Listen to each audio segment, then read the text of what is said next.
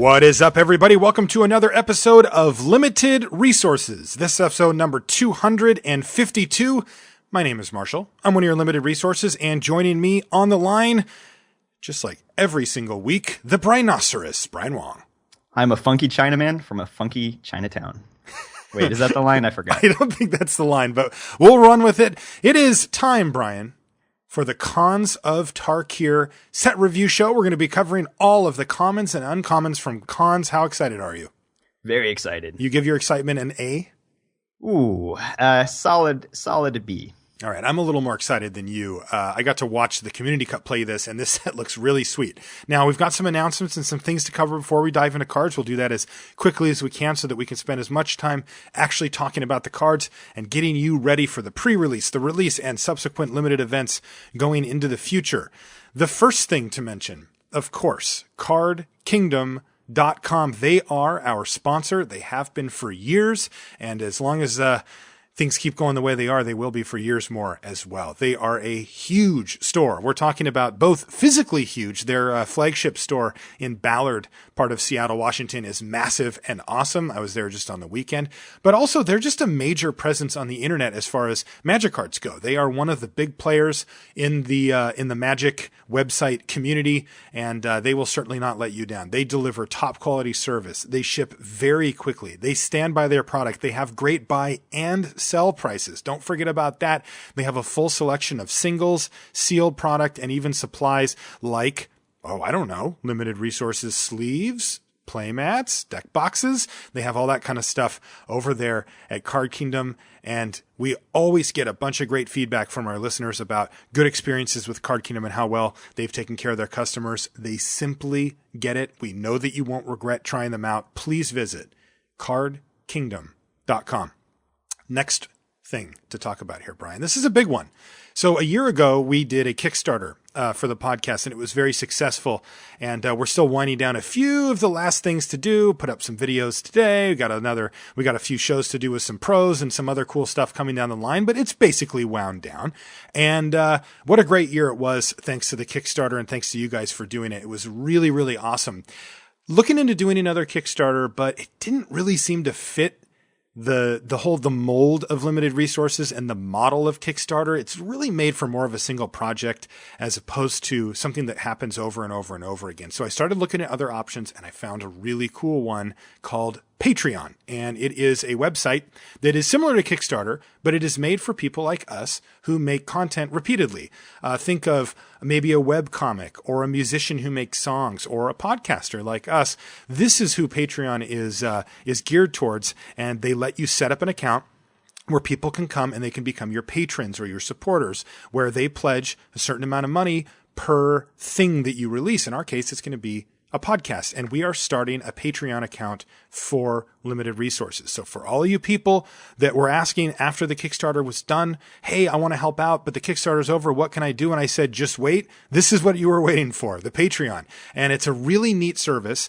And basically, you set the level that you want to give. You can change it at any time. You can take it back at any time. You can up it, lower it, however you want to do it. You set a maximum amount per month. That way, if we release a bunch of extra shows or something, you don't overspend unwillingly. And you even get some cool benefits. Like one of the things that you can get is a signed card that we had made. It's a thank you card, and it's actually, the artwork is by Inkwell Looter, which is really cool. And sneak peek, it's got Elmer and Shelley on it. Oh. And we'll sign it for you and send that to you to say thank you for your support. And there's a bunch of other cool tiers and options, as well as things similar to stretch goals. They call them milestones there, where if the group gets up to certain levels, then new things get unlocked. And we're always putting new things in the milestones as well. And we will be going forward. So really, really excited to start the Patreon. One thing I want to mention before I end this little discussion, though, is that it is optional. The Patreon is optional. It will always be optional to do this. You will always get the show on time. And what I mean by on time is some of the people on Patreon will give the show early to certain levels of subscribers. And for us, I decided that wasn't what I wanted to do. I wanted all of our listeners to get the show at the same time and be on equal footing. I don't want to create this weird, caste system where some people get it ahead of other people. Everybody gets it at the same time, and you will always receive it for free. So if you don't want to do that, no problem. I have no problem with that whatsoever. This is just for the people that were asking and that wanted to find a way to give back to the show. Now you have an avenue to do that. Always 100% optional, but it is there. So if you want to check it out, please do so. There will be links in the show notes and on lrcast.com and anywhere I can really put them, because it's a big deal for us. The Patreon is sort of I'm hoping it's going to be the future. So thanks again for listening to that quick spiel. And thanks for the support that you've given us over the past year and hopefully into the future. Okay, Brian, we are in Khans of Tarkir, and this is a complicated set. So what I want you to do is break down the clans. There are 5 clans. They each have 3 colors in them. They call them wedges. And I don't want you to go too deep, Brian. I'm keeping you on the leash here because we got to get to the cards. But I want you to at least just set the stage for each of the clans so that when we reference them later, we will have covered them in this early opening part of the show.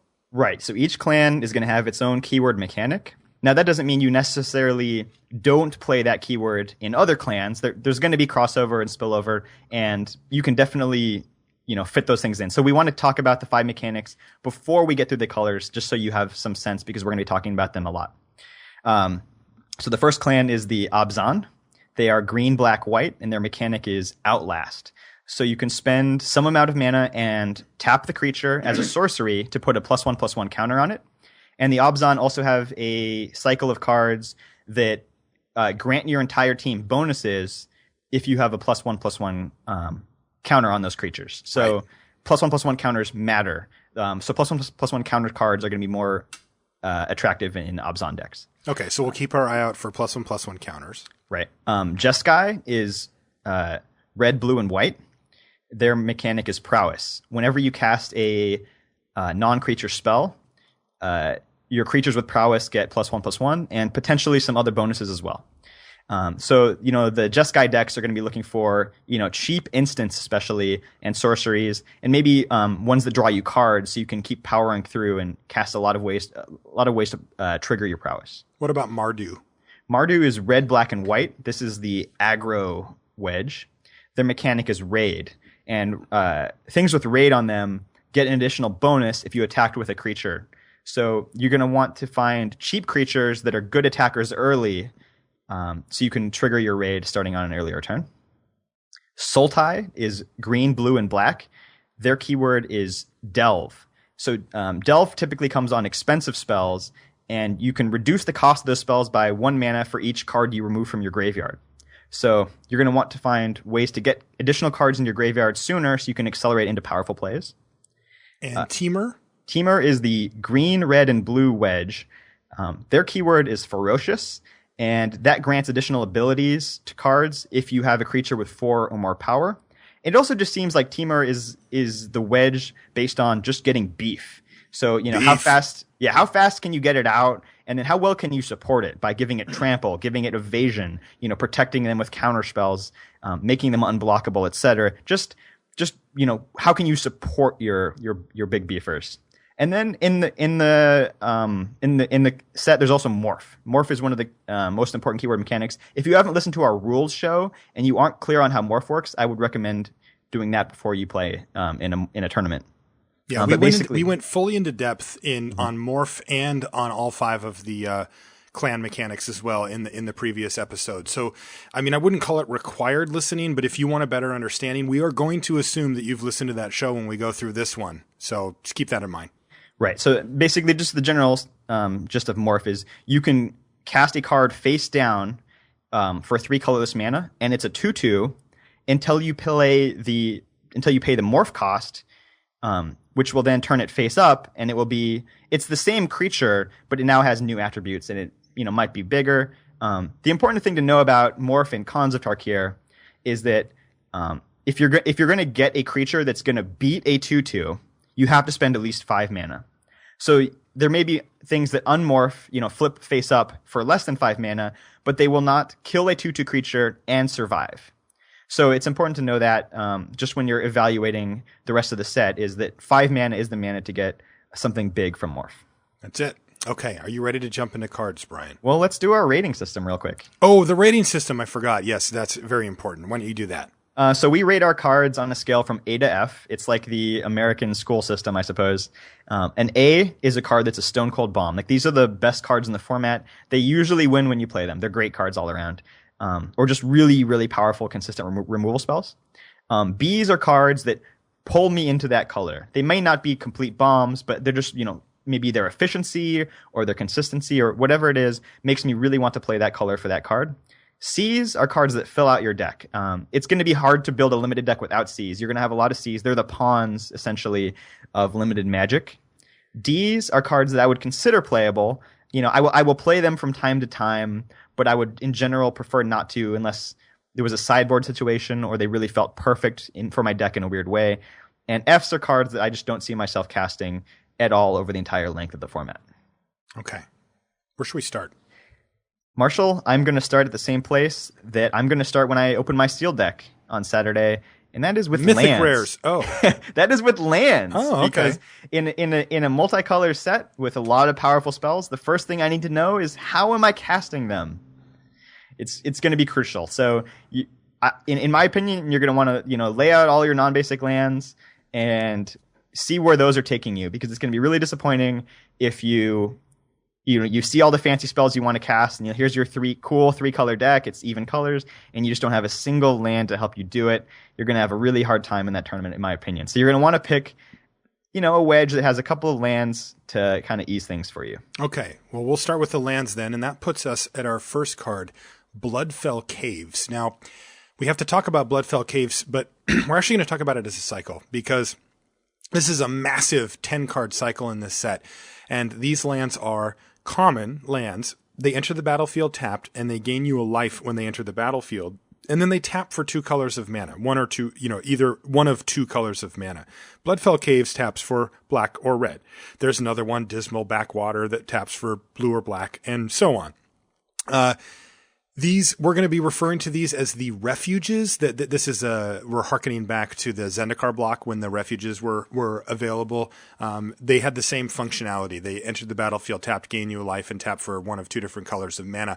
We get all of them in this set. So, Brian, talk to us a little bit about how important this refuge cycle is going to be. Oh man, if you're going to be playing a 3-color deck, if you just assume that you have all basic lands, the best you can do is 6 basic lands of each color. And that's just really tough. So, if you get a couple of comes into play tap lands that produce 2 different colors of mana, that's going to allow you to get from, 6 sources of that color up to 8, which is actually fairly respectable.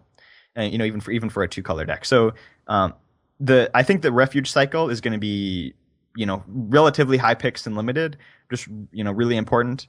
It's a 10-card cycle, so every 2-color combination is represented. And I think it's important to note that the enemy color lands are potentially more powerful than the ally color lands, just because the enemy color ones could potentially go in 2 different clans, right? So if you have let's find an enemy color one here, Jungle Hollow. Yeah, Jungle Hollow. Jungle Hollow. Yeah, green, so this is the green black one. So if you're playing Jungle Hollow, you could add blue to your deck, and now you are Sultai. Or you could add white to your deck, and now you are Abzan. But if you are playing one of the ally color ones, like Dismal Backwater, this is the blue and black one, the only thing you can play is Sultai. There's no other clan that uses blue and black mana other than Sultai. So if you look at it that way, I think the enemy color lands will be higher picks and limited, at least early in the draft, before you know necessarily what your clan is. Okay. So what kind of a grade are we talking about for these? I mean, these feel like the glue that holds this format together in many ways. Yeah, I mean, if you remember Return to Ravnica block, the gates, which were, comes into play, tap lands and made 2 colors of mana, they were very high picks. Yeah, right? They kept creeping up. Yeah, I mean, you would take those cards.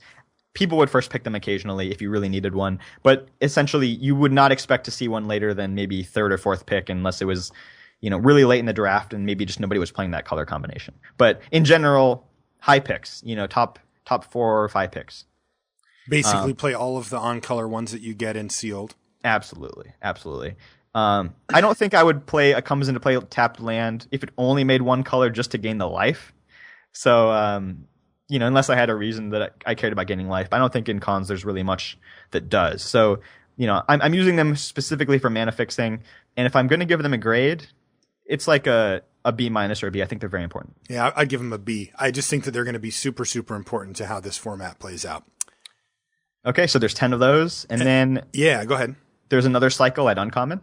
Right, and these are the tri-lands. So these actually enter the battlefield tapped and make 3 different colors of mana. Wow, right? You can tap them for, you can pick one of 3 different colors. For example, Mystic Monastery is the one for the Jeskai, and it taps for blue, red, or white at the low cost of entering the battlefield tab. Now, these are uncommon. You're not going to see these quite as often, but holy smokes, that's flexibility there. Right. If the tri-land produces all 3 of your colors, it is excellent. It is probably the best card in your deck to have in your opening hand. It's just going to really smooth things out. Know that you're not going to be color screwed at all. The tri-lands were originally in Shards of Alara block. Now, those were shards instead of wedges, so they were different color combinations. But I assume that power level wise, they're going to be very similar. And those cards were excellent. They were very first pickable. First to third pick cards. I think that these tri-lands will be just the same. I think they're going to be excellent. Of note, these are wedge affiliated, but they may even work in other decks. So Mystic Monastery, you said, was blue, red, and white. Correct. But you could put this in a Timur deck, which is blue, red, and green. Mm-hmm. You still get 2 of the colors. Yes. So if you were to pick a tri-land early, you still have potential to put it in your deck, even if you don't end up with Jeskai, maybe your Timur instead. Even getting 2 colors is still going to be great. So the tri-lands are really safe picks early in the draft. There's a lot of ways you can use them. If you're just splashing, they're still great.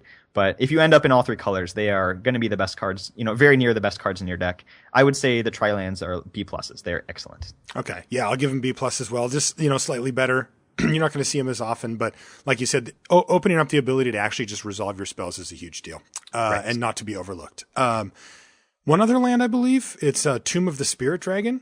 Yes, this is a land that produces colorless mana, and it also has an ability, 2 mana and tap. You gain 1 life for each colorless creature you control. Yeah, that's an uncommon. Right, so colorless creatures could be face-down morph creatures, they're colorless, or artifact creatures. I look at Tomb of the Spirit Dragon as the anti-tri-land. If I'm playing if I'm playing a 2-color deck, I'm usually too scared to put a colorless land in my deck. If I'm playing a 3-color deck, there's just no way I'm gonna do it. I'm just gonna put a land that produces colored mana in it. It's just too important to be able to cast your spells. Those games where you get a colored spell stranded in your hand because you have Tomb of the Spirit Dragon instead of a basic land. That you're really going to regret it. There are times I can imagine this working out and having it look kind of good, but I think on average, it's not going to be worth playing. Yeah, I mean, basically, you just gain a life for each morph you have. I'm not interested in this card at all. I don't think this is a good card. I don't think it's going to be a big deal at all, and it's probably a D- or an F. I was going to give it a D-, but I just can't see the situation where I would play it. So I'm going to give it an F as well. Yeah, it's got to be an F. Right. Maybe as the block goes on, there may be more application for this card. But as it is, if I'm playing 3 colors, I can't afford to put a colorless land in my deck. Right. Okay. Now that moves us to the artifacts. Okay. And the artifacts, we're going to start off with Abzan Banner. But we're also going to just include the other 4 banners in this cycle. These are common artifacts that cost 3 colorless mana. And they tap to add... Like in this case for Abzan, they tap to add white, black, or green mana. So they add 1 mana of any of your clan colors. But they've got another thing that's kind of cool. You can pay white, black, green, tap it, and sack it to draw a card. And there's one of these for each clan. So there's Abzan Banner, there's Jeskai Banner, etc. Okay. So typically where I draw the line on mana acceleration is it needs to cost 2 or less. If I'm paying 3 mana... it's in a really awkward spot where it's like I can already start to cast relevant spells. If I'm taking an entire turn, I need to be powering out some really good expensive stuff, right? So I need to have 5, 6, 7 drops in my deck, powerful stuff to do with this. As far as mana fixing goes. So if I'm going to be playing a banner, it's because I need the fixing and I need the acceleration. They also have, the ability to cycle themselves to draw a card if you've already found all 3 colors of mana. So in some ways, these are a cross between the Dragon's Maze Clue Stones and the obelisks from original Shard of Alara. I don't think that that's necessarily a great pedigree. The obelisks and shards were not very strong. The Clue Stones, I was loath to play them unless I was playing 7-drops. So as such, maybe the Abzan banner or the banners cycle is stronger than either of those two slightly. I still don't think it's very good. I mean, these things are so much better than the ones from shards. Just getting a card back later is such a big deal, but it's a little weird that there's all 5 of them, because some of Mardu, for example, we noted it seems to be a lot more aggressive of a clan than Abzan, which seems to be a little bit more of a kind of grinded out type situation and that maybe wants more mana. Right. So I do find it a little interesting that I think some clans are going to want these more than others. My gut feeling for sealed deck is that you'll probably want 1, maybe 2 of these. I wouldn't play any more than that. And 0 is totally fine. And that in draft, I would assume that these kind of just aren't really where you want to be at. Right.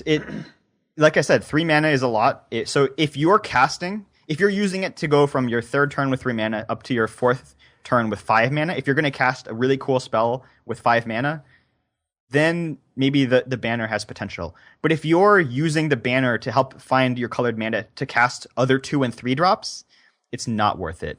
And just as fixing goes, these are far worse than lands. Because the banner is going to take a spell slot in your deck, whereas the land is basically just an upgrade over your basic. This thing is competing with actual spells. So in general, unless I'm playing a more controlling deck or a ramp deck that wants to cast expensive stuff, I'm not going to be playing banners. Just as fixing, I'm loath to do so. So I gave the banner cycle in general D+. I mean, you can play them. There are going to be decks that want them, but I think your average deck will not want many banners. I also gave them a D+. I think that's right where they at. Yeah, they'll creep in sometimes. You'll play them, but for the most part, I think you'd prefer to avoid. Next card is Briber's Purse. It costs X mana. It's an uncommon artifact. It enters a battlefield with X gem counters on it. Then you can pay a colorless mana, tap it, and remove a gem counter from Briber's Purse. Target creature can't attack or block this turn. So on the surface, it feels kind of like a tap target creature functionality. It does sort of feel like that, doesn't it? But on the other hand, it has a lot of downsides. Yeah, it's actually not that way. That tap would have. So, frequently the power of a tap effect is you can use it on your opponent's turn before they attack. Now that creature can attack, but it also can't block on your turn. Where the Briber's Purse doesn't really have that kind of flexibility. I just don't think it's that great. So if you're just using it to hold off something big, eventually you're going to run out of gem counters. That's right. You're going to run out of gem counters, and then it just sits there and doesn't do anything. Right. If you're using it on your turn, it was taking up your mana to cast it. You have to use your mana to activate it. It feels better to me in an aggressive deck than in a defensive deck. Because in an aggressive deck, in theory, you can kill your opponent before you run out of gem counters. Whereas in a defensive deck, you're usually taking a longer approach to the game, and eventually you're going to run out of gem counters, and that thing's going to start attacking again. Also, it's awkward in the world of morphs, where if you use it to lock down a stupid 2/2 morph, it's not that great. But then if they attack with it and you didn't use it, and they're like, unmorph it, it's a 5/5 that you would have very much liked to have used your Briber's Purse on, then you can't anymore. Right.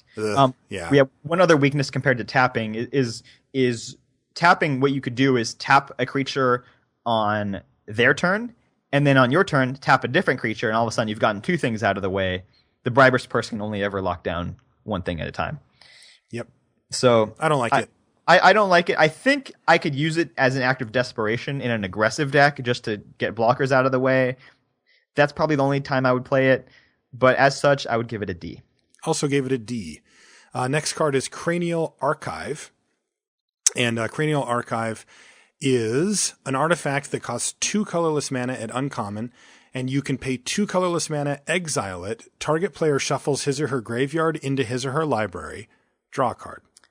So Cranial Archive feels a little bit to me like Elixir of Immortality, which is a card that you would use to, in a very long game, you would use it to prevent you from decking yourself, which in some formats, like M14 was relevant, but in most formats is not.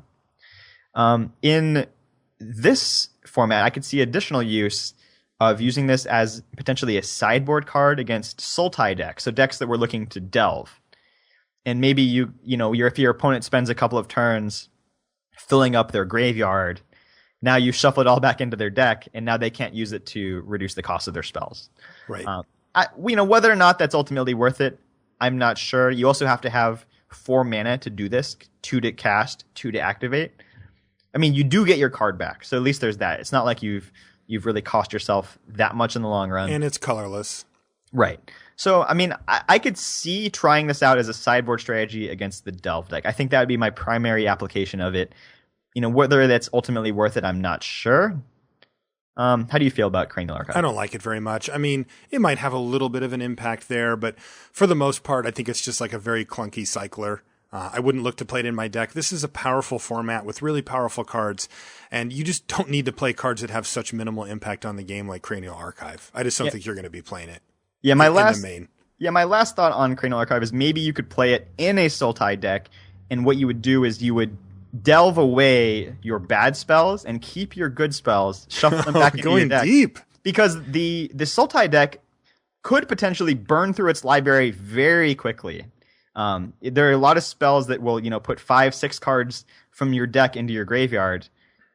You can go through it almost as fast as you want to, and maybe you could just start reusing your great stuff. So that may work. It may not. I'm not sure. But those are the 2 things I could think to do with it. But ultimately, I'm not going to be main decking this at the start until I see something better than that, I think. Yeah, it's going to need other cards, basically, is my take on it. Right. If there's some other combos or some other deep strategies that use it, I could see it finding a home. But just on its surface, no way. It's an F on its surface. I'm going to give it a D just to sort of keep the door open for some shenanigans down the line. It also does just draw a card.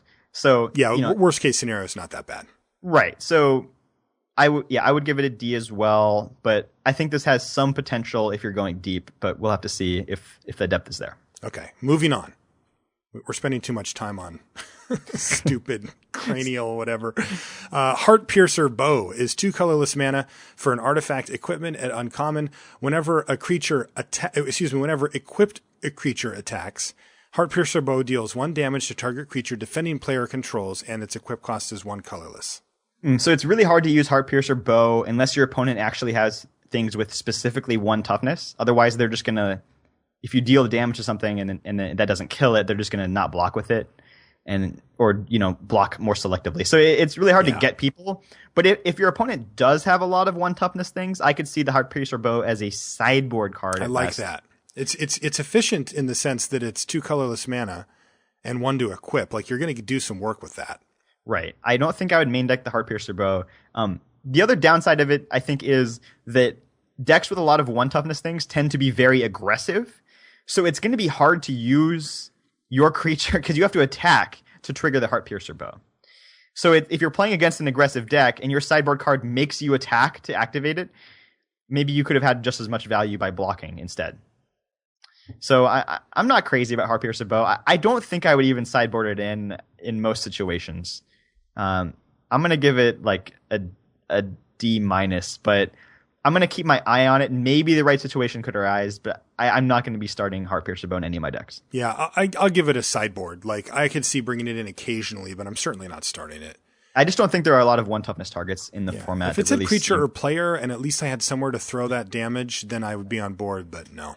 It's super awkward that you have to deal the damage when you attack before you know how they're blocking. So you can't really make that intelligent of a decision on what to shoot. No, it's just like if it kills something, it's great, and if it doesn't really do much at all.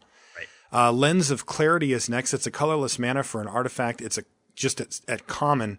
You may look at the top card of your library and at face down creatures you don't control. You can do this at any time. Yeah, so those are morphs. Maybe you want to see what type of morph they have.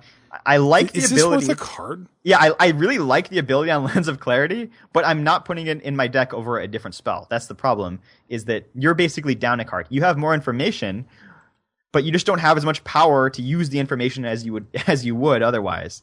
So I'm going to rely on my powers of intellect to try to figure out what my opponent's morphs are, and maybe fight an uphill battle that way, but give myself more ammunition to fight that battle. So I'm going to be putting in another creature, another removal spell, some combat trick that, you know, maybe they unmorph their thing and I giant growth my creature, and that's how I was able to win morph combat. But I just don't think the Lens of Clarity is worth a card. I don't either. I'd give it an F. I'm not playing that card. Yeah, I'm not playing it either. I give it an F as well. Witness of the Ages, 6 colorless mana for an artifact creature golem at uncommon. It's a 4/4 with morph for 5.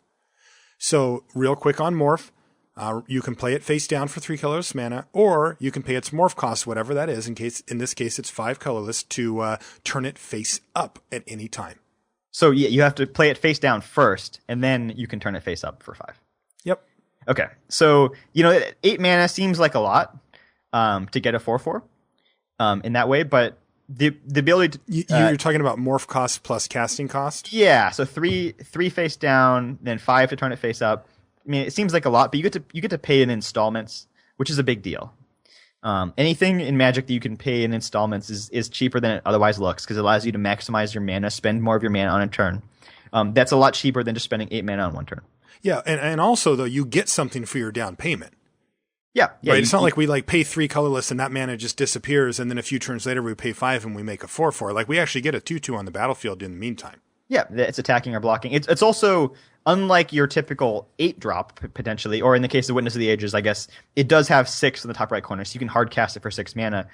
If you have a land light draw, you can just cast it and you start using it. Or, you know, you can play it on turn 3. The other thing is it has sort of pseudo haste, and all morph creatures are kind of like this, in that the turn that you unmorph them, they can start attacking like right away, or you can attack and then see what they block with and then unmorph it. So it's not like you just spent the 5 mana and now you have the creature. The creature was already in play. You know, it's already being used. So that's a big advantage of morph as well.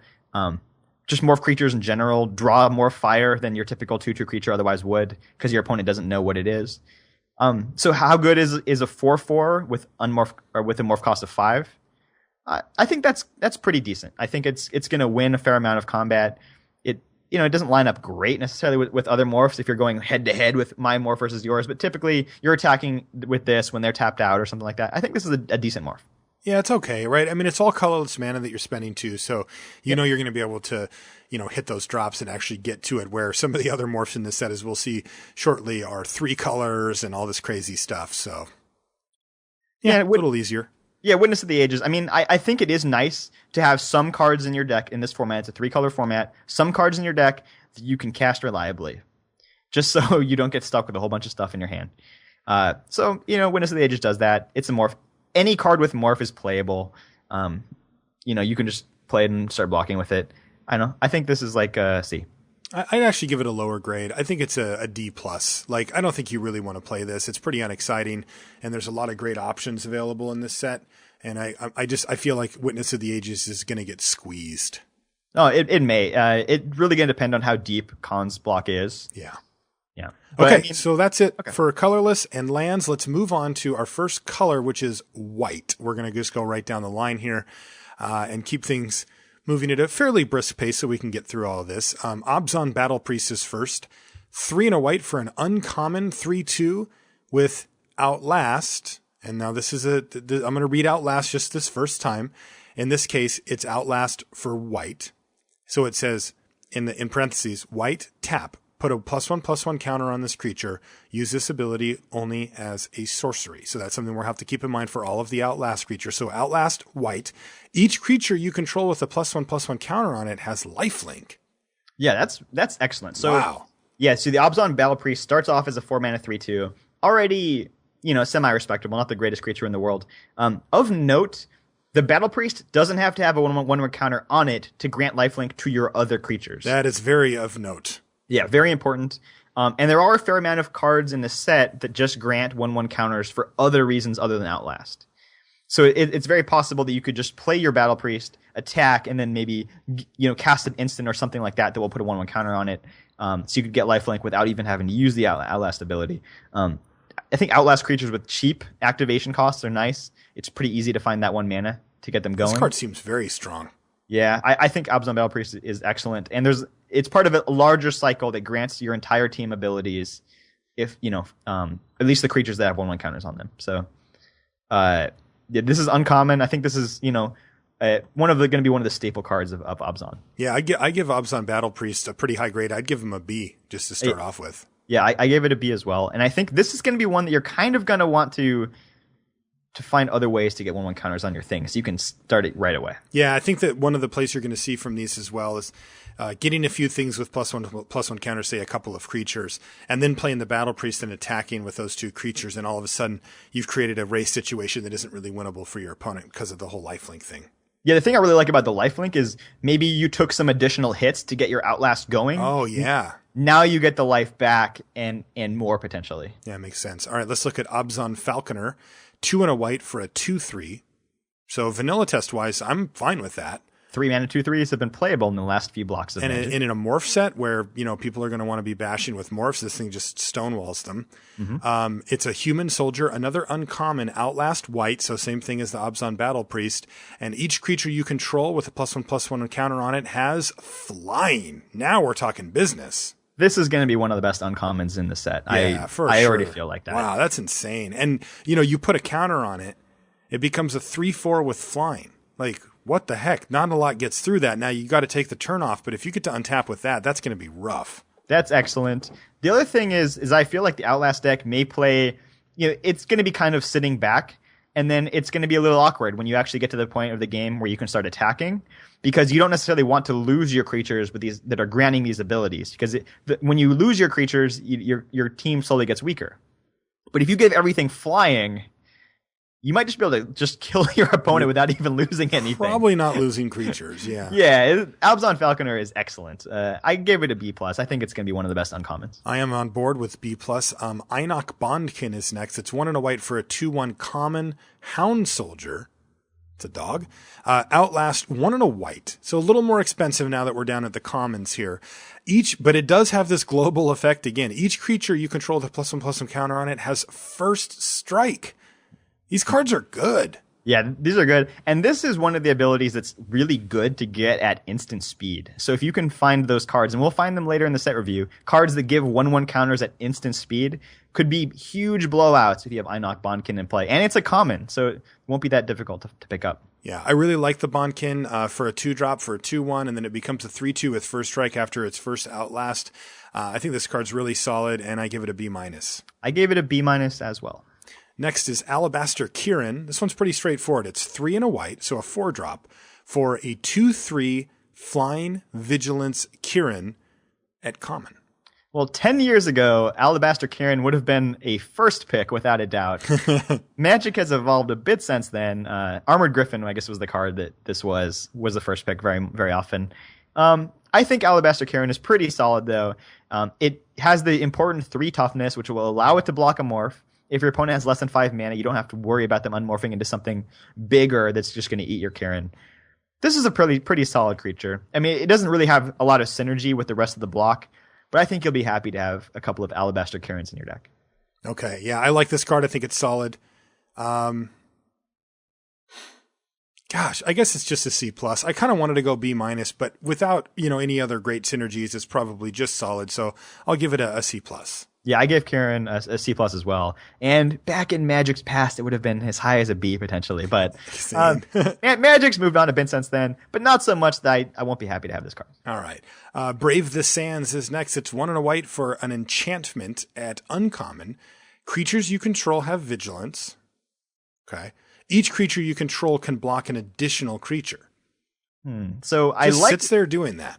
I like those abilities, but again, like that lens, I'm just not sure it's worth an entire card to have those abilities. I can't imagine that it is. Maybe in a matchup that I can't imagine quite yet, it might be, but I think just looking at it on the surface, I don't see how this card makes the cut. Remember, it doesn't block anything itself. It doesn't have vigilance itself. It's not even a creature. It just sits there.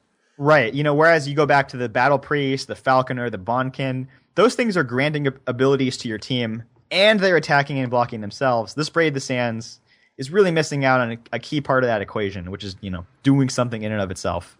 I mean, there would be games where Brave the Sands would be a good card, yes, no doubt about it. But on average, I don't think it's going to perform. No.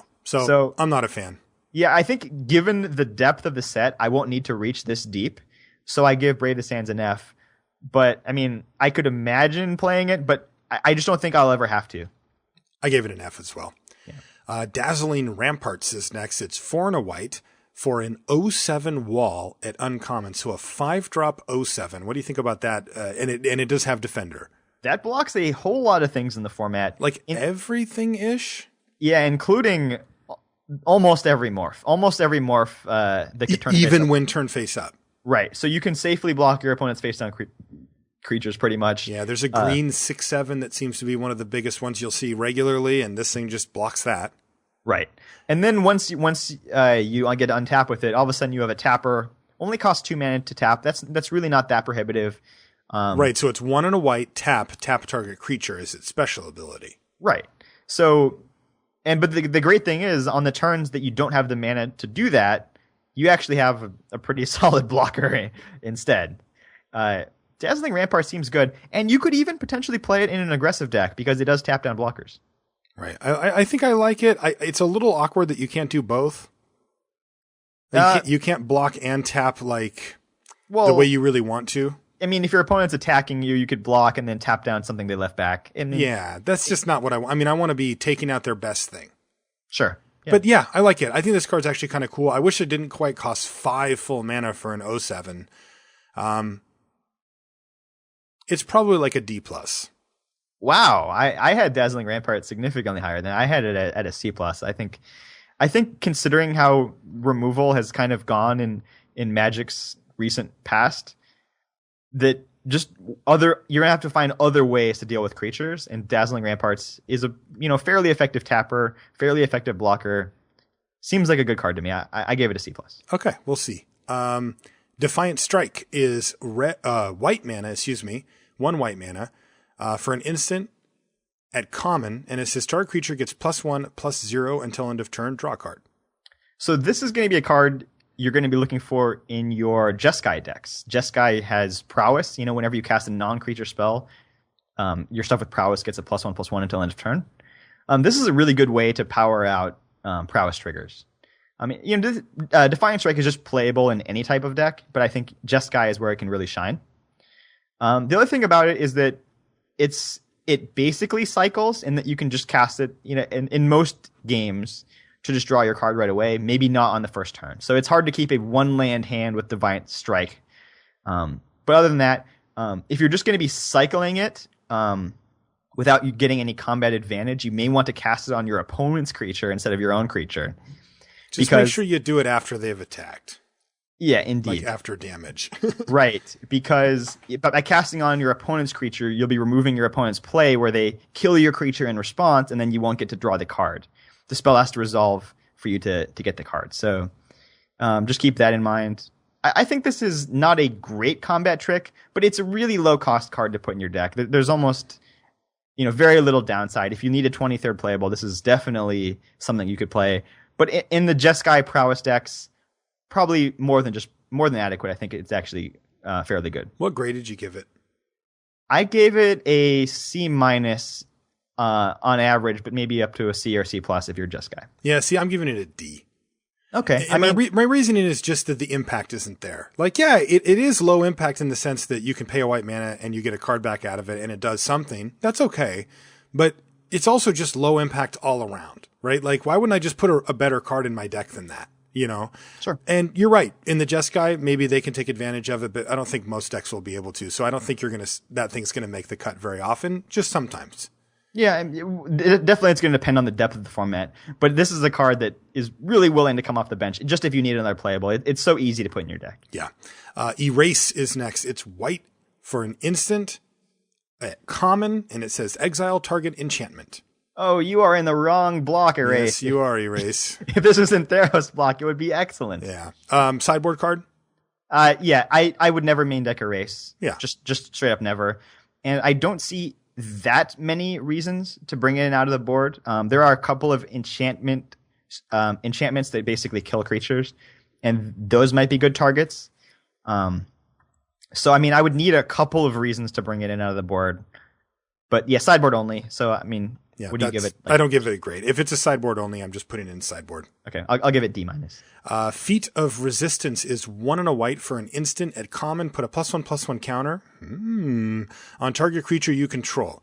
It gains protection from the color of your choice until end of turn. Now we're talking business. You were kind of keeping your eye out for these before, Brian. Yeah, this is a great way to get your Battle Priest or Falconer going while winning combat in the process. Your opponent's attacks will be highly suspicious if they have one of those Outlast creatures without 1/1 counters on it attacking before outlasting. I think Feat of Resistance is going to be an excellent combat trick. Also just protects your creatures from removal. Doesn't even need to combo with Outlast to be good. I think this is good in almost any type of deck. I just think this is a really solid combat trick and one of the best. Too.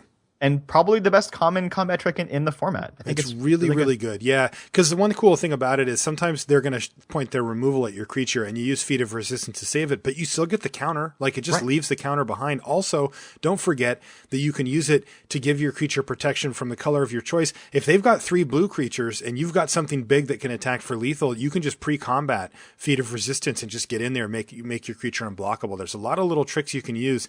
And then I think the most powerful one being in Abzan, if you've got an Abzan Battle Priest or an Abzan Falconer, and you can throw this on some random other creature that would normally not get a +1/+1 counter, and all of a sudden it's got flying from the Falconer, or maybe first strike from an Einok Bondkin, and you can do that at instant speed. Yeah, this just seems like a flexible, great little tool here.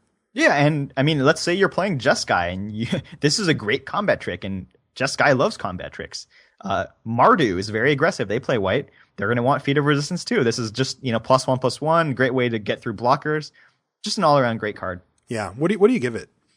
I gave Feat of Resistance a C+, but I think that might even be too low. I think that's right. We have to remember that it's still just a combat trick. It's not exactly a blowout. Like if anything, it's like slightly more defensive combat trick, though it can make your creature win combat due to the counter plus the thing, but I think C+ is good for it. Okay. If it crept up into B-, I would be pretty surprised. There's a lot of competition in this set.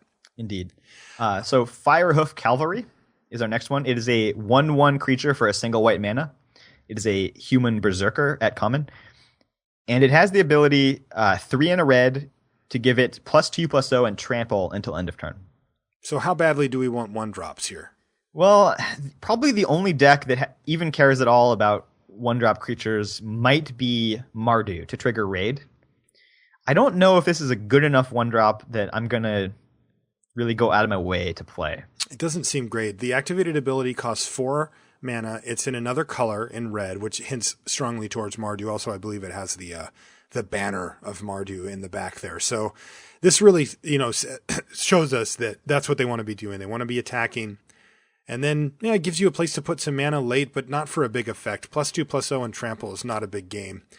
I'm not a big fan of the Firehoof Cavalry myself. Yeah, it seems even with the activated ability, it's going to fall out of favor pretty quickly.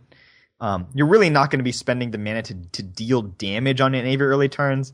And if your opponent just has kind of a lame creature that they don't care about, just a bad morph or like a 1/3 or something like that, they can just put it in front of your cavalry and make you spend your entire turn's worth of mana just to make the creatures trade. And then you don't get to play a raid thing to follow up with. So I just don't think the cavalry is that great. I could imagine playing it, but I gave it a D. I'd say I would prefer not to. I give it a D as well. Okay. What's next?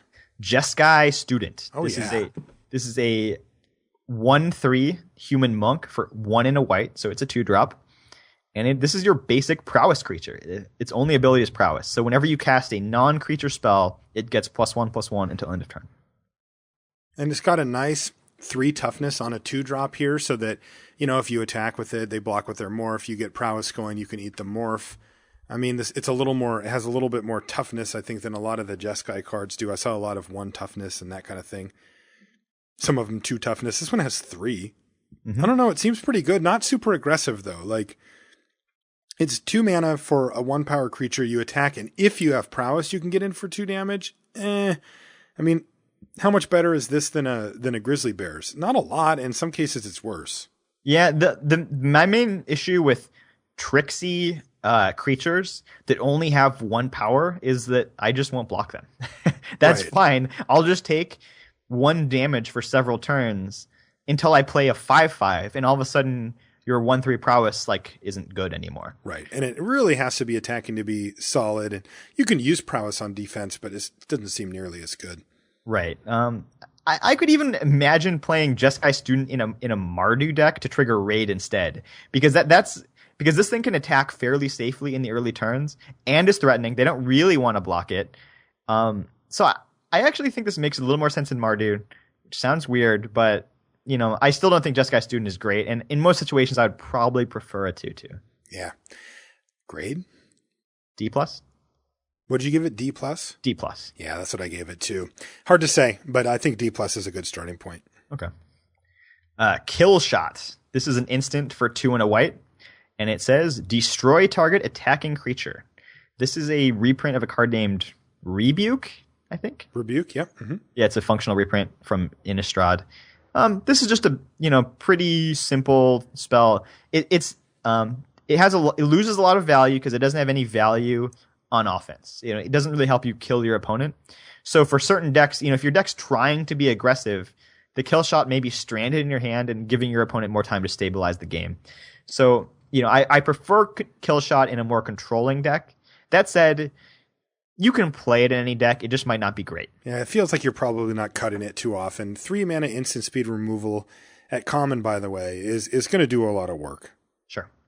Because it's a common, because you'll see a lot of them. It might be reasonable to be able to play around it in certain situations if your opponent is leaving mana up very suspiciously. Keep this in mind when you're playing in the format. I know I can't really give it too high of a grade because it's not that versatile, but it is a pretty solid card. So I gave Kill Shot a C. How about you? I gave it a C+. I mean, it's still relatively cheap removal that just kills something no matter what it is. It doesn't matter if they're 6-drop, they're bomb, they're face up more for whatever, and I certainly respect that. But yeah, it does need to go in the right deck. Yeah, the other thing I like when I put cards like Kill Shot in my deck, like kind of reactive instance, I like to have something else that I could potentially do if my opponent doesn't attack me. So maybe later on we'll see that there's a draw spell for 4 mana. If they don't attack into my kill shot, then I'll cast my draw spell on the end of the turn and they'll feel sheepish. There you go. Next card, Mardu Hateblade costs white mana for a 1/1 human warrior at common. Boo. You can pay a black mana though to give Mardu Hateblade Death Touch until end of turn. Now this one gets a little more interesting. Yeah, so this is potentially a decent card to trigger raid because it comes down early. It can attack. Not that it's going to win combat, but it's going to threaten to trade with something your opponent might not want to trade for it. Also, it can kind of play defense as well. Obviously, you have to keep mana open, but it's only a single mana, black mana. So in the mid to late game, it will be pretty easy to keep it up as a kind of de facto Typhoid Rats. Right, and that's the interesting part for me because I know it says Mardu Hateblade, but the thing that occurs to me is that this card could be played in a deck like maybe Abzan pretty well, which could make these colors anyway. And it could just be, like you said, like a Typhoid Rats. I mean, it's kind of the truth serum, right? Like if they attack with their morph and you have a Hateblade up with mana, they clearly are willing to lose that particular morph. Right. Yeah, I mean, there is a big difference between 1 mana and 0 mana, though. If this card had Death Touch all the time, I would love it. As such, I think it's merely okay. Yeah, I gave Mardu Hateblade a C. I gave it a D+, but maybe I'm a little low. We'll have to see how important it is to get raid going early. This is a pretty decent way to do it. The reason I bumped it up to C was because I think it's important. Yeah. I could be underestimating that fact. All right. Next card, Mardu Horde Chief. This one's good, Brian. It's 2 and a white for a 2/3 human warrior at common. It's got raid, so I'll read that. Raid is a reminder text. It's not straight rules text. But basically, all of the cards that have raid care if you've attacked this turn. That's it. Just if you sent something into the red zone. It doesn't matter if it lived, if it died, if you hit the player. It's not bloodthirst. It's just, did you attack? Once you've met that requirement, boom, you're ready to go. When Mardu Horde Chief enters the battlefield, if you attacked with a creature this turn, put a 1/1 white warrior creature token onto the battlefield. Now, I want to note here that Mardu Horde Chief is also a warrior, and there is Mardu Hateblade is also a warrior, and there are tons of warriors, and it matters. When we get to the gold cards, we'll see a pair of uncommons that really help out this whole warrior thing, and I really want to keep an eye on that as we go, because I think that warriors might be a pretty strong sub-theme here in Khans. Yeah, warrior is the one tribe that matters in this format. It's kind of like the Minotaurs from Theros block. There's a small tribal sub-themes to Magic sets recently. That's the one in this. Warriors looks pretty strong to me, and I think Mardu Horde Chief is going to be one of the better ways to do it. Also, this is just a very efficient card, whether or not you are playing a warrior deck. No kidding. Like, this is why I bumped up the Hateblade a bit, right? Like, get the Hateblade down, attack with it a couple of times, opponent's like, yeah, whatever.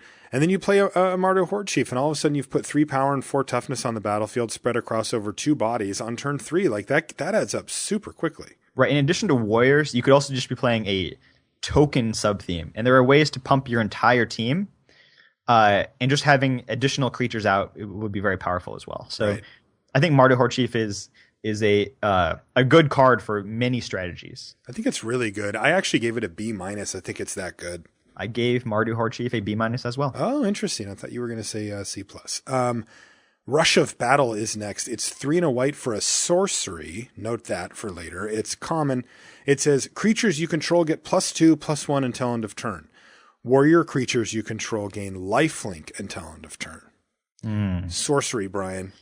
Yeah, sorcery 4 speed. mana sorcery, and what do you the obvious comparison here is Sanctified Charge that we just saw. And I got to say, I think this is a lot worse than Sanctified Charge. It is much worse. Being sorcery speed is a big deal because your opponent can just elect to take damage or make blocks with creatures that we're gonna trade anyways.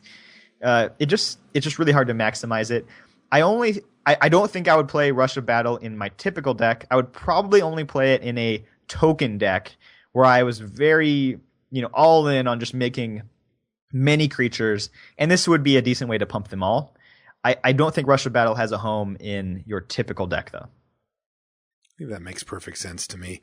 The tokens is really where the abuse comes in. Right. As it sits, I would give it a D. Like, I think it's going to make the cut a couple of times in your token decks, and it'll probably pull its weight, and otherwise you don't really want it. Yeah, I give it a D+. Okay. Sage Eye Harrier is 4 and a white for a 1/5 with flying. It's a bird warrior. I know, they're all over the place. A bird warrior. At common, it's also got morph, though. It morphs for 3 and a white. Yeah, so you can cast it face up for 5 mana to get your 1/5 flying, or you can morph it. Kind of not excited about either of these, to be honest. No, not particularly great. Is a warrior, whatever. It can potentially jump up and block something out of the air, but with only 1 power, it's not really too likely to kill anything.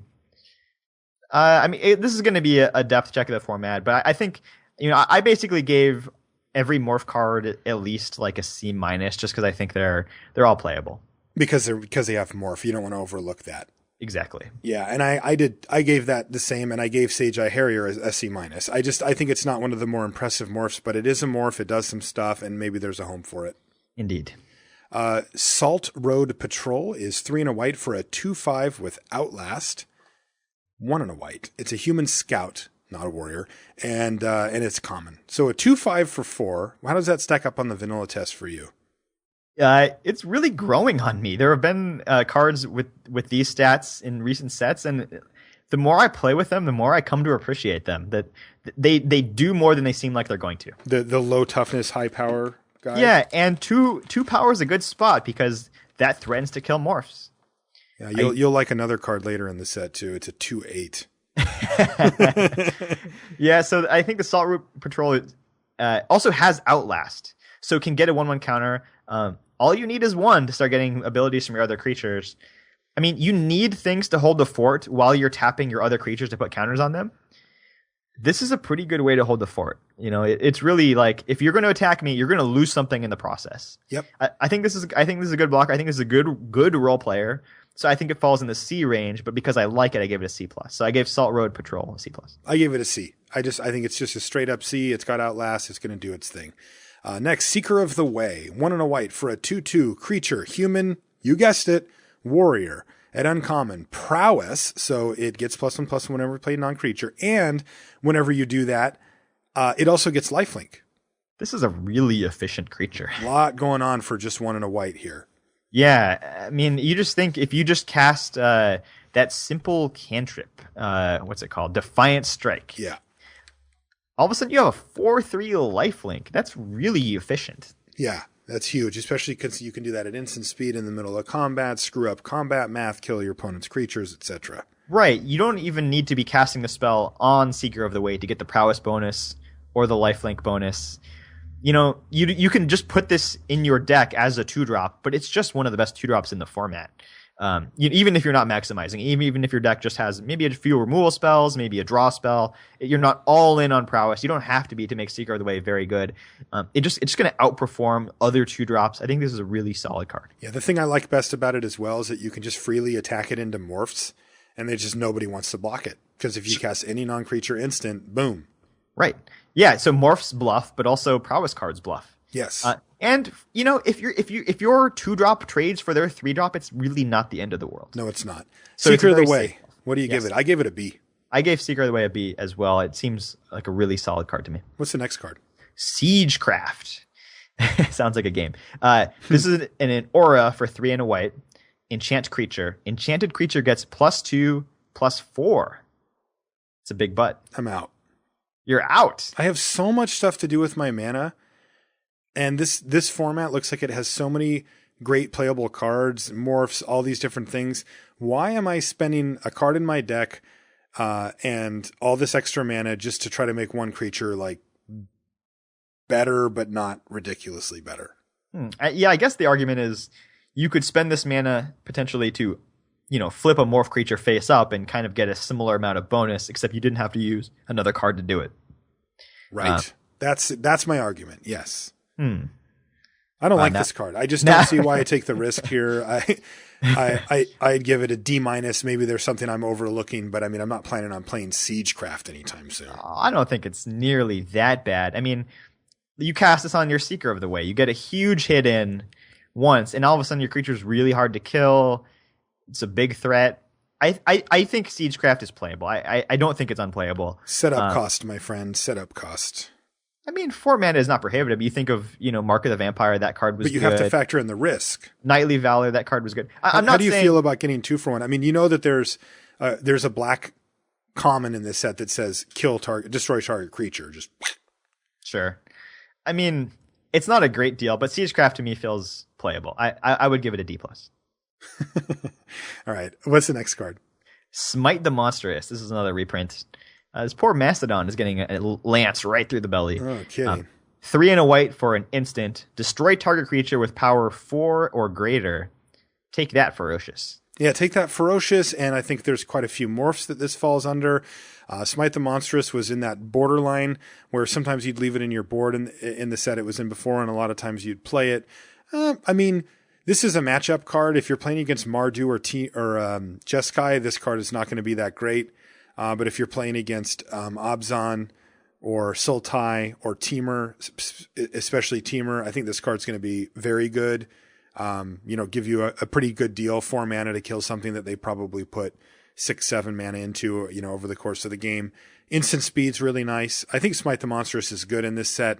I think that there's going to be times, like my baseline is going to be, I'm going to start it in my white decks, and I'm going to pull it out when I figure that it's not a good matchup against my opponent, but I am going to be playing it in my main. So I think Smite the Monstrous, it kills bombs. Mm-hmm. Like, I think Smite the Monstrous is pretty good.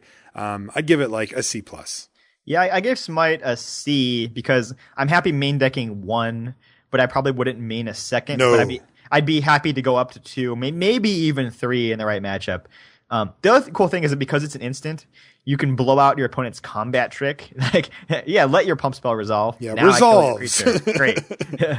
It's excellent. Also can provide a lot of safety against opposing morphs. It's like, ooh, do I want to block? How big did that thing get? Make a block that if it gets big, you cast Smite to kill it. Yeah, and it has to be some weird morph that only has 3 power but still beats your thing. Yeah. Pretty good against Siegecraft too. Yeah, so I gave Smite the Monstrous a C, sure. Good sideboard card against Siegecraft, no doubt. All right, next card is Suspension Field. Why don't you read that one, B? All right, so it is an enchantment for 1 and a white, and it says, when Suspension Field enters the battlefield, you may exile target creature with toughness 3 or greater until suspension field leaves the battlefield. Toughness so this is 3 or greater.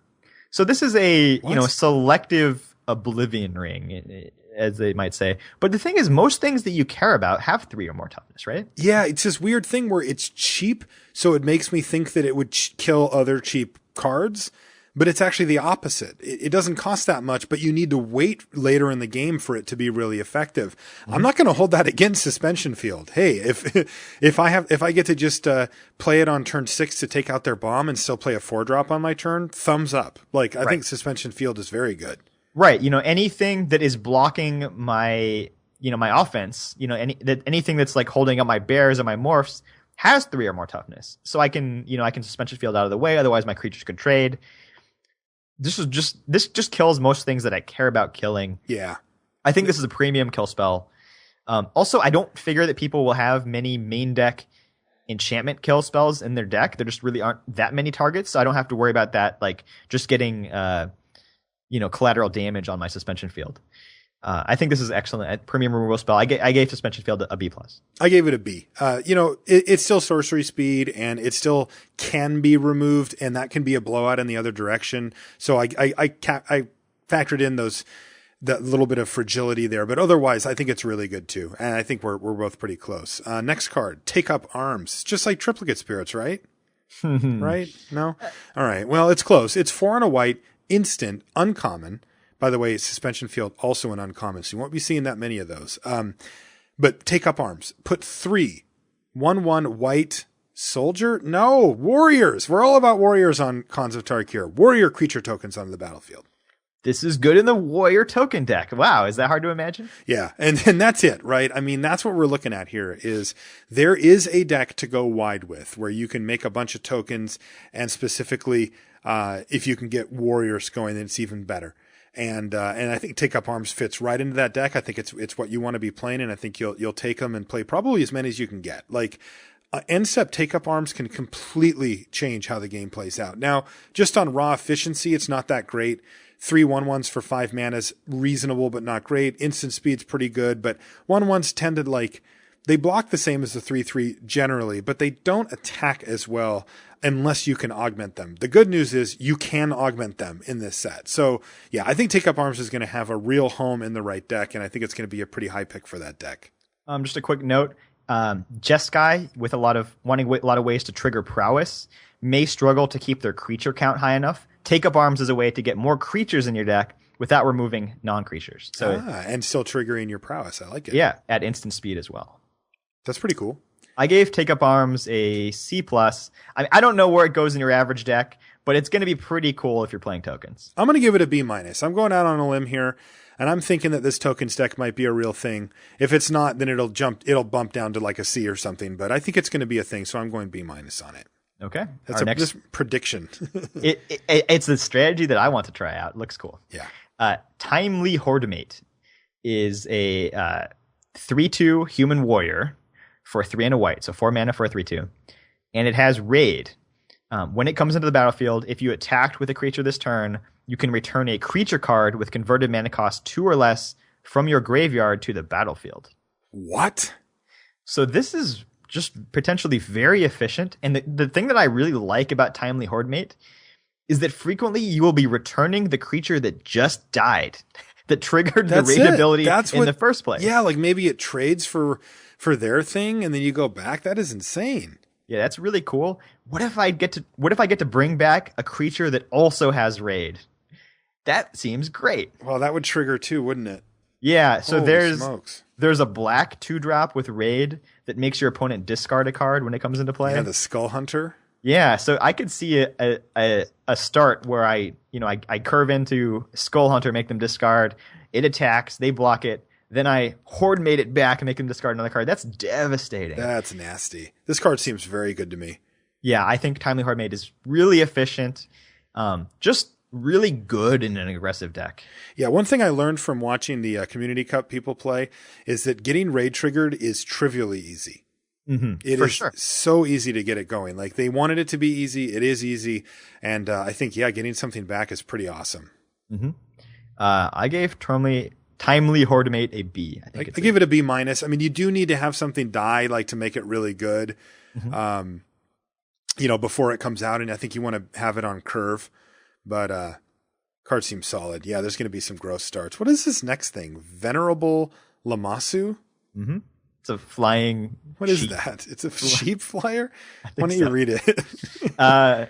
This is a huge flying creature. 5/4 flying for 7 mana, so 6 and a white. This is a card that matters. Like That's it, right? Just a 5/4 flying for 7? Yeah. And uncommon. I mean, if I'm going to spend 7 mana, I want a card that's going to help me win the game. I think this helped me wins the game. Like this is a big creature. This is a dragon. It's overcosted by a bit, but this is a card that is going to matter every single time you cast it, right? This card sucks. Why? I'm going to tell you why this card sucks. Okay, tell me. So this set has morphs flying all over the place in it. And I don't mean like flying. I just mean all over the place. And they give you this great flexibility of being able to still do things early, where the Venerable Lamasu is hanging out in your hand like, put me in, coach. And it's like, nah, it's going to be a while. You just keep working out there. We'll get you in a while.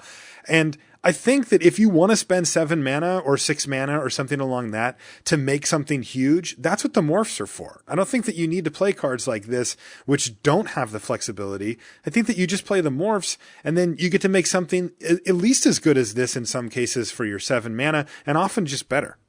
I mean, I hear your argument and I understand it, but I like it. I know you like it. You just like it because what is this? Anyway. Yeah.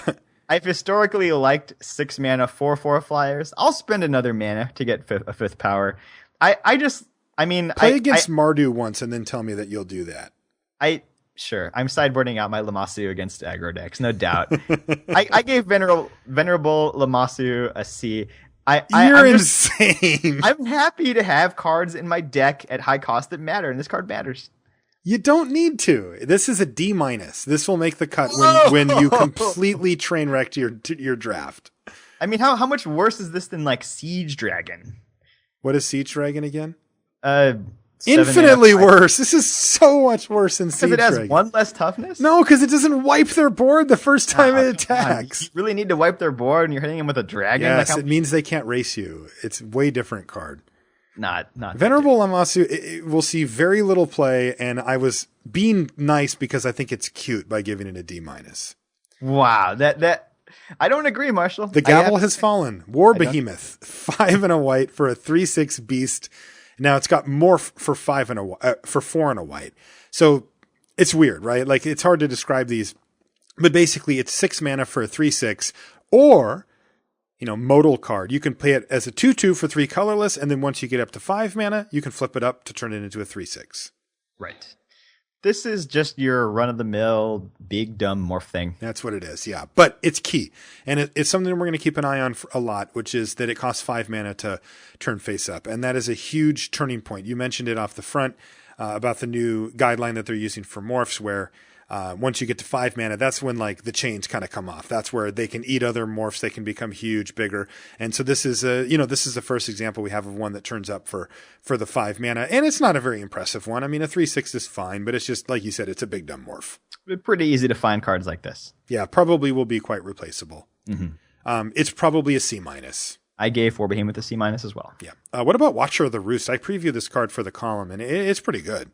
All right, so this is a 2/1 flying bird soldier for 2 and a white, but it also has morph, so you can play it as a face down 2/2.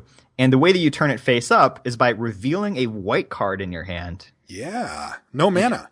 You're right, and if you do that, when it turns face up, you gain 2 life. I think this card is super good because the thing is, a 2 and a white for a 2/1 flying, I'm in. Sure. I would play that card. I'm not super excited about it. Don't get me wrong, but that card would very rarely not make the cut in my deck. And the cool part about it is that if it's the thing that you top deck, you just play it. It's fine. Like you don't need to gain the 2 life every time. But if not, you're paying the same thing and it's even easier to cast. And then you can reveal, get it up in the air and get your 2 life out of it as well. Sure, you're giving up a little bit of information, but overall, I just love how it runs so close to what you would be doing with morph anyway, with just a little bit of upside, but doesn't really punish you that badly if you can't pay its morph costs. It's not like it's just stranded forever as a morph. The other advantage is you may draw this in a game where you don't have access to white mana. and you can still get the flying creature by just, revealing another white card. And with gold cards in the format, it won't be that hard to find something white. Yeah, totally. I think Watcher of the Roost is very solid, though not super powerful either, right? Like I'm not going to give it like a B or something like that, No. but I think it's like in the B minus C plus range, and I'm going to give it a C plus. I gave it a C plus as well. It's not a game changer. It's just a solid card. Yeah, solid card. Okay, that's going to do it for white. White looked all over the place, man. It's funny how they try to glue all these things together. Like they need to have these Mardu raid enablers with these like Obzon, let's just stop everything cards, so I'm not really sure what to make of it, but, it seemed fairly powerful, perhaps not, over the top. In general, seemed pretty aggressive, no matter how you put it. Yeah. Ban, has some real ban or uncommons with those Obzon creatures. Yeah, those first ones were kind of the home runs, I think. Mm-hmm. Shall we move on to blue, Brian? We shall. Blinding Spray is 4 and a blue for an instant at uncommon. Creatures your opponents control get -4, -0 until end of turn. Draw a card. So I was totally out until the draw card, which has piqued my interest. It got you back in there a little, right? You're thinking Jeskai, you're thinking maybe in the middle of combat, something like that? Yeah. Also, if your opponent goes for like a huge, falter effect, you can't block me this turn, or cast some combat trick, and I cast Blinding Spray. I just negated everything that they did. Yeah. The question is, cool. Did you have 5 mana up for Blinding Spray, and was it in your deck? 5 mana is a lot for a combat trick. That's kind of an issue there. This is the type of card that I think looks really cool, because you can imagine the scenario. Oh, I attack with 5 things. They block with their 5 things, and then I Blinding Spray, and all of their creatures died, and all of my creatures lived. That'll happen like once in a blue moon. Yeah, there you go. So this card has existed without the draw card for only 3 mana, and was completely unplayable. Nobody ever cast it. Never saw any play. Yeah. I don't know if you add draw card and a couple more mana that it's really going to get there. My gut says no. I think that if it does, it'll be in Jeskai. I just don't think that you're going to find yourself in a situation where you're just trading as often as you'd like to. Maybe morphs make that a little more reasonable, but they probably still don't. The question I have is just like, what is my blowout potential with this card? And I feel like it's pretty low. And then if that's the case, well, then what is my average case scenario with the card? Like, can I get a card worth of value out of this in addition to the card I get, from playing it? And I think that's going to be highly variable. I think there's going to be many situations where you can't, and a few situations where you can. Overall, I'm pretty down on Blinding Spray. It's just the 5 mana. That's just so much. I could imagine also an evasion deck that's trying to win with flyers. And then you use this to kind of fog for a turn. Exactly. And I don't think that would necessarily be that bad. No, you could basically fog any reasonable board state for an entire turn with it and draw a card. Sure. And, it even has some application in just you block with one creature and I use Blinding Spray. And that's, there's value plays to be had. Yeah. I just wish it wasn't 5 mana in that case. Right. I gave Blinding Spray a D+, but I think it has some potential. It's just really clunky. I'm giving it a D, but the same thing. Because of the potential. I actually don't think it's very good on its own, but we'll see. Okay. Up next is Cancel. Good old Cancel. Yeah, you've seen this card before. 1 blue, instant counter target spell. We know how good this card is in general. It's not great. It's okay. How good is it in Khans of Tarkir is the question we are asking Probably ourselves. Not that great either. I think that the main thing to consider are morphs, right? Where canceling the first morph that your opponent throws out there is often not going to be great because they might think you have cancel and just put out some junker, their worst morph. Otherwise, if you're not even on the play, then you can't even cancel the first morph of the game. And if your opponent realizes that, then they can just put their best morph out and then you don't get to interact with them anymore. So they get to kind of sneak their bombs in underneath your cancel where you don't really know what they're playing, right? Like they say face down creature and you're like, I guess I cancel it. And they're like, sure, whatever. It was my stupid 3/6 or something, And I really don't like having to play the guessing game with the morphs on what I should cancel and what I not, because I feel like I'm just going to cancel. I just feel forced to if I've left the mana up. And now all of a sudden they can start turning up morphs and spending their mana on things that aren't even spells. And you're just sitting there staring at your cancels, awkwardly holding mana up and not developing your board. And this just doesn't really work out for me. I have another issue with Cancel, and that is it has double blue in the mana cost. which if I'm playing 3 colors in my deck, which I feel like I'll be doing in Khans of Tarkir almost all of the time, it's really hard to cast double color spells. That's true. Ugh, that's true. It's really almost as difficult as it is to cast 3 color spells in a 3 color deck. So that's a huge knock against cancel. I gave it like a D. I think it's not great in the format. I also give it a D. Yeah, I think you'll see it occasionally, maybe a little better in sealed like it normally is, but I've given cancel a C before. I just don't think it is here. Sure. Crippling Chill, 2 and a blue, instant. Oh, I love this card, by the way. It's also a reprint. It's a common, and it says tap target creature. It doesn't untap during its controller's next untap step. Draw a card. Yeah, this is... Take that, Blinding Spray. When we were talking about Jeskai, we said, oh, you want instants of sorceries, especially ones that replace themselves so you can, keep going. And being an instant is huge, so you can get the prowess during combat. I think this is going to be, one of the more important enablers for Jeskai, and in general playable. You can put Crippling Chill in basically any deck without too much downside. It's a decent card. I'm not in love with Crippling Chill, but I think it's pretty solid for what you might be trying to do. I'm kind of in love with it. I really like this card, irrationally perhaps, but I just think it's really solid tempo play that gets you the card back for a pretty good cost. The one thing that you did mention, originally saw it and thought, okay, yeah, Jeskai, like you said, but then also I realized, but that means I have to cast it on my turn.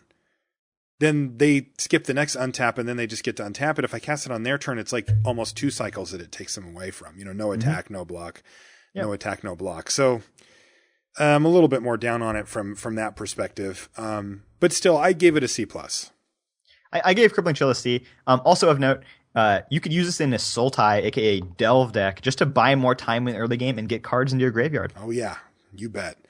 Disdainful Stroke. This one's funny. It's 1 and a blue for an instant at common. Counter target spell with converted mana cost 4 or greater. So this is really interesting. I haven't seen a counter like this for a long time. I think this might doesn't counter morphs. Doesn't counter morphs. They have converted mana cost of 0. But this might just counter the things that you actually care about. Yeah, that's actually what I was talking with Brian David Marshall. He coined it. He said it doesn't say what you think it says. It says counter target spell you actually care about. Like that's its text. Right. Like it's just like, oh, wait a minute. This is a counter their bomb, counter their removal spell, counter their 5-drop, whatever it is. And it's 4 or greater as well, so you can even get their 4s. I think this card's like actually quite good. I'm not a big fan of counter spells unlimited normally, but this one's cheap. It doesn't have any restrictions as far as what you need to have going on the board. It's easy to cast, and I think it's just going to nab something important basically every single time. Yeah, and living in the post Doomblade world, there aren't many cheap kill spells anymore. You can counter most things that kill your creatures with this. So I think Disdainful Stroke is definitely main deckable. It remains to be seen how many you can feel comfortable main decking, because there might be situations where if your opponent is morphing and just unmorphing huge things, they get in underneath your strokes. Yeah.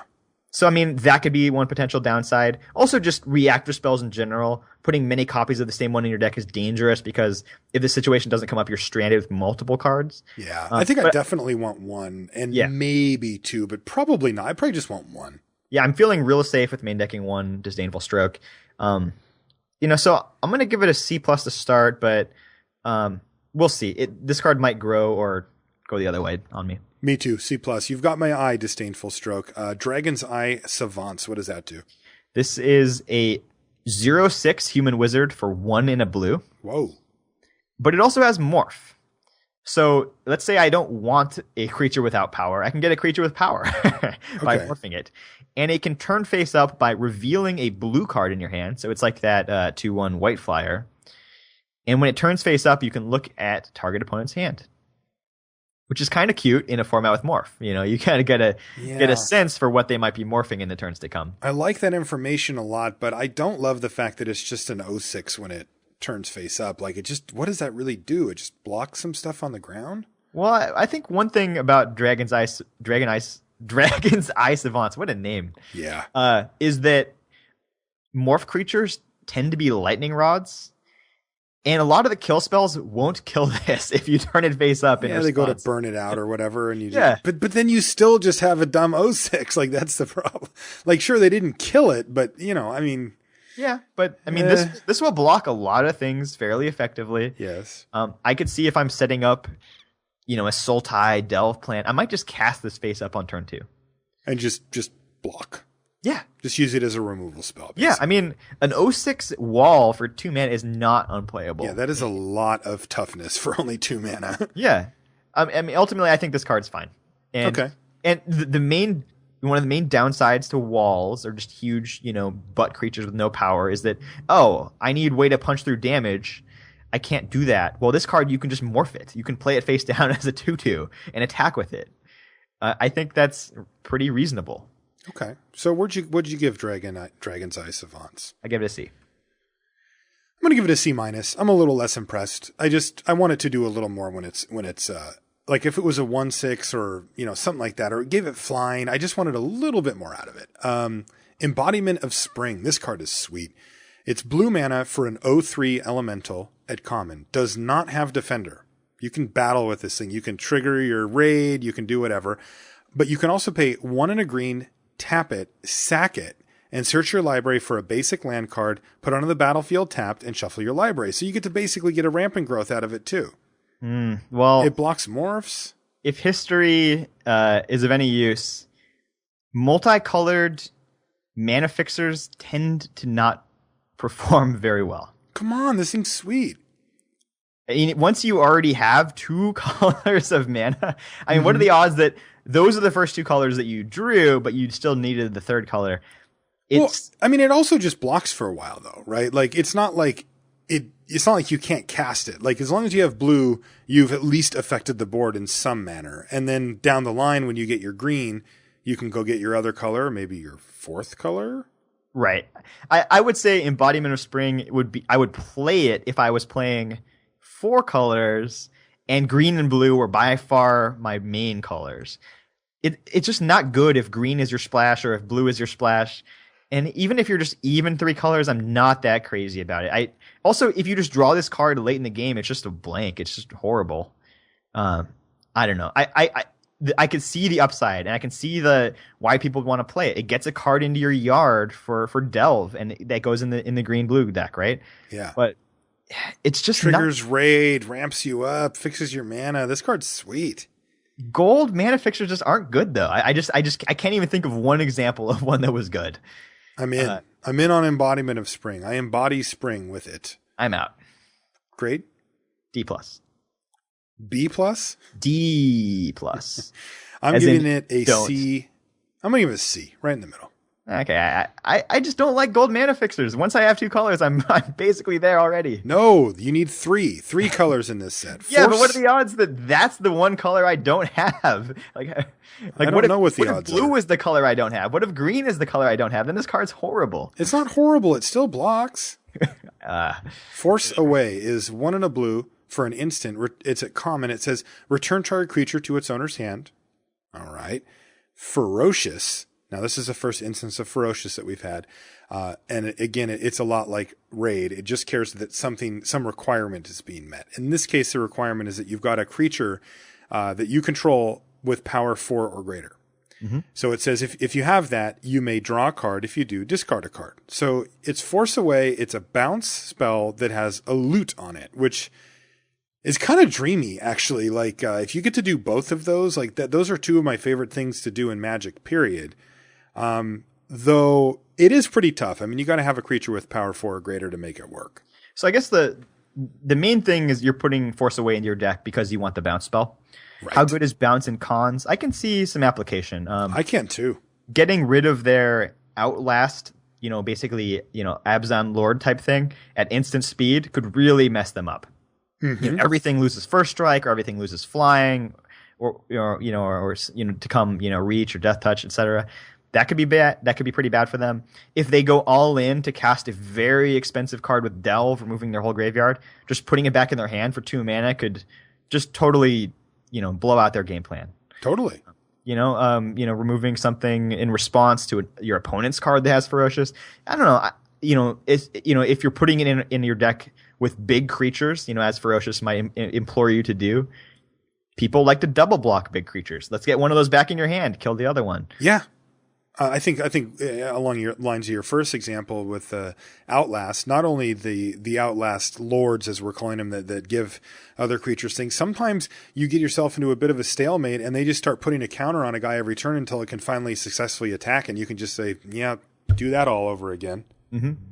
I don't know. I think it does have a space somewhere in this set. And also, I think just in a simple sense, they pay 3 mana for their morph, then they pay 5 mana with, 3 different colors in it to unmorph it, and then you force it away. Now they can't replay it this turn. They have to pay face up next turn if they want it for that, or if they want to get the flip up again, they have to go down and then up. And that's a lot of mana. If they spend 8 mana and you've spent 2 to kind of undo the whole thing, that's pretty good. Okay, so we like bounce. I gave Force Away a C+. C+ indeed. Glacial Stalker, what does that do? This is another big dumb morph. 5 and a blue for a 4/5. Oh yeah, I like this big dumb morph. If you just want to hard cast it, or it has the morph cost of 4 and a blue. So that's actually a relatively efficient morph compared to some of the ones we've seen. 4/5 is a pretty good size. I think this one's actually quite good. 4/5 is nice. I wonder how well this tussles with a lot of the 3-color morphs and stuff like that. So I think Glacial Stalker at 6 mana is not great, but at morph into 5, I think is quite strong. I think it's going to tussle really nicely with a lot of the early morphs. And I actually think it's like a C+. I think Glacial Stalker is going to see more play than it might look like. One of the things that I like about it is that it's blue, and blue typically has a hard time finding, beefy creatures. Why is it a 4/5 in blue anyway? It's just weird. Yeah, so because it's blue, I would give it, a little more of a boost. I could go C+ as well. All right, Jeskai Elder is an uncommon 1/2 for 1 and a blue. So we're talking about a 2-drop that's a 1/2. Prowess, though, so that's not bad. And whenever it deals combat damage to a player, you may draw a card. If you do, discard a card. So you get to loot once again, which again is one of my favorite mechanics ever.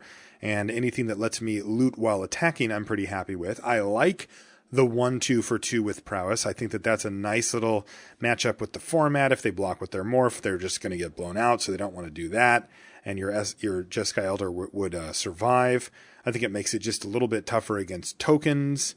But this looks like if Prowess is good, then this card will be good. Right?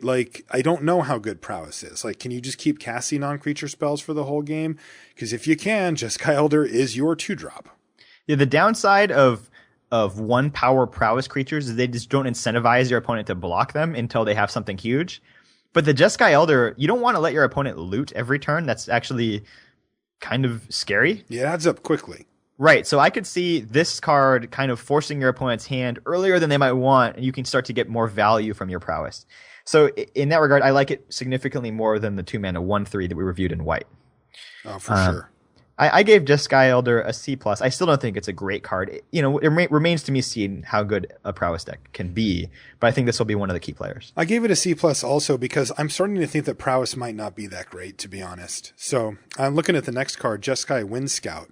2 and a blue for a 2/1 flying Prowess. It's a bird scout at common. So we get a 2/1 flying for 3, which is okay. And then it has Prowess. And so all of a sudden it can be, a 3/2 a lot of the time, or at least some percentage of the time. And that gets you actually pretty good. Yeah, that's pretty good. It can punch through blockers. And just incidentally, this thing was probably getting through anyways because it has flying. But if you blocked something else of mine, this gets in for an extra damage. I think this is a solid card. I do too. I think it's actually probably the best of these common or uncommon Prowess cards. The evasion is just massive. I mean, you just start casting these things and it starts hitting for 3 or even occasionally 4 damage. And that just gets out of hand quickly. Yeah, I gave Jeskai Wind Scout a B-. I did too. B-. What's next? Mistfire Weaver. Oh, yeah. So this is one of our first tricky morph cards. So this is a 3 and a blue for a 3/1 flyer, which actually is pretty reasonable. I would play that. Yeah, 3 power flying. I don't really care what the toughness is at that point, and I would play it. Okay, so it also has morph, as I mentioned. So you can turn it face up for 2 and a blue. So pretty cheap morph cost, too. So it's why would you want to do that? Well, when Mistfire Weaver is turned face up, target creature you control gains hexproof until end of turn. And that can be the Misfire Weaver as well, right? Right, can work on itself. This is pretty cute because in a late game situation where you're already doing okay, maybe you already have a good threat out, you can leave this face down for when they try to get you with a kill spell, and all of a sudden you've locked up the game and added another threat to your arsenal. I think this is pretty good. It's going to be solid in either function. I can't imagine a blue deck not playing this. No, absolutely not. I think Misfire Weaver is probably a B. It might be a B minus, but I'm going to go B. I just think you can actually get a full card worth of value out of this, and it's already a reasonable body. That's just a lot of upside, and it doesn't ask that much of you. Yeah, I'll go B as well on Misfire Weaver. I like that card. Cool card, yeah. Now, this next card has really cool artwork and a neat name, and I don't know what the heck it does. Monastery Flock. 2 and a blue for an 0/5 defender with flying. It's a bird. Okay. Morph, blue. Okay. Isn't it just better as a 2/2 for 3 colorless mana? What does an 0/5 flying defender really get you? I mean, if you need to block something, this blocks a lot of things. Yeah. I just wonder what deck is so dedicated to blocking, I mean, maybe there's a, control Jeskai. Maybe Sultai just needs to buy time. Okay. I mean, also, you don't have to play it as the wall. Like I said, that's the advantage. It's a modal card. It's a strong blocker, but if you need to attack, you can. You can. It's just that, man, that's a bad. One thing that I want to make sure that we keep in our sights, Brian, is that while the upside on a morph in general is great, just being able to play it as a 2/2 for 3, remember, we don't play 2/2s for 3 in limited with no other abilities. Those are very, they do not pass a vanilla test, and we're pretty miserable to have to play something like that. So, if both modes, if morph mode is and Monastery Flock turns up into an 0/5 flying defender, which is, I think, a lot of times pretty as well, I think we might have a meh kind of card on our hands here. I think it's kind of fun on turn 4 if you play it face down with blue up, then you block if your opponent uses a combat trick or turns their creature face up or something like that. You might be able to get them by just turning up your thing into an 0/5. Yeah, I mean, your definition of get them is a little loose, but I see what you're saying. Yeah, I gave it a C minus. I think Monastery Flock is kind of cool. You're crazy. Assuming you're more on the defensive end of the spectrum. I gave it a D. And I was going to go D minus. I don't look, once you show me the deck that this goes in, then that can switch. But until then, I can't imagine that I'd really want to play this. It's very possible that the depth of Magic sets has just increased to such a point that just your average morph is not good enough. But it's still a morph. But back in Onslaught block, this card would have been great. Great, come on. Mystic of the Hidden Way is 4 and a blue for a 3/2. Human Monk at common. Mystic of the Hidden Way can't be blocked. Unblockable 3/2 for 5. French vanilla test that. What do you come up with? Historically, those cards have been pretty disappointing. They just don't play 2 ways well enough. Right. They don't block, right? They can be blocked, which is great, but then when you need the block, it's ugh. But this is also a morph, Brian. You can morph it for 2 and a blue. I think that's a pretty big deal. That in games where you're playing against Mardu, where this card would normally be a pretty bad draw, you can just play it on turn 3 as something that's going to trade off with their 2-dropper or whatever. Yeah, I think you're right. And then when the game gets stalled, if we put this on the quadrant theory, it's when you're at parity, this is the exact kind of card you want. Mm-hmm. It just gets through everything. Right. I think just being able to morph it to block is a huge deal, and a card like this is normally a liability. Yeah. I like this card. I think it's right in the middle. I don't think this is anybody's idea of a great first pick or super exciting card, but I think it'll make the cut most of the time, and I think it certainly earned its slot. Mm-hmm. I gave Mystic of the Hidden Way a C+. C+. Shh. Quiet contemplation. 2 and a blue. Enchantment, uncommon. There's 2 of these. Whenever you cast a non-creature spell, you may pay a colorless mana. If you do, tap target creature an opponent controls, and it doesn't untap in its controller's next untap step. What are you thinking about? Just guy stuff. Just guy stuff. Freezing your guys. This is a pretty non-creatures. Yeah, if you trigger this card with a crippling chill, you get them. That is great. You get them. Their whole board's locked down forever. Yeah, so Quiet Contemplation. I mean, it looks like Lightning Rift. It looks like Astral Slide. It looks like a lot of cards that have historically been pretty good. This was the hardest card for me to evaluate in the set. I mean, I had to write a whole column about this thing. This is a build around me. You don't just put this in your average deck. This is a card that says you need a larger than average amount of non-creature spells, maybe a way larger amount. I don't know if that works or not. I'm going to try it at some point. I am also going to try it at some point, and I kind of hope that it does work. Mm-hmm. If I had to guess, I would say it probably doesn't work. Right. This ultimately doesn't win you the game. You need creatures alongside it to capitalize on having their stuff tapped down. But then you need a bunch of non-creature stuff that doesn't actually win you the game either. And you're kind of spinning your wheels, right? So it feels like those creature slots start to become more scarce the more you commit to Quiet Contemplation, which, by the way, doesn't do anything on its own, right? You just play it and you're like, go. And they're like, sure, hit you for a bunch or whatever. Like, it doesn't block, it doesn't attack, it doesn't draw you cards, it doesn't do anything. You got to have non-creatures with it. If you don't draw any non-creatures, it doesn't do anything. You just discarded a card, basically. So, we're talking about a pretty interesting spot here where you're taking, like, the setup cost is actually borderline incredibly high for Quiet Contemplation. And if we ignored that, I think we would be remiss. I think that it's, I want to try it. If you do start triggering it, it feels quite powerful. It's just, it asks so much. You need a board state that can apply pressure. You need the non-creature spells. You need the extra mana, and you need the Quiet Contemplation, and you need all that stuff to stick for this whole plan to work. And I think the setup cost for that is starting to creep up into maybe not, category. So if I had to guess, I would guess that you should not play Quiet Contemplation in just your typical deck unless you're trying to do it. Yes. So I just keep that in mind. So I don't know how to give it a grade. My initial impression is that probably trying to do it is not that great. If you do, instants are far better than sorceries because you can tap the creature on their turn before they attack you and essentially prevent 2 attacks from coming in your way. So I assume this is for control decks.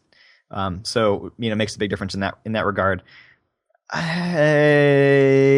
It's hard. I don't know how to give it a score because I don't think you should put it in your typical deck that's not all in. Yeah, I mean, realistically, it's probably a D-, right? Like, it just doesn't pull its weight on its own, and it asks a lot. But I'll tell you what, about the 40th or 50th time I draft Khans, I'll probably have one of these in my pile, and we're going to be going deep. I think this is the card that I'm going to let someone beat me with it before I try. I'm going to let someone else spend their hard-earned tickets or hard-earned dollars trying to break ground on this strategy. Yeah, I agree. For a grade, I'll give it a D, but might be a deck. I can't say for sure. I kind of hope it is, man. Mm-hmm. We've been asking for Build Around Me's. We have. What's next? Riverwheel Aerialists. This is a 4/5 flyer for 5 and a blue, so 6 mana. Okay. And it also has prowess. Oh, interesting. Mm-hmm. So the real question is the vanilla test here. How do we feel about 4/5 flying for 6 mana? I really like it, but that's just me. I actually like it a lot better than the 7 mana we were talking about before. I like the 4/5. I actually just like 4/5 better than 6/4 in a lot of scenarios. Mm-hmm. And I think, of course, the difference between 6 mana and 7 mana is a big gap. The prowess is less important here. I'm assuming that you will have, in many ways, you'll only have maybe one more card like that left in your hand. So you're probably not triggering it too often, but the fact that it can become a 5/6 is even better. This suffers from some of the similar stuff that I was complaining about with that other, that flying sheep thing, in the sense that, don't I just want morphs in this spot where I don't have to commit to only the top end of a morph? I can get the bottom end and the top end at the same card. Probably so. That being said, if I ended up with one of these in my deck, I certainly wouldn't be sad. It looks like a powerful spell to me. Mm-hmm. There's I think there's a green has a 2/5 reach, so the prowess could help you punch through that thing. Oh, there you go. Which is kind of a big deal. Yeah, you don't need to trigger this that many times with prowess to make it, a game winner anyway. No, I mean, as far as the amount of damage it's doing to your opponent, it's already top notch. It's just, do they have a way to deal with it? Maybe, but you can maybe punch through with the prowess. Ultimately, I think this is a pretty reasonable curve topper. Yeah, I gave it a C. Okay, I gave River Wheel Aerialist a B minus, but Yeah, see, it's just the reason I can't go any higher. Like, I like it as a card. I think in a normal set it would be great, but in a morph set, I need more. Yeah, I can put my 6 mana into other places. We'll see. It's hard for me to tell if the format is more defined by 3-colored decks or by morph. It feels like those are both pulling in different ways. So I'm really excited to try the format. I'm going to say morph in the early stages here. Scaldkin is next. We saw a lot of this on camera. 3 and a blue for a 2/2 flying. It's an elemental at common. You can pay 2 and a red and sack it to have it deal 2 damage to target creature or player. Thoughts? Gonna be overrated. Yeah, I think you're right. I really do, because it has a lot going on. It looks good on paper, but that's a lot of mana to get a shock. Mm-hmm. And it's a 2/2 flying for 4, which is pretty unexciting. Like, none of the pieces really add up to anything great.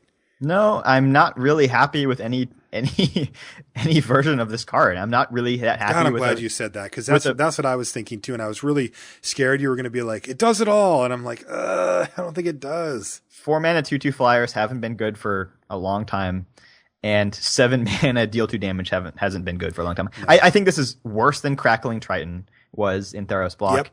And I wasn't a huge fan of that. No, I think the dream here that you think of is, well, I can kill a morph with it, right? But the problem is, by the time you get everything set up, they can just unmorph in response and be like, yeah, nice Scaldkin. Right. Make the creature bigger. I think you could play a Scaldkin. It's not like an embarrassing card. I give it a C minus. I give it a C myself. It's just, I think people are going to be excited. I think people would like, my guess is that people think this is more like a B, and I think it's like a C. Exactly. What's next? Scion of Glaciers. So this is a 2/5 for 2 blue, so 4 mana.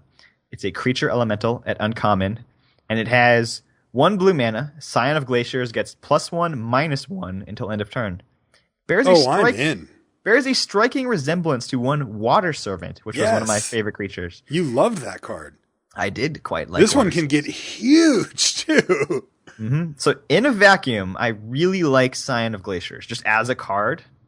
I'm a little bit worried about how it fits into a 3-color set, because it's double blue blue in the cost. That's a big deal. So if blue is your main color, if you have, I don't know, at least 7 lands that make blue and probably, another source or 2, then it's probably pretty decent. But if you have got like 5 or only 6, 6 or 5 sources, it's really not going to be that great. You can't really pump it that much. So I think this is a card that would be excellent in just a 2-color format, but in a 3-color format suffers significantly. Because of the mana requirements. Exactly. And also, you just don't have the potential to be like, okay, you didn't block my Scion of Glaciers. I'm going to pump it. Exactly. I'm going to pump it 4 times. You don't have that potential. It's like, oh, you didn't block it, I can pump it twice. Still, I really love that it's a 2/5 that you could play on turn 4, and I agree that sometimes you won't, but when you do, it's like their morphs are just brick-walled. Yeah, and the combat ability is really good because it messes with their blocks. It leaves them in a weird spot where it's like they have a 2/1 and a 3/3. It's like, okay, I can block it, but if I do, then you just pump your creature up to a 5/2 and kill both of them. It just makes combat really rough because you can just get into a weird spot, right? Yeah. It's like, oh, they can't just block with a 3/3. They can't just block with, the stack block. They can't block, that well, with a 4/4 that they really want to keep alive. It just puts them in a weird spot. I think it's a really good card in the abstract, but might underperform a bit just because of the format. What'd you give it? I gave Scion of Glaciers a C+. Normally, I think it would be in the B range. Yeah, I'm going to give it a B-. I still think that, look, you played in your blue deck, and I still think it's going to really do well. Yeah, I mean, I really like the card. Yeah, but I agree. If you're only touching blue, this isn't your guy. Right. Set Adrift is the next card, and it is 5 and a blue for a sorcery with Delve. It's an uncommon. Is this our first Delve? I think it might. Yeah. Each card you exile from your graveyard while casting the spell pays for 1 colorless mana. So if you got a bunch of stuff in your yard, you could pay as little as blue for this, just blue. Sorcery, though, put target non-land permanent on top of its owner's library. So, I mean, that's an effect I've historically liked. Yeah, it's worth a card, right? Indeed. Like, this is not a bounce spell. This is actually blanking their next draw step, so you are even on card advantage. Right, which is a big deal. I'm not sure this is the best reward for setting up a great Delve because it's not proactive. This is proactive. I mean, it doesn't advance you winning the game. I'm just saying it's like, okay, I got my set adrift on turn 3. Like, now things are really cracking. It's like, well, not really.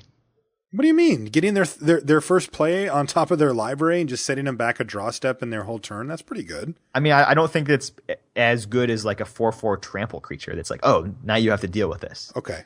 It stalls the game out, but it doesn't feel like I've advanced my game state. All right, so I'll disagree. I do agree with what you said that it is not as like it doesn't advance your board state, but I think it can advance your game if you've gotten off to a decent start. Like think about this in Jeskai, right? Yeah. Like you play a 2-drop, one of the 2-drops we covered with prowess. You play the 2/1 flying prowess, and then within the next couple of turns you play set adrift. Like you get your triggers, you set your opponent back a bunch on mana, and yeah, you get to just beat him down. Like that does have a place. I do agree though that like a card like what we'll talk about in a bit, Hooting Mandrills or something, is a better payoff where it's more like now I've really committed to the board early and I'm putting a lot of pressure and making my opponent react. I do agree with that, but I do think this does help you move the game plan forward too. Worth mentioning about Delve is that it kind of has diminishing returns. So the more cards you put with Delve in your deck, the worse the other ones become. Right. So the first like 1 or 2 Delve spells you put in your deck are pretty good, because you could just really draw them. You could just draw them in a state where you can cast this for 1 mana, and that's a big deal. Yeah. So I mean, I like Set Adrift. I think it's a good card. I just don't think like this is the reason I'm filling up my yard is to cast Set Adrift. Agreed. And also the fact that it's a sorcery is a big downside. Right. I mean, this is a card that historically you could get for 3 mana at sorcery speed, and even then was just playable, not even great. Mm-hmm. So you have to discount this significantly to get a better than mediocre card. What do you have it at C+? I had it at a C. I think it's fine. Okay, I put it at C+ myself, and I think that I waffled between B- and C+, but I think C+ is where it goes. Singing Bell Strike is next. It is 1 and a blue for an enchantment aura at common with really cool artwork, and it says enchant creature. When it enters the battlefield, tap enchanted creature, so you can reach out and tap down their creature. It doesn't untap during its controller's untap step, so it just locks it down, but it gets the creature gets the ability, 6 colorless mana, untap this creature. So I've been fooled by cards like this in the past. Oppressive Raise, I think, notably. Yep. I think this is better. I think this is better too. 6 is a lot more. 6 is a lot. If you're using it defensively, they have to spend 6 mana every turn to attack with it. That's a big deal. If you're using it on your own offense, eventually they can spend 6 mana to untap and keep it around as a blocker. But 6 is a lot. You don't always get to 6 mana on turn 6. That could take you, turn 7, turn 8. That could take a while. Right. You might not need to get that. You might not need to get that turn in the game to kill him. I think this is a good card. I think so too. One interesting side note that Brian David Marshall and I discussed too is there will be a game when you cast this on your own creature. Right? And you'd give it pseudo vigilance where you can attack and still untap it. Yeah, right. It won't happen often, but that will happen, I bet, in this format. In the game states where both players have 10 lands out, casting this on your opponent's creature is not that great. No, but you do it on yours. Now you can attack and then untap your creature. Maybe you have a tap ability you can use twice. Yep. Just a little depth check there. I give Singing Bell Strike a C+. It's not instant speed. It's not premium removal, but I think it's very playable, and I think you're going to see a lot of it. Yeah, I give it a B-. And I think if there is an aggressive Jeskai deck, this is going to be a really good thing to put into it. What about Stubborn Denial? What do you think about that? This is an instant for a single blue mana, and it says counter target non-creature spell unless its controller pays 1. So but it also Force Spike-ish? Yeah, Disrupt-ish. Yeah, Spike-ish. Disrupt, yeah. Mm-hmm. But it also has Ferocious. If you control a creature with power 4 or greater, counter that spell instead, regardless of how much mana they have. It's kind of interesting. The fact that it's non-creature spell is pretty limiting, though. It is. A lot of the things that you really want to be able to counter and limit are creatures, and not being able to touch those is a pretty rough sell. Mm-hmm. I mean, I don't know. I just feel like with Ferocious, it's like if I have a creature with power 4 or greater on the battlefield, I'm winning. Like, not that I've just won the game, but I should be in a good, decent spot at least. And I find this card a little too conditional for my liking. Well, I kind of figure like what's going to keep you from winning in a situation where you have a bunch of, or you have at least fat creatures out, and it's usually removal. it's usually removal. Yeah, but it's also often just them playing something slightly bigger or comparable. Right. Yeah, I'm in the middle on Stubborn Denial, but I'm not looking forward to playing this like I was the other counter. Yeah, I think this is kind of like a sideboard card that you would bring in a situation similarly to when you would bring in Negate, just to save your stuff from removal. Yeah, exactly. You know? And if you're in a full teamer deck with a whole bunch of 4-power things, sure, run it. Right. And I like that it only costs a single blue mana, so you can hold this up pretty easily once you get to that game state. Yes. Yeah. I don't give it a high grade, though. I gave it a D. I gave it a D+. I think it's, maybe in some world you could main deck it if you have, a fair amount of cheap, ferocious things. But mostly I think you're going to be one to sideboard it in against kill spells. This next card's super interesting and very hard to grade. It's Taigom's Scheming. It's 1 and a blue for a sorcery.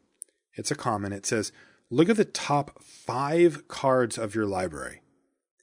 Put any number of them back into your graveyard and the rest back on top of your library in any order. So the first thing you have to know is you don't get a card back. You don't get to draw any of these. People kind of get accustomed to that, but you don't get to here. This is, like Index comes to mind where you get to look. Now this is a lot better than Index. I'm not comparing them directly because you get to get rid of some of them where Index was more like, here's the bad news. But still neither of those drew you a card. And that's a big deal. Like is this effect worth an entire card out of your hand? That's the question. So before we get into synergies that may have, but let's just talk about the card on its own. So if you cast it on turn 2, it may help you find the things that you need, whether it's lands or whether it's spells. But being down a card is kind of a big deal. It's a huge deal. If you cast, like, let's say you're in a game state where you have all of the lands that you need, then Taigom Scheming is actually potentially better than something that just says draw a card. Because it will, weed out all of the bad spells and lands you don't want to draw, and you'll only draw the good ones. Next turn. So in that regard, I think if you were to say you have like unlimited mana, I think this is better than draw a card. But I think I disagree still. I think if you need both lands and spells, then it's worse. No way. It's not better than draw a card still. I'd rather just take a random card. Like you have to wait the entire turn and you just rip up a card. Well, sure, but let's say there's 2 lands and 3 spells on the top of your deck. You get to get rid of 2 of those lands. Eventually, you're basically drawing 2 more spells than you otherwise would. So you actually get ahead. You get 1 card ahead. Yeah, that's better than. But that's over the course of like 4 turns, 3 turns. Yeah. I think that's worth. I think that like it's pretty debatable whether that's even and that's pretty specific too, right? That's like, well, sure. Generally speaking, stalled out board state. Like if you're behind. That's not what you want to be doing. You'd rather just take the card right now. If you're ahead, that doesn't win you the game, when you play it. Yeah, but also like you get the best of the 5 like the very next turn. Mm-hmm. All I'm saying is like there are times when I do think it is better than draw a card. Okay. So now when let's talk synergies. Absolutely. So this is a way to get cards in your graveyard pronto. You cast Taigom Scheming on turn 2. Let's say, okay, I'm going to dump 4 of these, keep the one I really want, whether it's a land or whether it's a cool delve spell. So the Scheming goes to the yard. The other 4 cards go to the yard. Yeah. You've got 5 things in the yard already when you untap on your 3rd turn. It's like Dark Ritual. Right. So you can cast a huge delve spell. You can cast a 8-drop delve spell already on turn 3. Right. You can cast Hooting Mandrills, very easily with mana to spare. You can do a lot of stuff. So if the all-in delve deck is a thing, I think this is a card that you would play in it. Yeah, probably so. It's going to be a synergy-based card. You mentioned an edge case where it might be worth more than just drawing a card, but I think its average case scenario is that you wouldn't play this card. I don't think it's playable at all, like in a normal set. But here, this is the most mana-efficient, quickest way to just dump cards into your graveyard. The question is that tempo, because you're giving up card advantage for mana, essentially, right? It ends up being like a little bit of card selection and a lot of ramp, basically. But it's one shot. Like you don't get to just keep all the mana. It's like a ritual. It's like, well, I made a creature, but it cost me an extra card to do it. Does it stick around? Oh, you killed it? You 2-for-1 me then, right? And so this is going to be a high risk, high reward type scenario with Scheming. Also, I think it's just going to be hard to play. Like 5 cards is a lot. You got to think about, am I hitting my land drop? What's next? What's coming? Do I just want to dump all of them if they're garbage? The play that I really like, though, you touched on it briefly, is like, what if I have a Delve Bomb? Mm-hmm. I find it, I put it on top of my library, I dump all the other cards, and I get to cast it on like turn 3. Right? Like some 5-drop, some 4 or 5 flying, like that one we saw, something along those lines. I mean, that can get out of hand pretty quickly. Now, I don't know if I'm, treading into magical Christmas land here, but that is tempting. Right. So I'm going to give Taigam Scheming a C, but this is like contingent on, I don't think you should play it in your average deck. I think you should play it if you have a lot of Delve and especially Delve Bombs. I'm a skeptic. I'm going to say that there's going to be enough ways to get things in your yard that don't require you to like throw away a card, essentially. And I'm going to give it a D. And that includes, even if you're trying to delve sometimes, like maybe if you're just like 1,000% delve, then you'd want to run it. But let's just say you're like, oh, I'm Sultai, but like I've got some good delve stuff, but I'm not really like, going off the deep end with it. I still think that you can just do better than this. But I am definitely going to keep an eye on it because I might be wrong about that. Yeah, my normal grade for scheming is a D, but I think maybe in the perfect deck, I'm going to start out at a C. Okay. Next is, all aboard! The treasure cruise is about to take off. 7 and a blue. Yes, 8 mana for a sorcery that's a common with Delve. All right, that puts a nice dent in it. Draw 3 cards. Yes. So I was talking earlier about being able to just put 1 or 2 Delve cards in just your typical deck that's not trying to abuse it. I think this is a really good candidate for that because it allows you to refuel. Let's say you're playing that game and it's been an attrition war back and forth. You've got maybe 5 things in your yard now. You can cast the Treasure Cruise and probably some of the spells you drew off of it on the same turn. Yes. And you not have to worry that you're screwing over your other Delve cards that you might want to cast. Exactly. Yeah, because I think the thing that you have to remember with Delve is that it's easy to talk about like, look, I could draw 3 cards for 1 blue mana here, right? Mm-hmm. But you also don't have to. Like if you have Treasure Cruise in your deck and you've got 2 or 3 cards in your yard and you play your 5th land, boom. You can just play it. You tap out your lands and you exile the 3 cards in your yard and you've got a Treasure Cruise. Sure, you paid 5 to draw 3 at sorcery speed, which maybe isn't amazing, but you're going to do it, right? It's fine. Mm-hmm. And if you happen to have 5 or 6 cards in your yard, for example, you can still tap all 5 of your lands and leave a couple of cards in there for future Delve if the board's clear, or you can tap 3 of your lands and exile all the rest and still play a 2-drop. Like there's a lot of flexibility with Delve. It's not about the extremes only. So make sure you keep that in mind. And I mean, I love Treasure Cruise, man. I just think this card is so cool. It's cool. Would you ever play more than 1 or 2? Never. I would like the over-under for me playing these is like 0.75. Like I'll probably play one when I have it in blue. I'm never playing 2. Well, never's a strong word, but I don't want to play 2. Right. I think so. If you're giving a grade to be a pick order, I think I think like the first Treasure Cruise is like a C+, but I really don't want to. Yeah, I agree. I think that I give Treasure Cruise a C+. The next one is like an F, or maybe a D. It's like really bad. Yeah. Okay. What about Water Whirl? Water World. Whatever. Words. They're hard. 4 blue. It's an instant. Return up to 2 target creatures to their owner's hands. Kind of like Sea God's Revenge, but it's an instant, right? This is my kind of card. I mean, I'm not going to say I don't like it, but gosh, 4 blue is a lot. Like, what do I need to have backing that up? Just a normal curve, probably, right? Mm-hmm. Sure. Yeah, I like it. It's a lot of mana, but that is a very powerful effect. And what a blowout against the Abzan. Oh, no kidding. How much have they invested into like their morphs and their outlasting and all this stuff, and then you just bounce them. Exactly. I think Waterworld is a pretty solid card. You have to be wary of how many high drops you have in your deck, obviously. But this is a decent one. I like it as a curve topper in any type of assertive deck. Yep. But I'm not going to give it a high grade. The fact is that, it is 6 mana for what's essentially kind of a combat trick tempo spell or whatever. And that is not, you usually want to be able to use these in response by keeping up a mana or 2, and this just has a completely different effect. Still, I think I'd give it a solid C. Yeah, I gave Waterworld a C+. it remains to be seen how many good blue aggressive decks there are in the format, though. Yeah, that's a big question. What about this next card, Weave Fate? This is an instant for 3 and a blue. Draw 2 cards.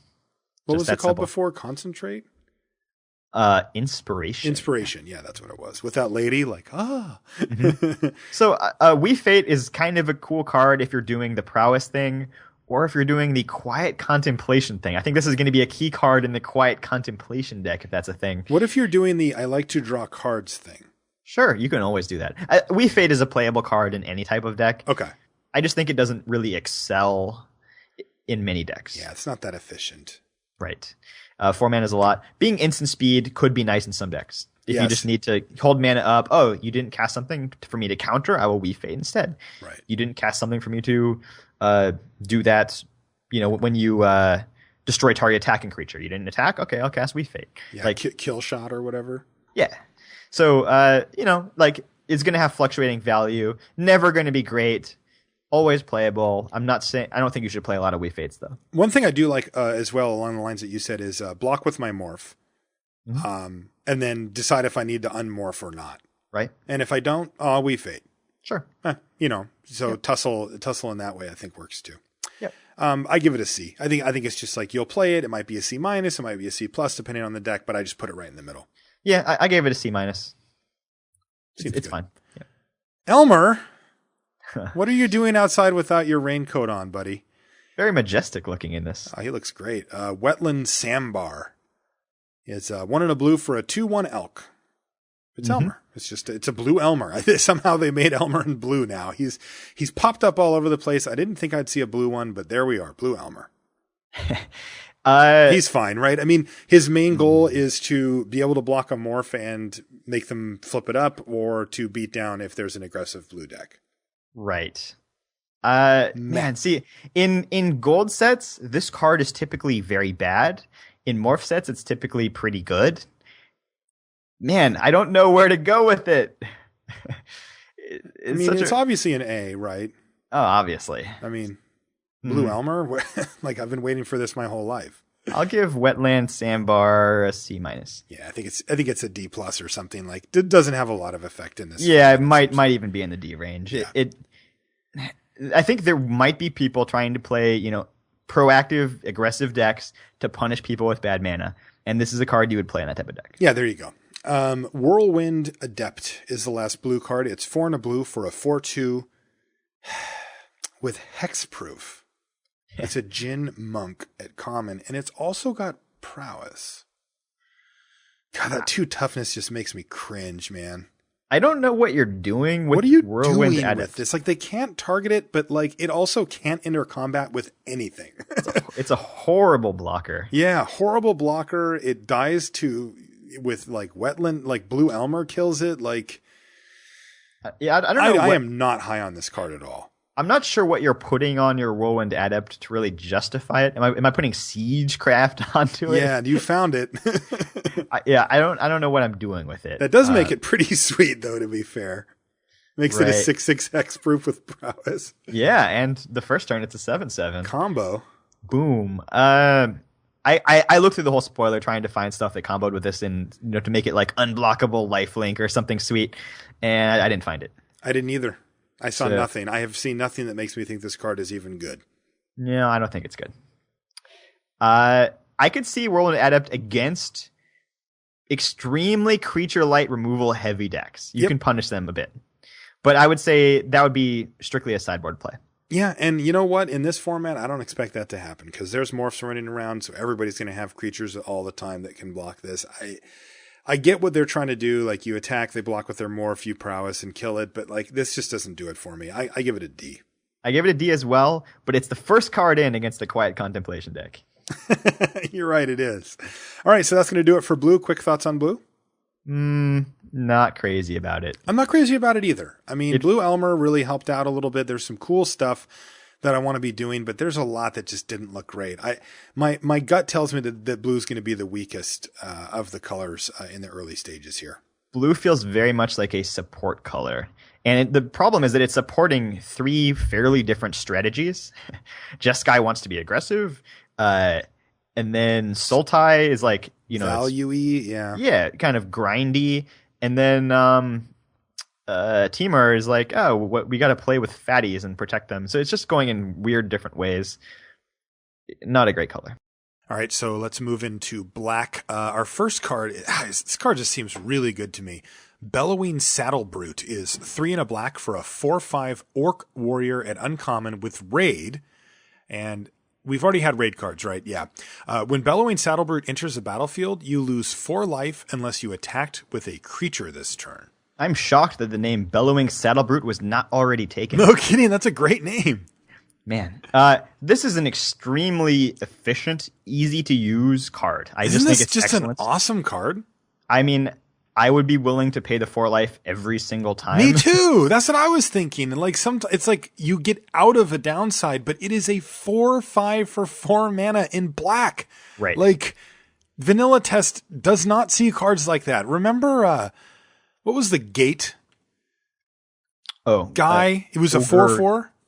Jailbreaker. Yeah, he's like 4/4 for 4 mana, and that card was already decent enough with Defender that you sometimes got to attack with it. This is bigger than that, right? And you can just attack and block at will.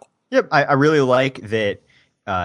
It's just a single black mana to cast. I mean, 3 and a black, so it's easy. It doesn't strain your mana. It's not like those other gold cards where you have to hit all your different land drops to make this happen. It's going to happen very reliably, and I'd say probably 2/3 of the time you're going to raid it. Like it's going to be raided a lot. Yeah, we mentioned it before. It's easy to raid. Yeah, I think this card's excellent. I think this card's super excellent.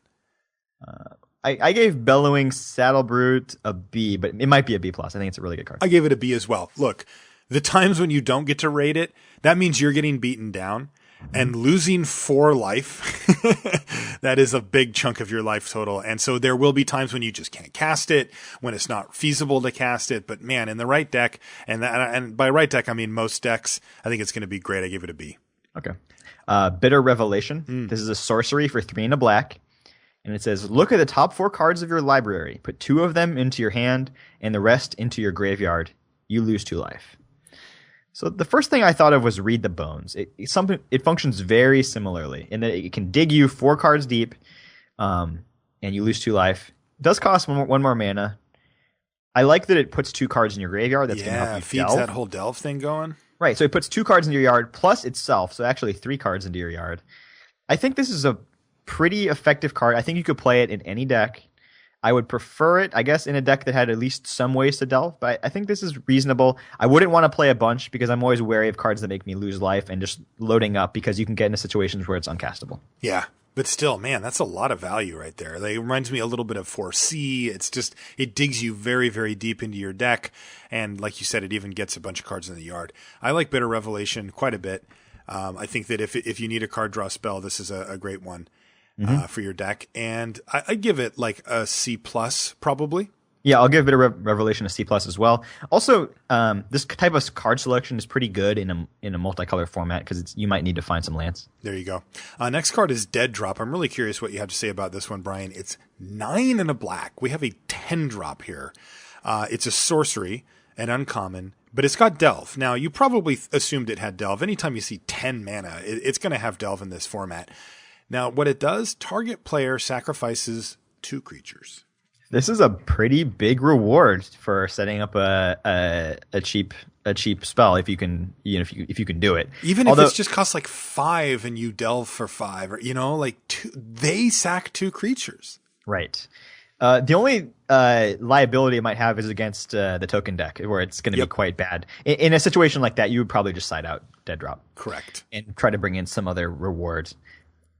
Against most decks, Abzan or opposing Sultai, I think Timur, I think this is going to be pretty good and a thing to get you back in the game after you spent a couple of turns setting it up. Yeah, the interesting, the interesting thing about it though is that the longer it goes, the more basically it says target player sacrifices their 2 worst creatures. Now, sometimes they only have 2 creatures, right? But a lot of time, by the time you can actually cast this thing, it's going to be pretty late in the game, and they might have a couple of things that have kind of outstayed their welcome, or maybe just aren't really doing much anymore that they don't mind getting rid of, in which case Dead Drop gets a lot worse. Now, Gets better in conjunction with other removal spells or aggressively trading your creatures early so that you can get those big things late. I don't love this card, but I definitely like it. Mm-hmm. Like you mentioned, better with other kill spells, because like a deck that's playing that type of battle, it's trying to just kill everything, is A, going to fill up its own yard with instants and sorceries, but B, just like reduce their options. You can frequently get them into a situation where they only have 2 creatures. In which case they don't get any selection at all. Right. This seems like 10, even with Delve. It's right. like, is this your only Delve creature? Like, gosh, that's a lot. Yeah, I gave Dead Drop a C+, but I'm very uncertain in that grade. Yeah, I gave it a C minus. Okay. Just because, like, again, it does have weakness against a couple of decks inherently where you don't even want it at all.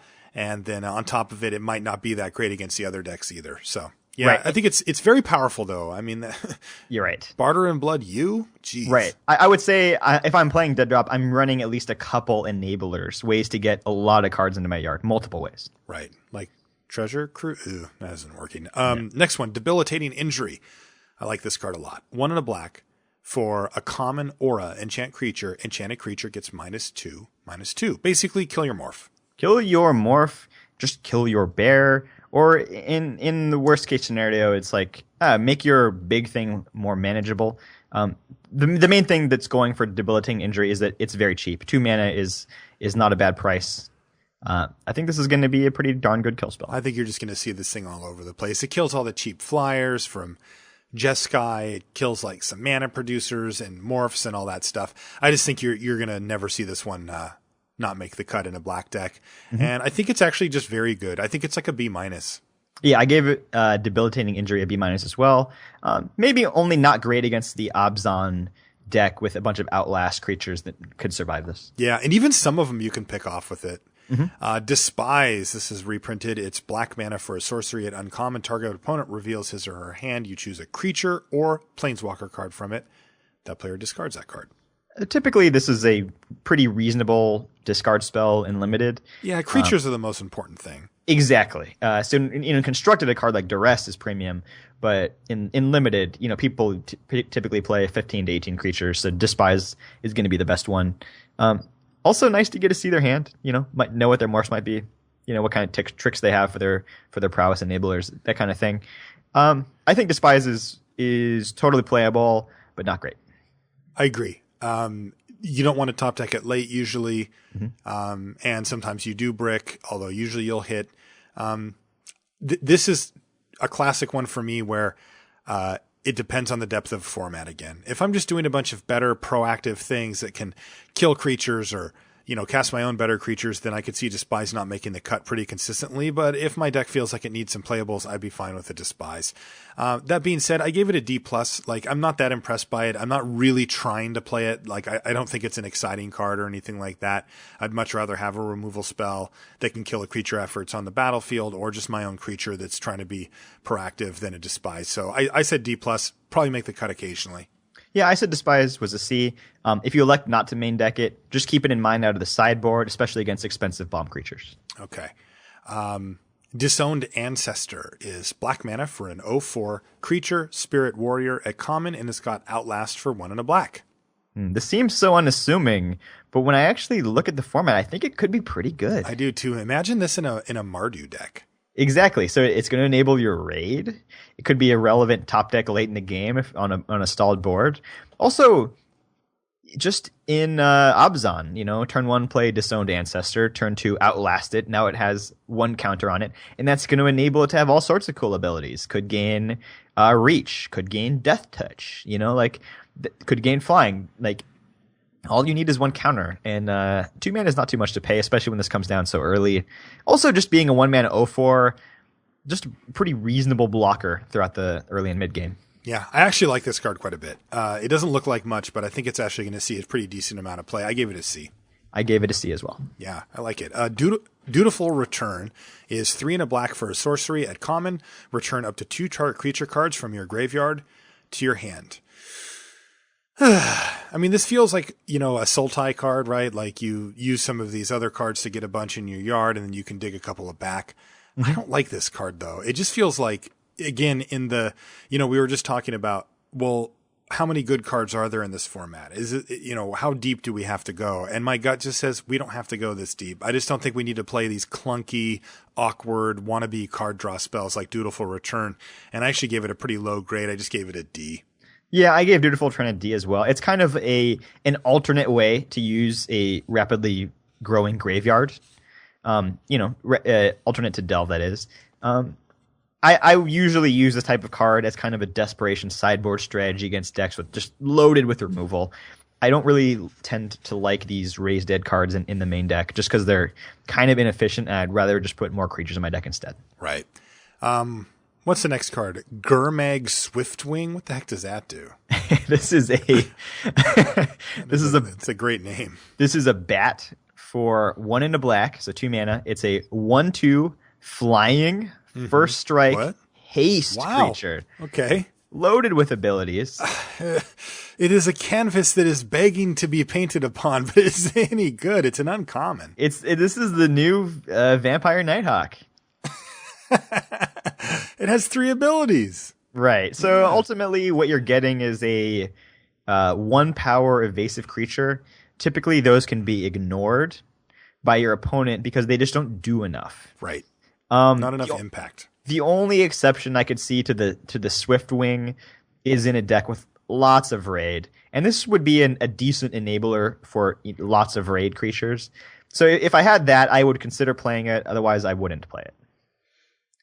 Even with lots of raid, I'd rather just typically play, a 2 power thing. It's so weird because just with all those abilities, it just feels like how could this be bad at only 2 mana? But it just still doesn't feel like it does enough. No. You need to augment it. Like, it needs more power. Right. Not a good card. I would say, yeah, like I said, only playable in a deck with lots of raid, and even then it's not like a premier card. I give it a D. I gave it a D as well. Keru Bloodsucker is 2 and a black for an uncommon 2/2 vampire. So, on the vanilla test. You can get that out of a morph any day. Whenever a creature you control with toughness 4 or greater dies... Mm-hmm. Weird on a black card, by the way. Each opponent loses 2 life, and you gain 2 life. You can also pay 2 and a black to sacrifice another creature, put a +1/+1 counter on him. So this is just a weird card. What is going on here? Yeah, it is very interesting.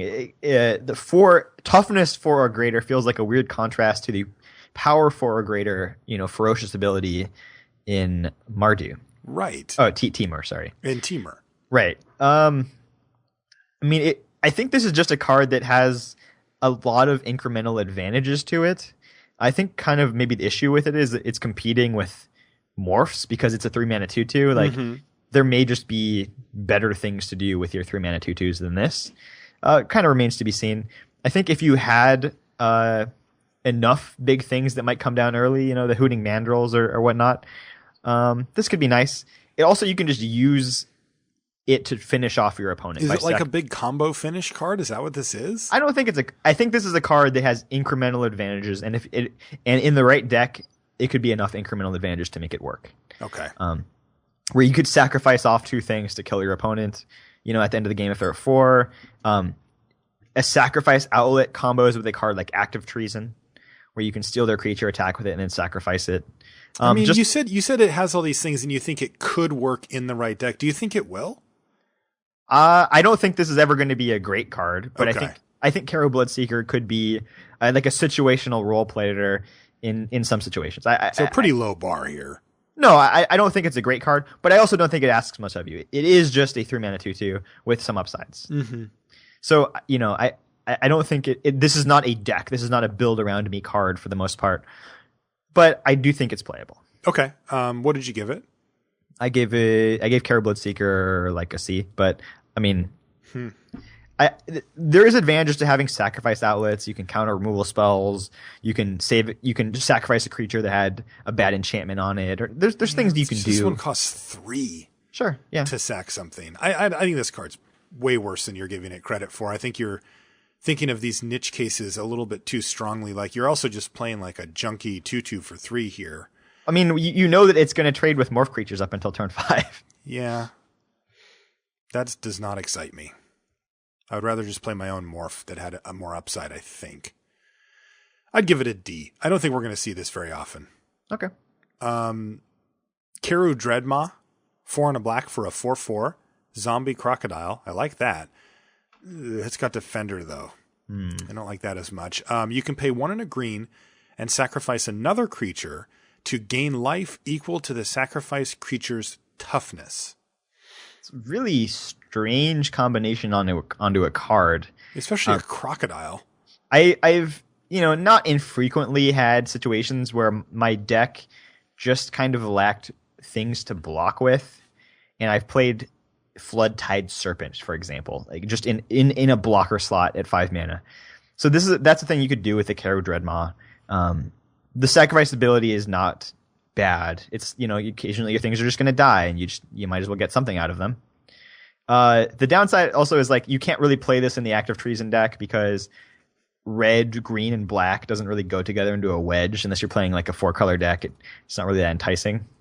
So I think this is a really low upside card, but it is what it is. If you're going to put a bad card in your deck, at least it should have a fair amount of power and toughness. So I would say Karu Dreadmaw is somewhere in the D range, but it's playable. I want to see what deck wants this. Because as it sits, I don't think it's playable at all. I think want would be the wrong word. Okay. I think deck that could accept playing this is where you should be coming at it from. Okay. Yeah. I can't give it a high. I give it a D-. Like, I just don't see where this fits in yet. Once I do, maybe I'll change my mind. But it can't attack. Like, what am I doing with this stupid thing? Okay, I'll give the Dreadmaw a D. All right. Krumar Bondkin is 3 black, so 5 mana for a 5/3 Ogre Warrior at common. Okay. Thoughts on a 5/3 for 5 on the vanilla test? I've played more than my fair share. Okay, so reasonable. 5 power is a lot. You can morph for 4 and a black. That's it. I think this is a pretty reasonable card. Me too. I like the blue one better. I like the 4/5 a little better, but this one seems perfectly fine to me. Also a warrior. Ah, yes, an orc warrior. Mm-hmm. This seems like a super solid, like a C to me, just right down the middle. Exactly, and pretty efficient. Also, if you just need to block with it, the turn you cast it for 5 mana is pretty good. It's going to tussle with a lot of stuff. Also, just as a morph, beats through a lot of the defender type things. A lot of there's a couple of 05s that I foresee people playing from time to time. Just it will batter down whatever you need it to.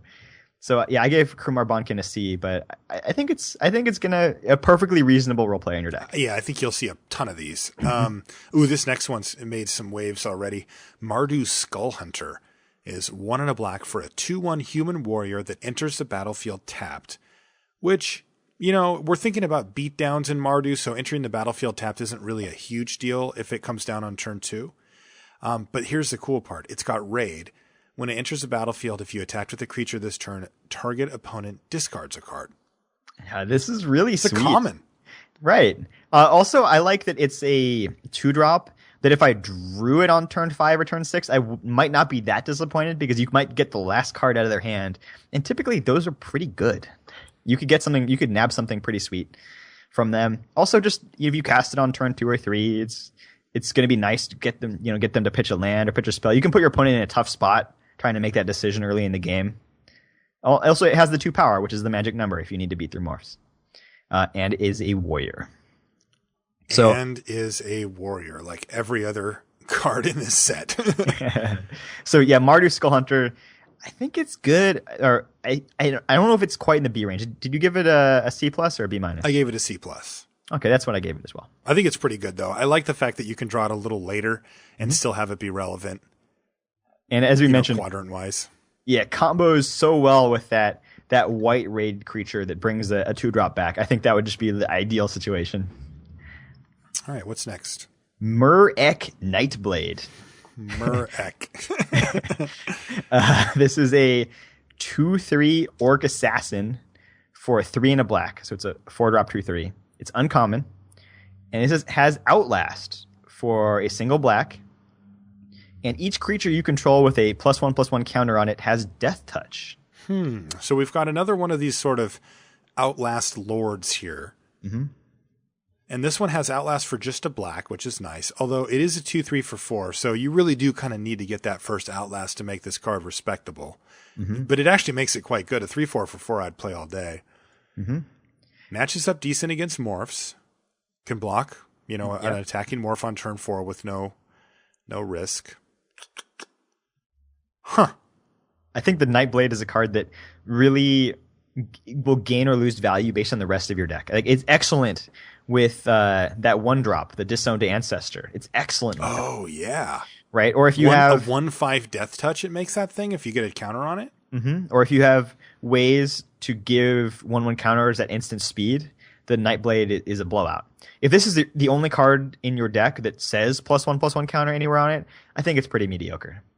It's just kind of expensive to get anything going with it. Yeah, but still, I can't decide how good Death Touch is in this context. I feel like it's quite good, but they're also kind of all like, once you get a counter on the Outlast creatures, they all seem like excellent blockers anyway. Like, this is a 3/4 if you get a counter on it. Like, how often does it need Death Touch to be great? Right. Occasionally it'll pop up, but a 3/4 blocker is really good. Mm-hmm. It just also could be safe because in a world with morphs, you don't know how big your opponent's creatures could get. Yeah, so I'll take it. Yeah. Yeah. Death Touch is a pretty safe ability to have in combat. I think this is good. I just think these lords with the Outlast are going to be really strong. Yeah, that's what I thought as well. Oh man, if you get the first strike one with the Death Touch one, also the Death Touch one with the Trample one, yes, you have all sorts of good combos. Combo off. I gave the Nightblade a B. I think it might be a little too high because on its own, like I said, it's not too exciting. It really depends on synergy. Yeah, I gave it a B-. But I think we're both like in the same ballpark here. This card seems quite strong. Mm-hmm. Molting Snakeskin is black mana for an enchantment at common. It's an aura and it enchants a creature, and the creature gets +2/+2 and has pay 2 and a black, regenerate this creature. Molting Snakeskin is the type of card that makes me sad because I know I will lose to it from time to time, but I will basically never play it. Right. I do respect the fact that at least it lets you protect the creature. So if you clear the hurdle of getting Molting Snakeskin onto a creature without getting interacted with, you at least have a chance to keep the creature around. The problem with it is that the payoff isn't really there. +2/+0 isn't that great. I'm not excited by this card. No, it also, are you going to keep the 3 mana up all the time? It obviously good for attacking and can be, a relevant ability in combat. But if you ever tap down, now your creature can get killed by a kill spell. Right. Also just bounce spells, some of the white removal cards that don't, exile or some other way to remove things. Yeah, the Singing Bell Strike. Like, there's a bunch of stuff that we've seen already in the middle stages of our set review here that take care of a creature with Molting Snakeskin on it, even through the regeneration. Absolutely. If you were going to build just the most aggressive deck possible, this would be in it probably. Like, it does. You get 2 power for 1 mana. It essentially has haste because you get to put it on something else. There are merits to Molting Snakeskin. I just think that the risk associated with it is greater than the reward. So I will not play Molting Snakeskin very often, if at all. But it is not a card without some merits. Yeah, I gave it a D-. I gave it a D. You're like A+. Murderous Cut. Now here's a card, Brian. 4 and a black for an instant at uncommon. Not going to see these around that often, but when you do, you'll know. Destroy target creature with Delve. So we're already at a 5 mana kill a creature. So we're already at Flesh to Dust range. Mm-hmm. Easier to cast because it's only single black, which is a big deal in this format. Big deal. But very frequently, you will cast Murderous Cut for a single mana. Yeah, very frequently. Which I think is excellent because in a world with Morph, in a world with combat tricks, there could be all sorts of situations where you just need to have that fast response because it's an instant. Your opponent unmorphs to trump your creature, Murderous Cut. Like, you can just set up so many great turns with it. I think this is an excellent card. This is premium removal. Yeah, I think this is going to make its case for the best removal in the set at uncommon or common. Mm-hmm. Absolutely. I'd give it. I'd probably give it like an A-. Yeah. Maybe even just an A. Like, I think that, like, when it comes to removal these days, you just don't get it this good anymore. And you're very rarely going to have to pay the full 5. Yeah, sometimes you'll get it for just black, but a lot of times it'll be like 3 destroy target creature or 2. And that is as good as it gets for removal. But I think like Doomblade's an A, and this is like not quite that. It's better in some ways and a little worse in others. And I think overall I'd probably just give it an A-. Yeah, I'll give Murderous Cut an A- as well. Card's insane. Raider's Spoils is next. It's 3 and a black for an enchantment at uncommon. Creatures you control get +1/+0. Mm-hmm. Now, we've been talking about a potential token sub-theme here. Right. And that's pretty good. It just stays. Remember, it's just an enchantment. Also, whenever a warrior, another sub-theme we've been talking about, you control deals combat damage to a player, you may pay 1 life. If you do, draw a card. That's an engine in and of itself. Okay, so clearly everything about this card says black, white, warrior token deck. That's the deck for Raider Spoils. That's what it wants. Right. It has a home. I mean, obviously, I think it should be obvious that this is not a black card that you can just play in any black deck. You will know when you want this card, and you will want it more than anybody else at the table. Mm-hmm. Yeah, Raider Spoils, kind of interesting build around me, and we've been asking for more build around me cards, and this is one of them. For sure. There's the white instant, put 3 1/1 white warriors into play. There's the 2/3 with raid that gets another 1/1 that's a warrior. If you're just playing a standard deck with 15 creatures, Raider Spoils is pretty marginal. But if you're playing ways to get multiple creatures out with 1 card, then it becomes excellent. Yeah. The Goblin, there's warrior tokens all over the place in this set too. Yeah. I think Raider Spoils in the right deck is going to be pretty strong. I think it's a card that you're going to want, and it's going to play well. I think, on just sort of a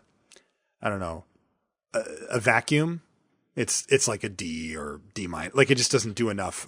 But if you are in the warrior deck, it jumps up to like a solid B or something like that.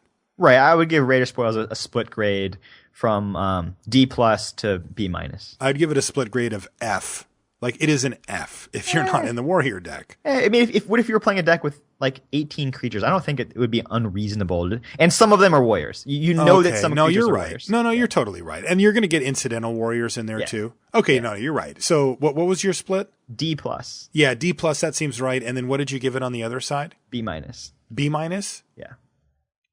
Yeah, I'm with B. Wong. That sounds right. Rakshasa's Secret. Great, I have to say that on camera. 2 and a black for a sorcery at common. Target opponent discards 2 cards. So just right there, we've already got Mind Rot, which is traditionally playable, but maybe not great. Put the top 2 cards of your library into your graveyard. So you mill yourself for 2 as well. I love which makes no mistake. That is an upside. Go ahead. Sorry, I just love the art on this card. It's a little creepy. A dude with a mustache is just very ambivalent about a tiger person, breathing down his neck. It's so bizarre. What if he's dead? Is he dead? I don't think he's dead. Why would you tell a secret to someone that's dead? That doesn't even make sense. I don't know. Raksasha is a interesting. Yeah.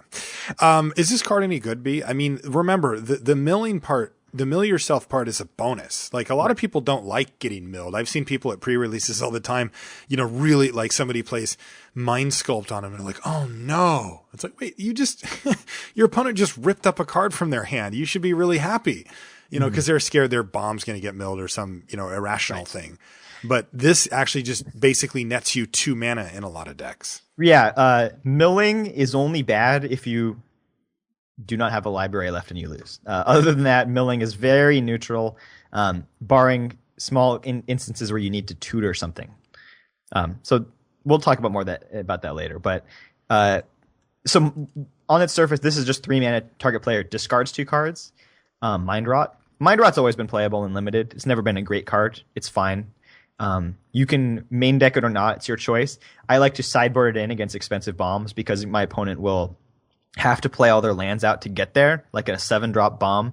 And then when they have 2 cards left in their hand, maybe they have 5 lands out, then I hit them with Mind Rot or hit them with Rakshasa's Secret and get those cards out. So you can play it like that. Or if you're just playing the Delve deck, I think you definitely want at least 1 Rakshasa's Secret.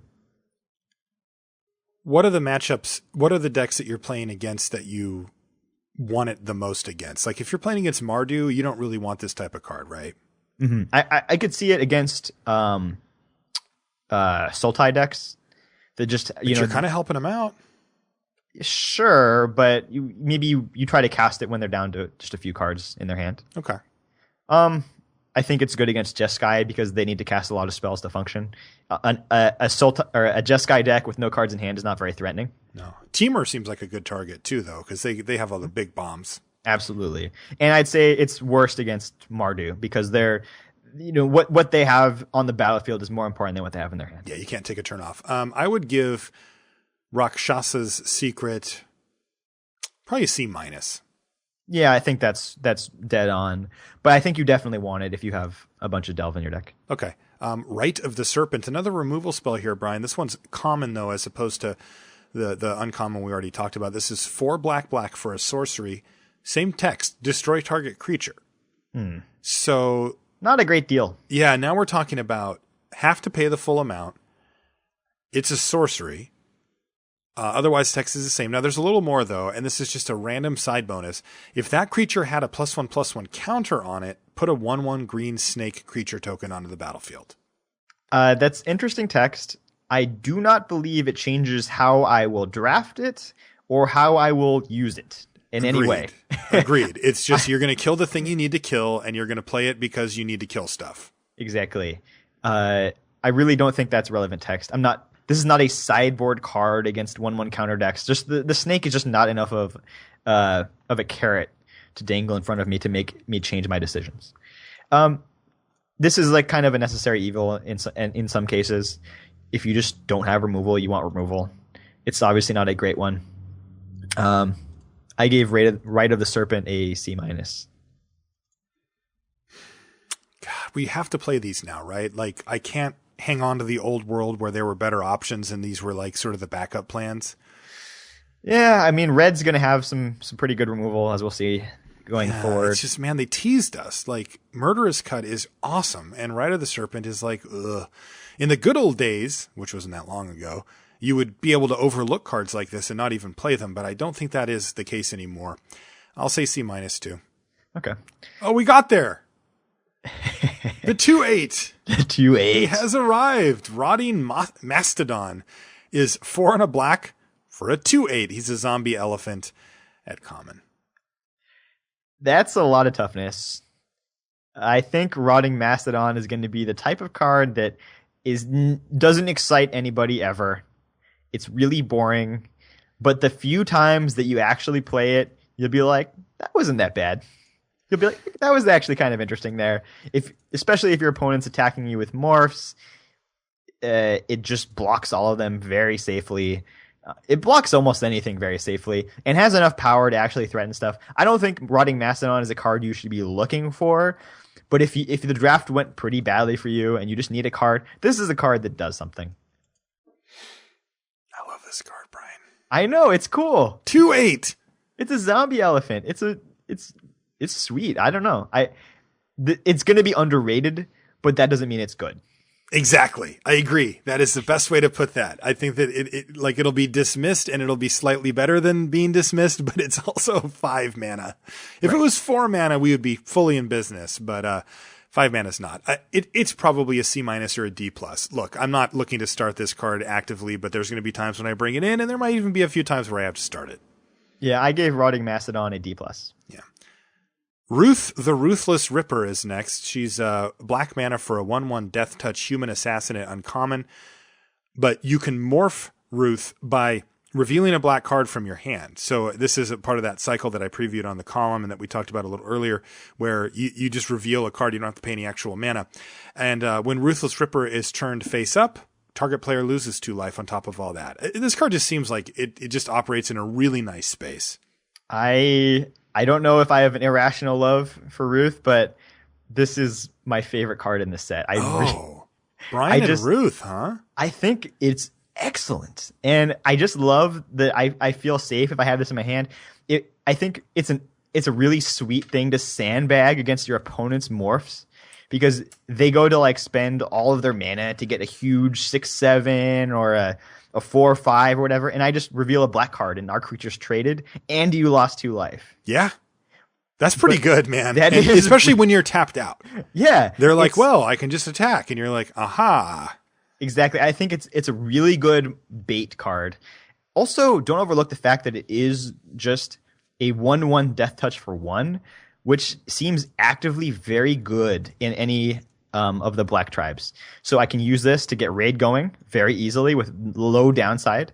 I can use this as a blocker in Sultai to buy the time, and it trades with any creature, so it's going to fill up my yard. I just think it's and with Obzon, this is your blocker while you're outlasting. I just think it's an excellent card in any black deck. I would never cut this card. I think it's great. Wow, I'm sold. Ruth looks great here. What are we talking about? I gave Ruthless Ripper a B. I think you went up to B. I'm going to go with B as well. After all the stuff that you just said, I can see it fitting into multiple archetypes and really putting in a lot of good work. And just I just like everything about it. And you can just play it and make them lose 2 life. It does all sorts of stuff. Ruth. Shambling Attendants is 7 and a black for a 3/5 Death Touch zombie. What do you think about 3/5 with Death Touch? It's a really weird spot. Right. It blocks so well anyway. It does block really well. It's 8 mana for a 3/5. Now, if that hasn't tipped you off yet, it also has Delve. That's important. That can be quite important. But, this isn't one of those spells like Dead Drop where you're like trying to get it down because it's such a powerful kind of unique effect that you don't normally get. This is just like, can I get this castable, right? Because you want this creature. A 3/5 Death Touch is a sweet creature. It attacks well. It blocks well. I think it's a great creature to have on the battlefield. You're just not going to pay 8 for it. You're going to pay 5 for it. No problem. Mm-hmm. I think we got a little sleeper on our hands here, Brian. So is the Shambling Attendants the reward for going all in on Delve, where I say, all right, turn 2 or turn 3, I'm going to play one of those spells that allows me to put 5 cards into my yard and cast it the next turn so I can get Shambling Attendants in play on turn 3 or turn 4. Is this the reward you're looking for? No, but that's not how the deck has to play. See, okay. I think that one way you can play Delve decks is to try to abuse it, right? You play that blue 2-drop, you dump a bunch of cards, and you get something really big early. But that's not the end of the story. The fact is, a 3/5 Death Touch for 4/5 mana is totally good. Like, I cannot think of a way to interact with Shambling Attendants that is profitable for our opponent. Like, they can never block the thing, right? They have to have like a 5/5 at least, and then any tricks we have are good. Especially Molting Snakeskin. Combo? Mm-hmm. Anyway, but I think you just use it incrementally. Like, like I said, like you play a normal game of Magic and you get up to your 5th mana and you exile a few things and you play this thing. And then the game carries on for a while and you kind of build up your yard with another 2 or 3 cards and a couple of mana on the battlefield. And then you get to play Treasure Cruise or something that you wouldn't normally get to play in an 8-drop like that. And all of a sudden you're just sort of incrementally valuing them out with Delve. And it's not so much about like a big payoff. It's more about incremental advantage, incremental mana advantage. So the question for me isn't, is this the big finish? It's just the question is, when can I realistically cast this card? Because if you cast it on your 8th mana, it sucks. It's way too late. But on your 5th, it's perfectly great. Like, it'll just shore up the ground game and either let you attack if that's what you're doing or let you block really well if that's what you're doing. I think it remains to be seen for me, because it feels like if you're only taking off 2 or 3 mana on these Delve spells, you're not really getting them cheaper that you could have gotten on just a normal card that didn't cost so much and have Delve on it. So it's weird. This definitely feels like an intermediate step in your game plan, right? The first thing I do is lock up the game with the Shambling Attendants. Then I'm going to start trying to do something else upon that, after that. So I think this is pretty good. I mean, how many Shambling Attendants would you want in your deck? Like between 7 and 8. Really? No, I'd want 1. I mean, I want 1 in the deck. Maybe like 2. I could even see 2. Right, that's the max, right? Yeah, 2 is the absolute max. 1 is probably just about right. But God, I got to say, how you just said that Ruthless Ripper made you feel safe? Yeah. Shambling Attendants, man. Right. This takes a lot more to get into play, though. Underrated. Going to be underrated. Okay. But what kind of grade kind do you of want like to give the it? Macedon as well. I want to say B- because I want to like show how much I like it, but realistically, it's probably a C+. I gave the attendance a C. I just think it's hard to give a grade too high of a grade on a card that I only want one of. No, that's fair. I mean, it is a common, so yeah, you could end up picking up more. Why don't we move on to Sidisi's Pet? We've already talked about it on the show on our little preview episode because this is one of LR's exclusive preview cards, but we'll go over it again. 3 and a black for a 1/4 lifelink zombie ape at common, but it's got morph for 1 and a black. Mm-hmm. So we said it would depend on several things. One is how good is a 1/4 lifelink blocker? Are there a lot of 1 toughness things attacking? Only from one clan from what we've seen, right? Right. Only Marty, and even then, like, I guess there are a fair amount of 2/1 attackers they have, but they also have some stronger stuff as well. So it's not like this is just a huge stop sign. But, reasonable against them. And then also how much augmentation is there in the set? How many ways do you have to make it bigger? Because lifelink with 1 power is not that exciting, but if you have ways to boost it, like we've seen with in M15 with the Pegasus, if you can put a Marked by Honor or something cool on it, or Inferno Fist, all of a sudden that's a huge threat and must be dealt with. So other than the snake skin and Siegecraft, I didn't really see anything that I was like that excited about. There are some cards that add 1/1 counters later on in green, and that could be reasonable with CDC's Pet. Overall, I don't think it's going to be a very exciting card. I don't think it's very good. Yeah. I kind of want it to be a little better than it is because I like really defensive creatures, but I don't think it's very good overall. I'd give it like a D. Yeah, I would give CDC's Pet a D+. I mean, I think anything with Morph is at least in that range. I think there's enough Morph stuff that we can get picky. Sultai Scavenger, this one's good. 5 and a black for a 3/3 flying. Bird Warrior, yes, another warrior that happens to be a bird somehow. That's black, that is common, and it has Delve. 3/3 flying for 5 and a black with Delve. Sultai Scavenger seems good to me in any type of deck. Yeah, I just think it's really good. Even in aggressive decks, your opponent trades off creatures. That's actually their ideal situation. Then you can cast Scavenger on turn 4 pretty easily. And a 3/3 flying for 4 is great in limited. That is very good in limited. It's going to cost itself appropriately based on what you need it to cost, kind of. Mm-hmm. I think Sultai Scavenger is really good. I don't know if I would. I mean, in theory, you could actually play a large amount of these, but they're kind of better the fewer that you have. So I think like 2 would be like a pretty good number. I mean, it's just true of all Delve cards, right? Absolutely, it is. Although this Sultai Scavenger is a 5-mana 3/3 flyer is very playable. You don't even have to reduce the cost by much to make it fine. No, getting it to 4 is great. Getting it to 3 or below is excellent. Now, what do you think about 6 though? Is that I've done it before. It's not great. Okay, it's not great, but that's going to happen fairly rarely. Sure. Mm-hmm. I like this card a lot. I actually think it's really good. I think it's like a B. Yeah, I gave Scavenger a B-, but it's definitely somewhere in the B range. Yeah, I think it's just sweet. Mm-hmm. Swarm of Blood Flies. God, that's a nasty picture. Yuck. It is 4 and a black for an uncommon creature insect with flying. It's a 0/0, so let's see what the story is here. It enters the battlefield with 2 +1/+1 counters on it. Not that big. Vanilla test is failing hard so far. 2/2 flyer for 5. Yuck. Whenever another creature dies, so that's any creature, put a +1/+1 counter on it. So that's I don't know if you want to call it the Lurgoyf ability, or I guess it's it's like the algae whatever. Right. Something's got to die. Yeah. How many things have to die before you're content, and how many things have to die before you're happy? 1 and 2. Yeah, that's what I was thinking too. Making it a 3/3 flyer for 5, you're like, sure. Making it a 4/4 flyer for 5, you're like, yeah. So get something to trade or whatever, and you're in business. Mm-hmm. So it kind of goes interesting. It goes differently in no matter what type of deck you play. So if you play an aggressive deck, you drop this and then attack in. Your opponent kind of needs to block, and then you end up with a big threat left over. Or you can play this in deck with like lots of removal, and this can be kind of like one of your few win conditions, and it kind of piles up. I think it's pretty good. It also, like, once it starts to grow, it puts pressure on your opponent to, like, do something. They can't just sit back. And if they're attacking into you, more and more things are going to die. This thing can spiral, like, out of control. And when it comes to these creatures that die, it kind of depends on what kind of ability is tacked onto them. And flying is just about the best one you can get. Yeah, it really is. I think Swarm of Bloodflies is a good card. Yeah, it's interesting. So let's talk a couple of our things. The first one is setup cost. Very high. Right, you need stuff to die. That can be tough to engineer. Your opponent knows that you want stuff to die, and they can try to play around it.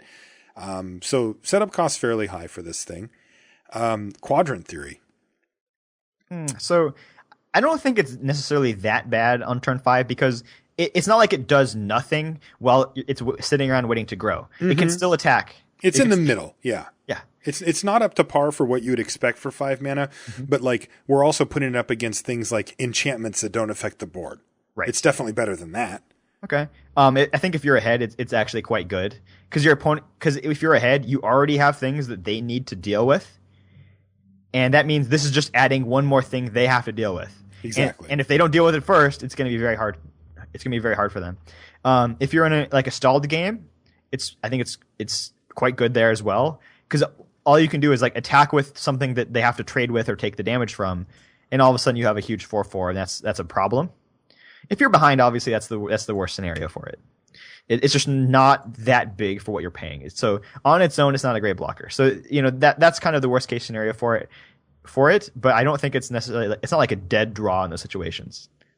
So all in all, I think it's Swarm of Bloodflies is a pretty good card. Grade B. Wow, really? Yeah.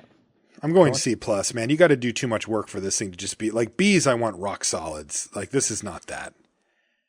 Upsides there though. I do see that. Throttle. This is going to get confusing with what is it called? Deadly Cut or whatever. Murderous Cut. Read it. This is an instant for 4 and a black. Target creature gets -4/-4 until end of turn. It sounds a lot like Murderous Cut, right? Instant, 4 and a black, kill something, usually. Sounds a lot like Lash of the Whip. But no delve. No delve.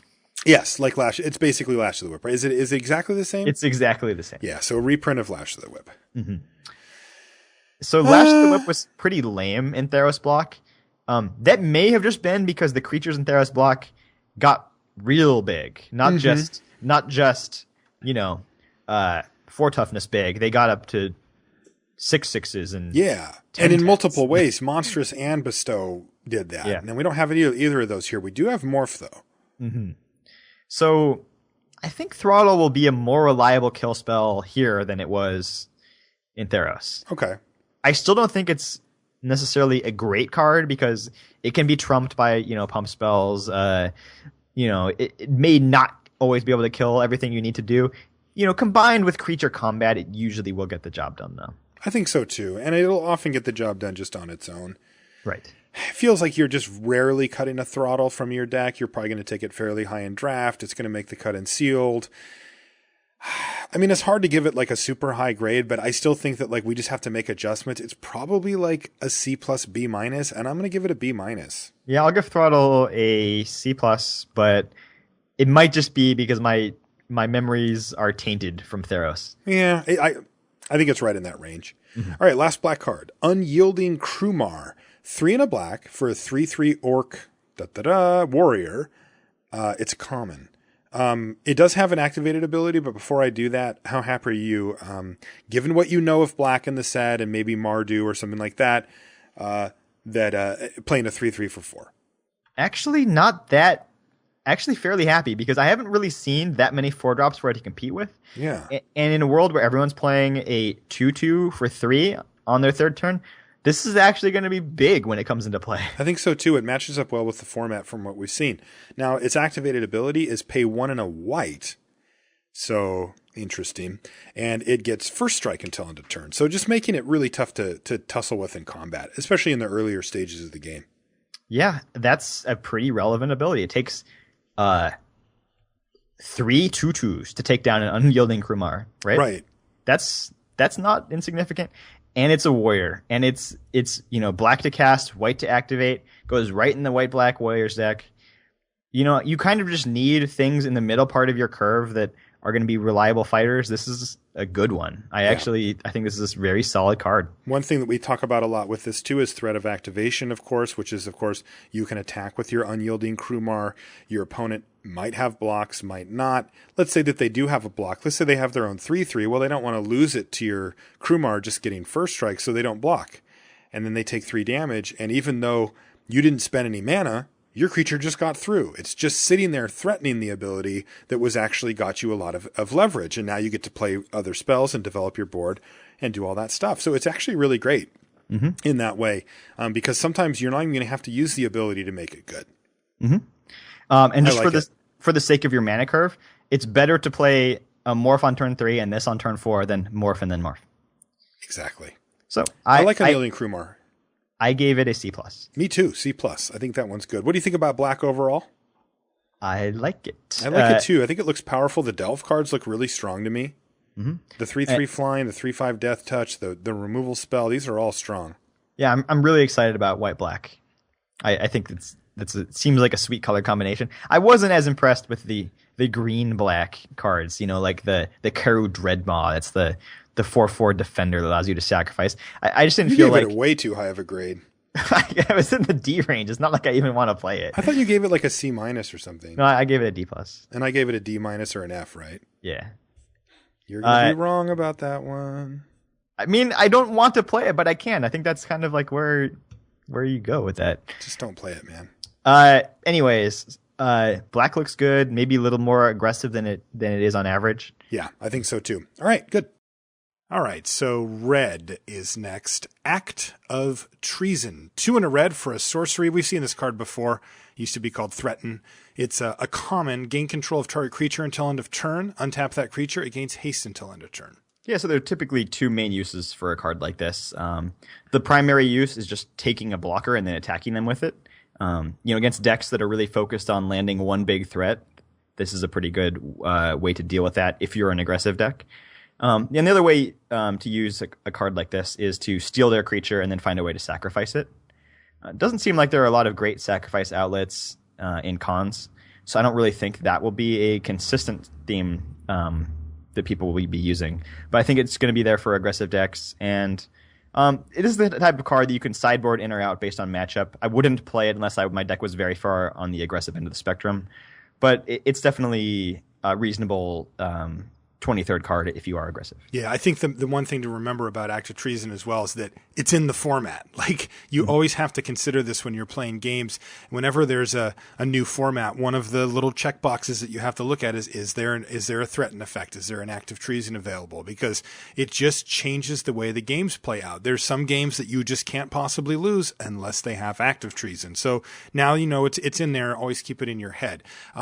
How do you grade it, though? I mean, it really only goes in aggressive decks.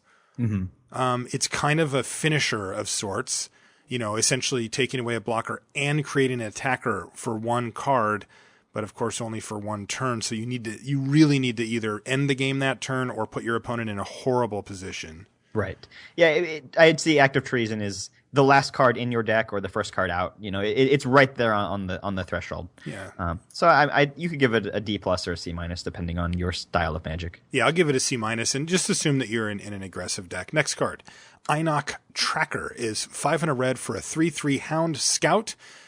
It's got first strike. It's a common, by the way. And it's got morph for 4 and a red. Like many of the morphs in this set, 5 is the magic number. That's where things get actually good. Right. Although I'm not really convinced that this Einok Tracker is really that good.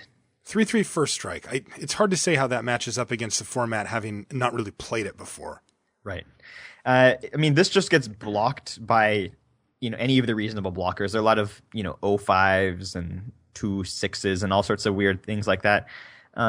I mean, you might get a creature the turn that you unmorph potentially, but I mean, I'm not sure how often people are going to be blocking once you have the 5 mana up and you're attacking with morphs. It feels like because that is the magic number, people are going to be a little more scared or only block with large things, in which case the tracker won't actually be able to kill them. And then the payoff's not really there if you unmorph it and hit him for 3. I mean, that's not obviously it's something, but that's not a big deal. Right. So I'm pretty skeptical that Tracker will be a great card, but certainly playable. Okay. Yeah, I think so too. It seems like right in the middle for me. I'd give it like a C plus just because it does have morph. It gives you that flexibility. It's easy to cast on sort of any of its modes, and I like that. I gave the Tracker a C minus. I just think you can do better. I think you're going to be able to eat a creature a decent percentage of the time, and that's a pretty big deal for 5 mana. That may be true. The next one, oof. Yeah, Arc Lightning. This one's back. So 2 and a red for a sorcery at uncommon, and it deals 3 damage divided as you choose among 1, 2, or 3 target creatures and or players. This has been a premium kill spell at any time it's been in a set. Yeah, so good. Mm-hmm. It has no restriction too. Like you can do 3 to 1 thing. It can be a player or a creature. You can do, and it's like you can divide them up all the way over the course of 3 different targets or 2 different targets or just 1. It's so flexible and so great. Right. This is the type of card that can get you card advantage very easily, and it's the best type of card advantage when you get to kill 2 things that are actually in play, rather than things from the hand or some other zone. My one doubt about Arc Lightning, and it's certainly not saying anything bad about the card, that it's it's still going to be one of the better cards in the set, is that I just don't see a ton of 1 toughness creatures that people are going to be playing. Right. So I think it might be a little bit difficult to get a 2-for-1 with it. The 2-for-1, the idea being I kill your morph and I kill your 1 toughness thing, right? Right. So, I mean, it looks like, Mardu decks will have, a fair amount of 2/1 creatures or 1/1 creatures early on just because they want to get raid going early. But outside of that, I just don't see a lot of good 1 toughness targets. Yeah, there's a few in Jeskai as well that you're going to be able to kill. Right. I think both of those clans are going to be a little vulnerable to Arc Lightning. The fact is, though, you're right. Like, maybe it's not completely maximized, but this is generally still just a very high pick and a great card, right? Absolutely. So, I mean, for as much doubt as I had, I gave Arc Lightning a B. Although in some sets, I could see it easily being a B plus or an A minus. Yeah, I'm still going to give it a B plus. I'm just going to have faith here. I agree with everything you said, but I just feel like you can find the right spot, and occasionally you just dome them. Sure. You're like, 3, take 3, you're dead, Yep. Now this next one's a little not quite as good as Arc Lightning. It's called Arrow Storm. Mm-hmm. It's 3 red for a sorcery, but this one's a common, so it's easier to find. It deals 4 damage to target creature or player. That's a big deal. That's pretty nice, right? The versatility to hit players is huge. It's what cards like Lava Axe have appeal, and those can't even hit creatures, right? But I just think that having that additional versatility to close out a game and deal the final 4 points of damage to your opponent, your opponent has stabilized the game, and you just don't have there aren't that many things that are going to get you out of that situation, and just being able to deal the final damage to their face is huge. Totally. And there's more. But wait, there's more. Okay. Raid. It's got raid. If you attacked with a creature this turn, instead it deals 5 damage to that creature or player. Right. So now we're talking 5 mana for 5 damage, and the damage can't be prevented. Right. So, I mean, this card is just straight up way better than Lava Axe. And it's so also much better. And a very reasonable kill spell that will kill most things in the format. So I think Aerostorm is really good. My only concern is the double red and the mana cost in a 3-color set. That's you might not always have the mana. You're gonna have to work a little bit to find it sometimes. That said, the ability to deal the final 5 damage to your opponent's face will be huge, especially if you're playing an aggressive Mardu or Jeskai deck. Yeah, I like this card a lot. Compare it to something like an X spell like Blaze or whatever. Yep. Right, where it's even a little more efficient if you happen to have that 4 toughness or that 4 power creature. Right. I like it. I think this card's pretty good. I mean, for 5 mana, it's going to get the job done. Right. The downside of a card like Lava Axe is that if you draw it and you're on the back foot, you just can't do you can't get anything out of it, But a card like Aerostorm can just pick off a creature as well. So, I mean, that raises the grade so much. I was prepared to give Aerostorm even like a B. I think it's going to be really good in any type of deck. Yeah, I'm going to give it a B minus. I think it's still sorcery speed and pretty expensive, but yeah, that thing's going to get some work done. Next we have Barrage of Boulders, 2 and a red for a sorcery at common. It deals 1 damage to each creature you don't control, and if you've got Ferocious, so if you control a creature with power 4 or greater, creatures can't block this turn. Right. So that's your falter effect. I've seen mass removal, kind of like tiny mass removal tacked onto this falter effect, a fair number of times. So I'm kind of familiar with this card, even though it's a new card. It feels like a card that's primarily a sideboard card, but you could main deck it because it kind of has some application no matter what. I don't think there are that many great targets with 1 toughness, so I would probably prefer to play the barrage out of the board. But if you are also playing the teamer deck and you just have a lot of fatties, being able to make things not block is pretty valuable as well. It is. It's conditional, right? It's narrow. But when you want that, you really want it. And when you resolve that, a game that your opponent thought they had really stabilized in will end. Right. And that's a big deal. And there are times when you don't necessarily have enough, unblocked damage to kill them. So you could actually use the barrage post-combat just to finish off what blockers they left alive, with the extra 1 damage. Yeah, sometimes you have to get creative with cards like this to try to get a card or 2 out of it. Right. So I think that this is a pretty versatile card. I don't think any, either half is really a great reason to main deck it, but you put it together, I think you're going to find uses more often than not. I would basically never play more than 1, at least in the main. But I think this is a card that you could main deck, but I will cut a fair amount of the time as well. That's what I think too. It feels like one of those cards that you can imagine good scenarios, but it just never quite makes the cut. I'd give it like a D+. I think that you'll see it occasionally, and it can be a blowout, but it'll also be very, very bad sometimes. Right. And the question for me is really just like, if I'm playing teamer and I have a bunch of fatties, will it be a win condition? And if I'm behind, will it kill enough of my opponent's threats that, just from the first effect, that I'll still want it? If it hits both of those axes, then I can see it being main decked pretty consistently. Right.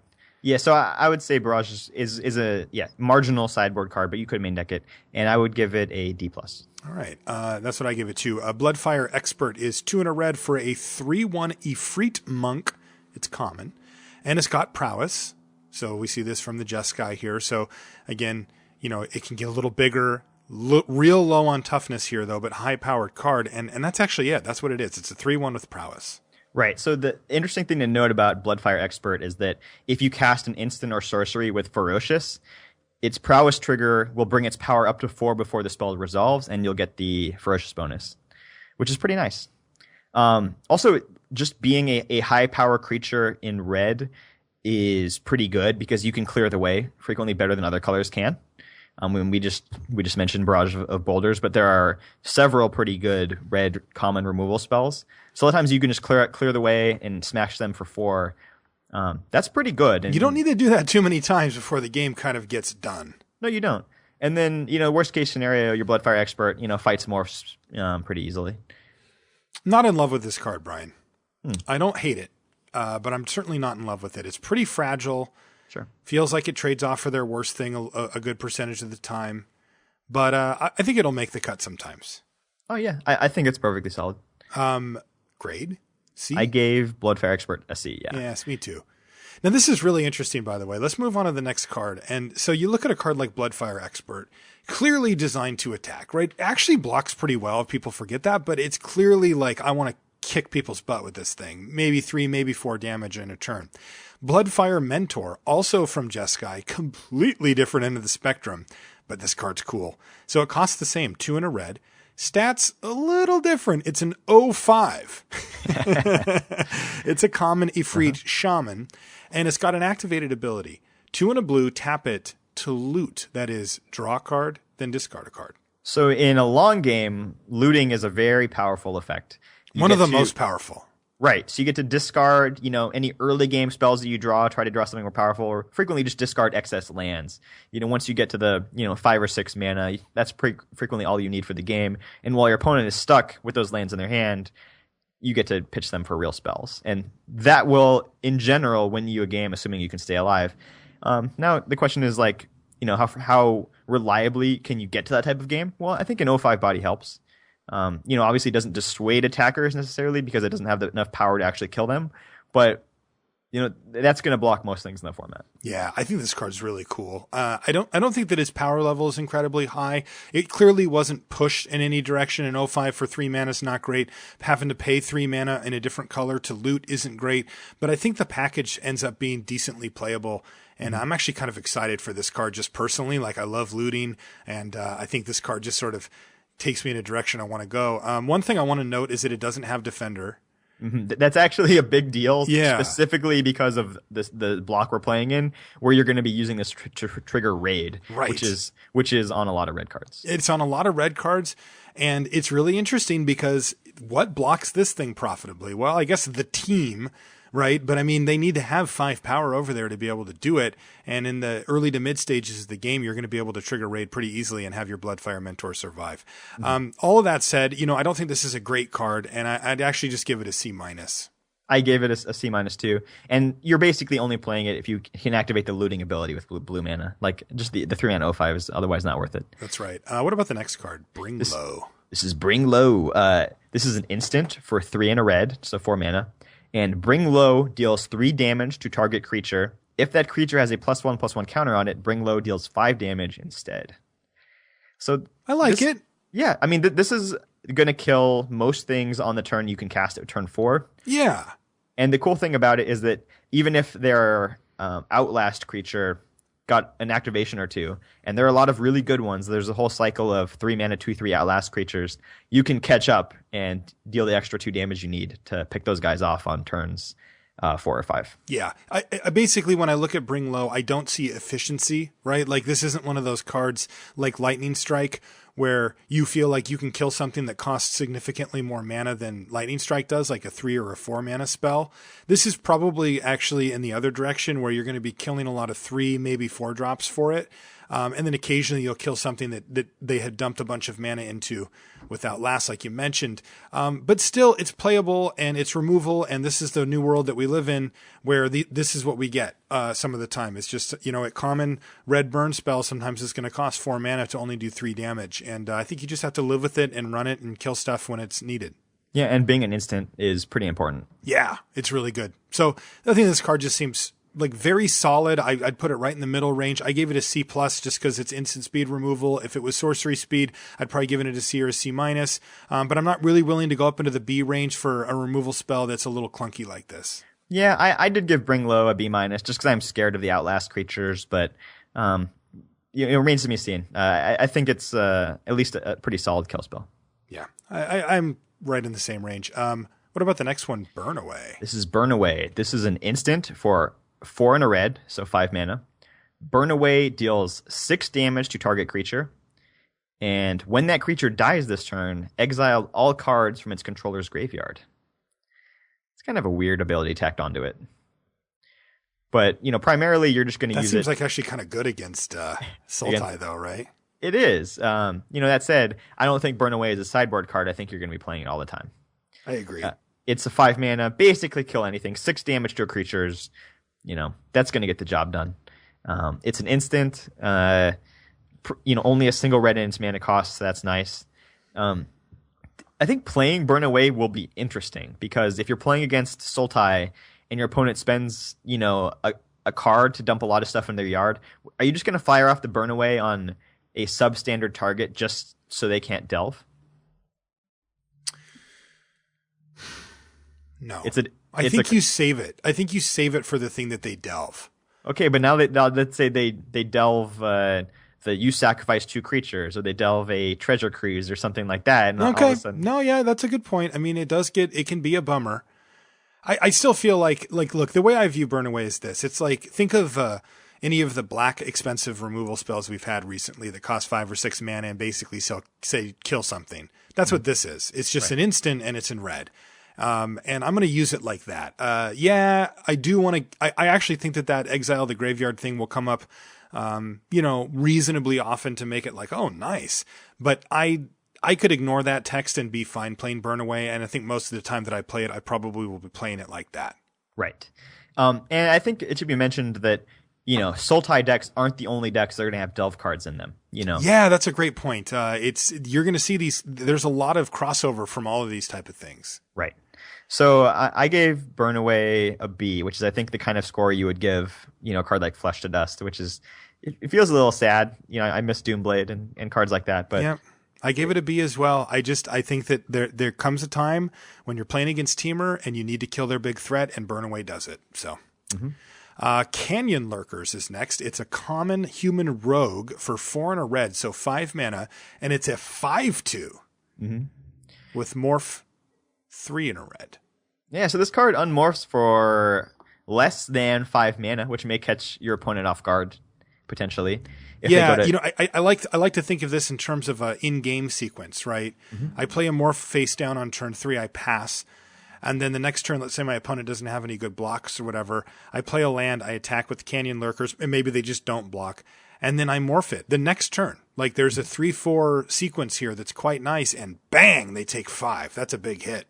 Yeah, and I also think people are going to be blocking on turn 4 with cards like Bloodfire Mentor. It's an 0/5. Green has an 0/5 that I think is probably playable. And I think people are going to feel pretty safe blocking with those things on turn 4 before you get to the magic number of 5. And Canyon Lurkers is one of the few cards that can punish that block. I like it. I recognize that it's fragile, but I really like the fact that it's cheap to unmorph and it hits so hard. It's also the kind of card that can like the sequence I said, right? So morph face down, attack, hit him for 5. Then the next turn, your bounce spells get a lot better. Your falters get a lot better. Your teamer stuff is turned on because you control a creature with power 4 or greater. So ferocious is going.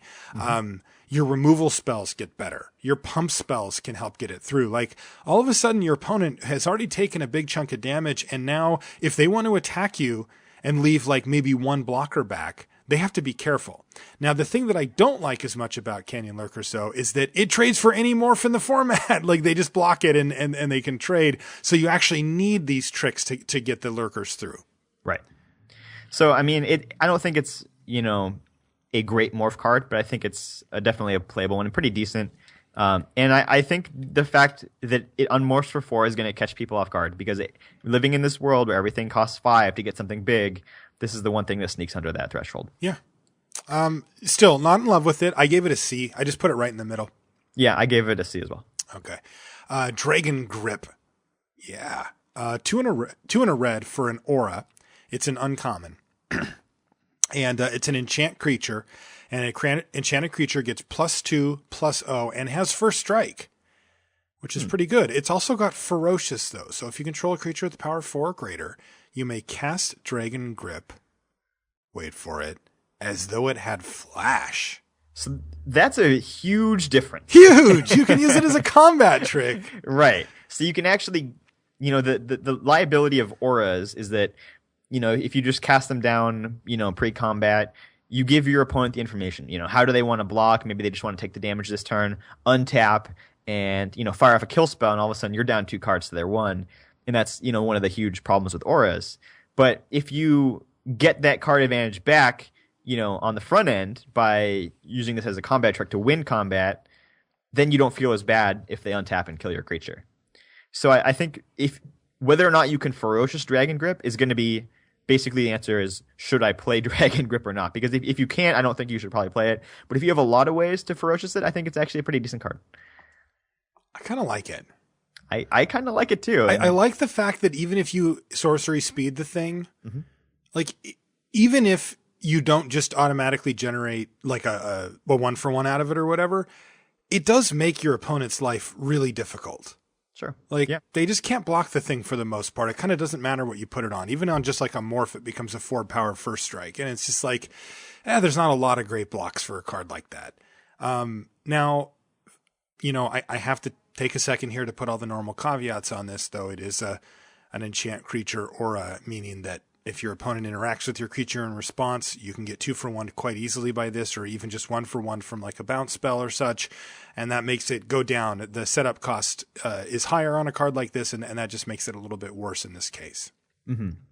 I love the ability to flash it in, though. That is pretty cool. Yeah, I mean, if you can do that, the card gets really good.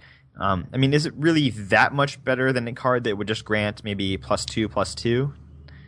I'd say no. I'd say no as well. Right, and that was a card in Theros, Feral Invocation. Feral Invocation, yeah. Which even in a format that cared about, targeting your creatures or whatever, was, merely an okay card. Yeah, and you could always do it at Flash. Right. Yeah, so I'm not going to give Dragon Grip a huge grade, but I see some potential here. I think you're going to be able to get people with it occasionally, and for once, it's an aura I don't hate. Oh, there you go. And being in red is huge because using Dragon Grip to sneak through a little bit of damage early could set you up for an Arrow Storm to the face to finish them off. Yes. So if your opponent's trying to play the card advantage battle, you can fight them on a different axis, which is, I just want to deal 20 damage to you. Right. So all of that being said, we've recognized the high points and the low points. Overall, I don't think Dragon Grip gets a high grade for me.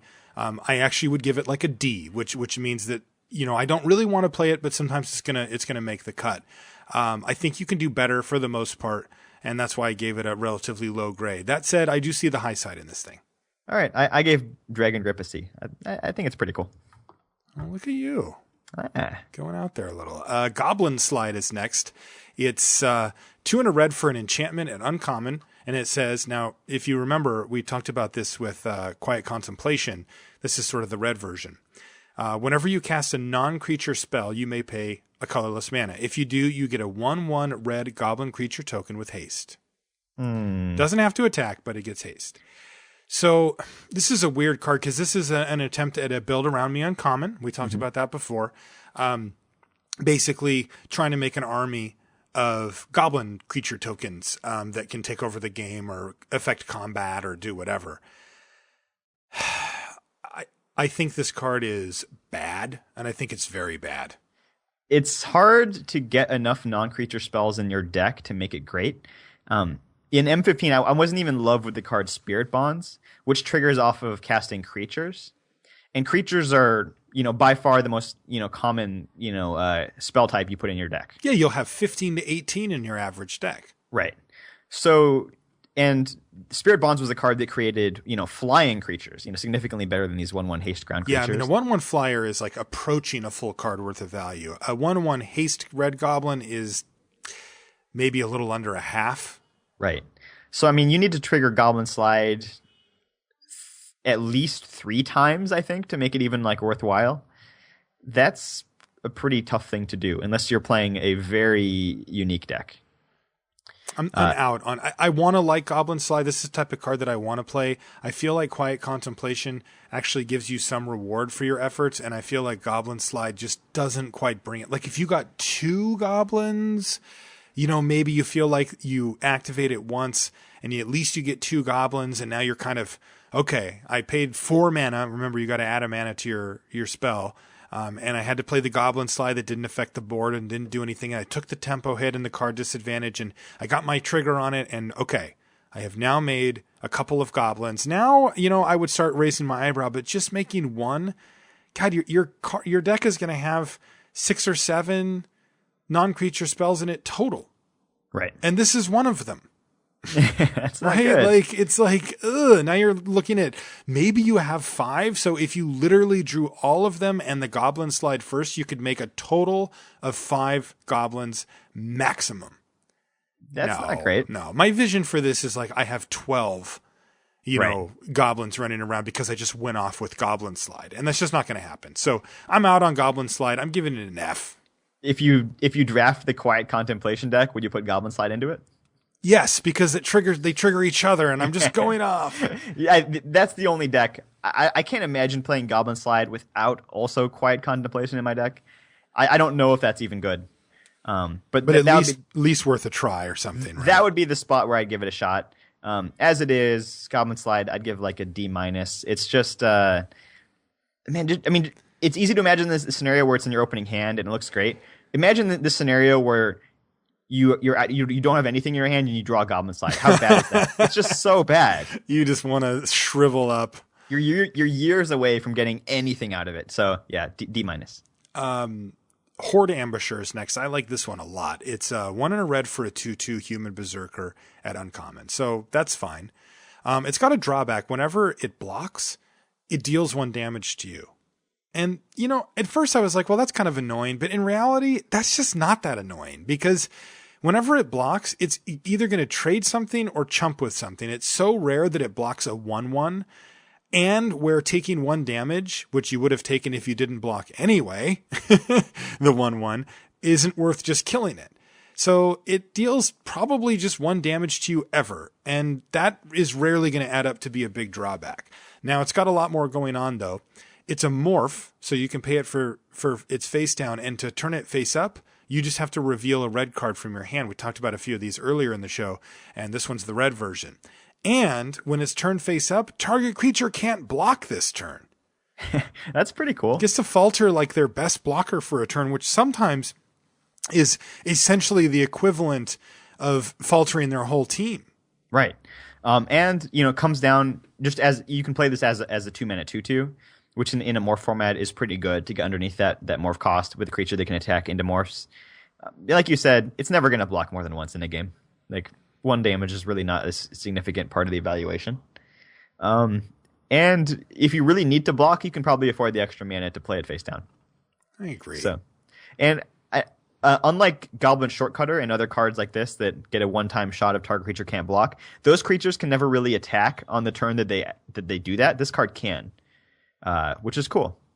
I think it's pretty solid, and you're going to want this in any type of aggressive deck. I think so too. I think that it's a trap to think that, well, it's a morph at a 2/2, and then it doesn't even become even bigger, so that's lame. And it has this blocking thing. Like, don't get caught up in all that stuff. This card's good. It's aggressive. It affects the board in a meaningful way on turn 2, or when you flip it up. You can even play it and do it immediately. I think Horde Ambusher is really, really good. And I think if you're beating down, you really want them. I actually gave Horde Ambusher a B. I gave it a C+. I like it. I'm not convinced that it's as good as, like certain kill spells or whatnot. Dude, free morphing is nice. It is. Hordling Outburst. 1 red sorcery, uncommon. Put 3 1/1 red goblin creature tokens onto the battlefield. That's a lot. And That's a lot. You do get 3 Power and Toughness for 3 mana, which is a good deal. Especially in red. Sure. And now there's other cards that we'll see in a little bit, like Trumpet Blast and that kind of thing that can really make these cards good. I think that ideally you really do want to be in a token strategy to make Hordling Outburst, a card that you really, really want. But I could see playing it in really any red deck. Yeah, you could play it for sure. Even if you're a controlling deck, 3/1/1s to block with is really not bad. The main issue is that the double red and the mana cost. Yes. So if you're going to want to cast this card on turn 3 reliably, it's going to be hard to do. So I'd be a little bit worried about that. Yes, like you said, playable in a deck that isn't, based on token and token pumping. But if you are token and token pumping, then it's actually quite good. By the way, LOL, compare it to Goblin Slide. Right. It takes Goblin Slide a lot of work to be as good as Hordling Outburst. Right. I like this card a lot. I think it's really powerful. I think it's going to be a little underrated to start with, maybe. And I actually gave it a B-. I gave it a C+ just due to the casting cost. I like this. I'm giving... You're giving higher grades. I'm giving higher grades than you. What is going on here? Leaping Master is next. 1 and a red for a 2/1 human monk at common. You can pay 2 and a white to give Leaping Master flying until end of turn. I'm not a fan. What do you think of this one, Brian? I'm not going to be activating this in the early game, most likely. But it is a way to give your 2-drop a little bit more life throughout the length of the game. Mm-hmm. Once you get to the part of the game where you actually don't have much to do with your mana, then you start activating Leaping Master, and that's significant. It can be, yeah. It tussles with morphs. Right. And mostly I'm putting Leaping Master in my deck because it's a 2-mana 2/1, and I'm playing, an aggressive deck, or I just want to block morphs in the early turns. I think Leaping Master is a totally respectable 2-drop, especially if you have the white mana to activate it. I'm a little down on it. I think the 1 toughness is gonna come back to bite it sometimes. And yeah, different color and kind of expensive means that its special ability isn't that great. We're looking at what's often going to just be a Goblin Piker, and I think that in a really powerful set like this, that's going to get outclassed fairly quickly. So you're really going to need to have a good reason for a card like this. I think if you want it, you probably want, a couple of these at the most. I gave it a C-. I think it's playable, but not exciting. Yeah, I gave Leaping Master a C. Mardu Blazebringer. Who ordered the Blaze? This is a cool looking card. It's an Ogre Warrior for 2 and a red, so 3 mana, and it's a 4/4, which is way ahead of the curve. Yeah.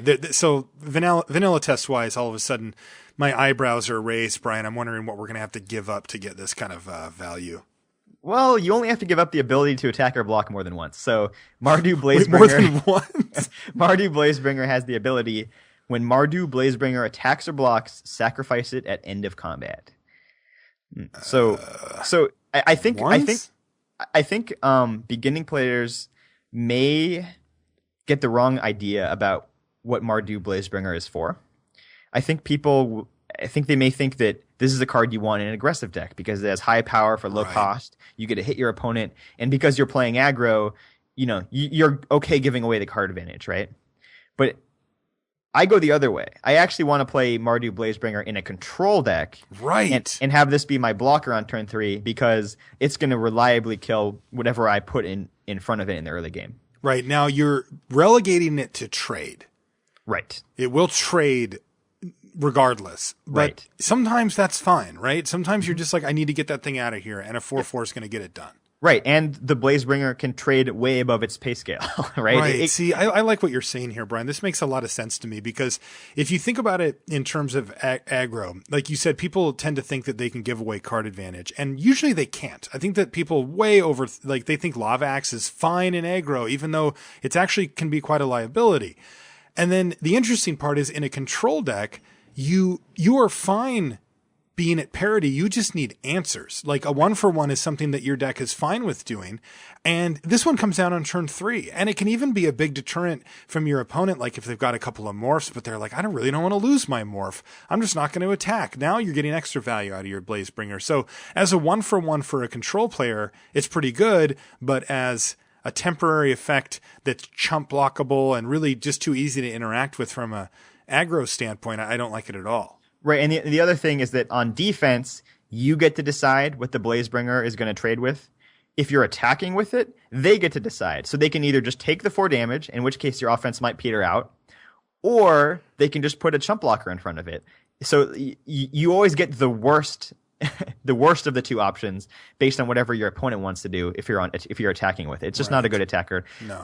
If you play on turn 3, you think, I can sneak through the defense, but then you don't have any lasting board presence, and that's a huge deal in an aggressive deck. Right. So, like I said, Blazebringer, you only play it in controlling decks, in my opinion. One other thing I wanted to mention though is that it also does trigger Ferocious. Mm-hmm. Yeah. So you can just have it sitting there, maybe holding off some creature on the ground and triggering it Ferocious for only 3 mana. There's only, as far as I know, there's only one other non-rare that keeps Ferocious going for that cheap. And that can be important, if you've got a whole lot of Ferocious cards. Yeah. So, like I said, you're only playing this in control decks. That's my opinion. And as such, I would give the Blazebringer a C-. I give it a D. I don't think this card is one I really want that often. Even in a control deck, I think you can do better. I just would rather have like any reasonably good blocker that can just repeatedly block, double block or whatever. So I gave it a D. I just like its ability to trade up with, 3/3s and 4/4s. It can block those things where other cards that cost 3 can't. Sure. Mardu Heartpiercer, what does that do? This is going to be one of the premium cards in the set, probably. This is a human archer for 3 and a red, so 4 mana. It's a 2/3, so a little bit wimpy, but it has a very cool raid ability. So when Mardu Heartpiercer enters the battlefield, if you attacked with a creature this turn, Mardu Heartpiercer deals 2 damage to target creature or player. So they call these 1/8/7 creatures because they come down and kill something. They murder something. Exactly. 1/8/7 creatures are kind of bread and butter time for limited. I mean, if you can get an actual kill out of this thing, it's fantastic. Right. And I think 2 toughness will get the job done frequently in the format we're playing. I think this card's excellent. Yeah, I think it's quite good. And I think it actually, in some ways, warps the games of Magic a little bit, because if I know my opponent's playing with Heartpiercer in their deck, I'm going to be more likely to block and trade off creatures, even if I feel like my trades are a little bit bad, because I don't want my opponent to be able to cast this after combat and kill the thing that I was holding back anyways. Right, that's the thing. And I mean, they can still hit you, but that's so much better. Just taking an additional 2 damage. Also, this thing just seems like a Morph Hunter Supreme, right? Absolutely. Like it kills morphs and it's a 2/3, so it blocks them. Right. Yeah, Mardu Heartpiercer seems like the real deal to me. Mm-hmm. And in an aggressive deck, you want any ways to get a big shot at tempo in the first, 3 or 4 turns of the game. This is a card that can do that. Oh man, can you imagine if this is your 4-drop off of a 1-2-3-4 curve or a 2-3-4 curve? Right. It's also just your way to pick off good blockers. Like maybe they block your 2/2 with their 3/3. Post combat, you play your Heart Piercer, finish it off, and you didn't have to give up a whole lot to do that. I think that's good. I mean, you can deal the last 2 damage to your opponent. Even if you're playing a more defensive deck, I think you can find a way to sneak in something to attack with to pick off something. I just think it's going to be a great card for any deck that can cast it. I think this card's fantastic. Yeah, I think that this is going to be one of the big Roan tests we see too, which is I'm on the play, you're on the draw, you play a morph on turn 3, I draw my card for the turn, play a land, attack with some stuff, and then play Heart Piercer to kill your morph. I just think that kind of tempo is just savage. Right, it is. Yeah, this card's great. I would give Mardu Heart Piercer, I'm going to give it a high grade. Oh, can I go B+? It's at least a B. I'm going to go B+. I gave it a B+ too. Yeah, wow. 2 for 1 city. In a world full of morphs, shocks are amazing. Mm-hmm. Mardu Warshrieker, what does that do? This is an Orc Shaman for 3 and a red, so 4 mana, and it's a 3/3. So you're in Hill Giant country, as they say. And this card has Raid. So when Mardu Warshrieker enters the battlefield, if you attacked with a creature this turn, add red, white, and black to your mana pool. So you get to add Mardu to your mana pool. I can think of a lot of things I might want to do with that. Maybe just play a morph, play some other card that has Raid to follow up with. This is also sort of a mana fixer, which I really like. Yeah, it is. Because later in the game when you have more lands out, you may be able to use this in addition with some other lands to cast an expensive card that has red, white, and black in the mana cost. I think that's a big deal. Worst case scenario is you can't even use the mana and you just get a 4 mana 3/3. That's not even a bad deal. No, it's not bad at all. And there's no requirement for that. You can still just play it. Mm-hmm. I think this card's really good, Brian. Yeah, I think it's really good. I think we got a sleeper on our hands here. Absolutely. And like I said, aggressive decks need a way to get a real shot in the arm of tempo, and this can definitely do it, assuming you have a spell to follow it up with. I'm going to give Mardu Warshrieker a B. I gave it a B-, but I think it's going to be a pretty key common. I'm going to give it a B+. Wow. I think this card, I think that what's going to happen is, like, in the aggressive decks, they're going to play Mardu. Like, you're either going to get Heart Piercered or Warshriekered, and you're going to be really unhappy no matter what. Mm-hmm. I mean, I think it's an excellent card. I'd be a little hesitant to go up there with some of those real premium uncommons, though, as far as grade. I think this is what Mardu wants to be doing. That's what I'm basing it on. So we'll see. For sure. Monastery Swift Spear is red mana for a 1/2 haste human monk at uncommon with prowess. See, I'm a little bit scared that when I see this card, I'm going to think the same thing I thought about a card like Favored Hoplite, and I just kind of dismissed it, and maybe it's good. Okay. On the other hand, Favored Hoplite got +1/+1 counters. Mm-hmm. This creature only gets the bonus until end of turn, which seems significant. It does, especially given that, like, the way I think these games play out is like turn 1 Swift Spear attack, you take 1. Okay, no problem. They play a land, they say go. Then your next turn is probably going to be a creature, ideally, right? Like you play a 2-drop creature, you attack again just for 1 with the Swift Spear. Your opponent maybe plays something, maybe doesn't. The third turn of the game, I think ideally you'd like to play a morph. I think that's going to be the thing that happens the most often. So the Swift Spear again just hits for 1. Now, on the fourth turn, now things are kind of opened up. It might be a creature. You might have two drops to play. You might have a trick. I don't know. And the question becomes, does your Swift Spear get through their morph? And it kind of does. If they play a morph on their turn and pass, you do get to attack with Swift Spear and probably get in there. The question, so that's actually a nice sequence. The concern comes in with, what if you draw it at this point or later, right? Like, does it pull its weight then? It feels like it has such low impact late in the game and medium impact early in the game that it doesn't really add up to being something that I'm super excited about. Yeah.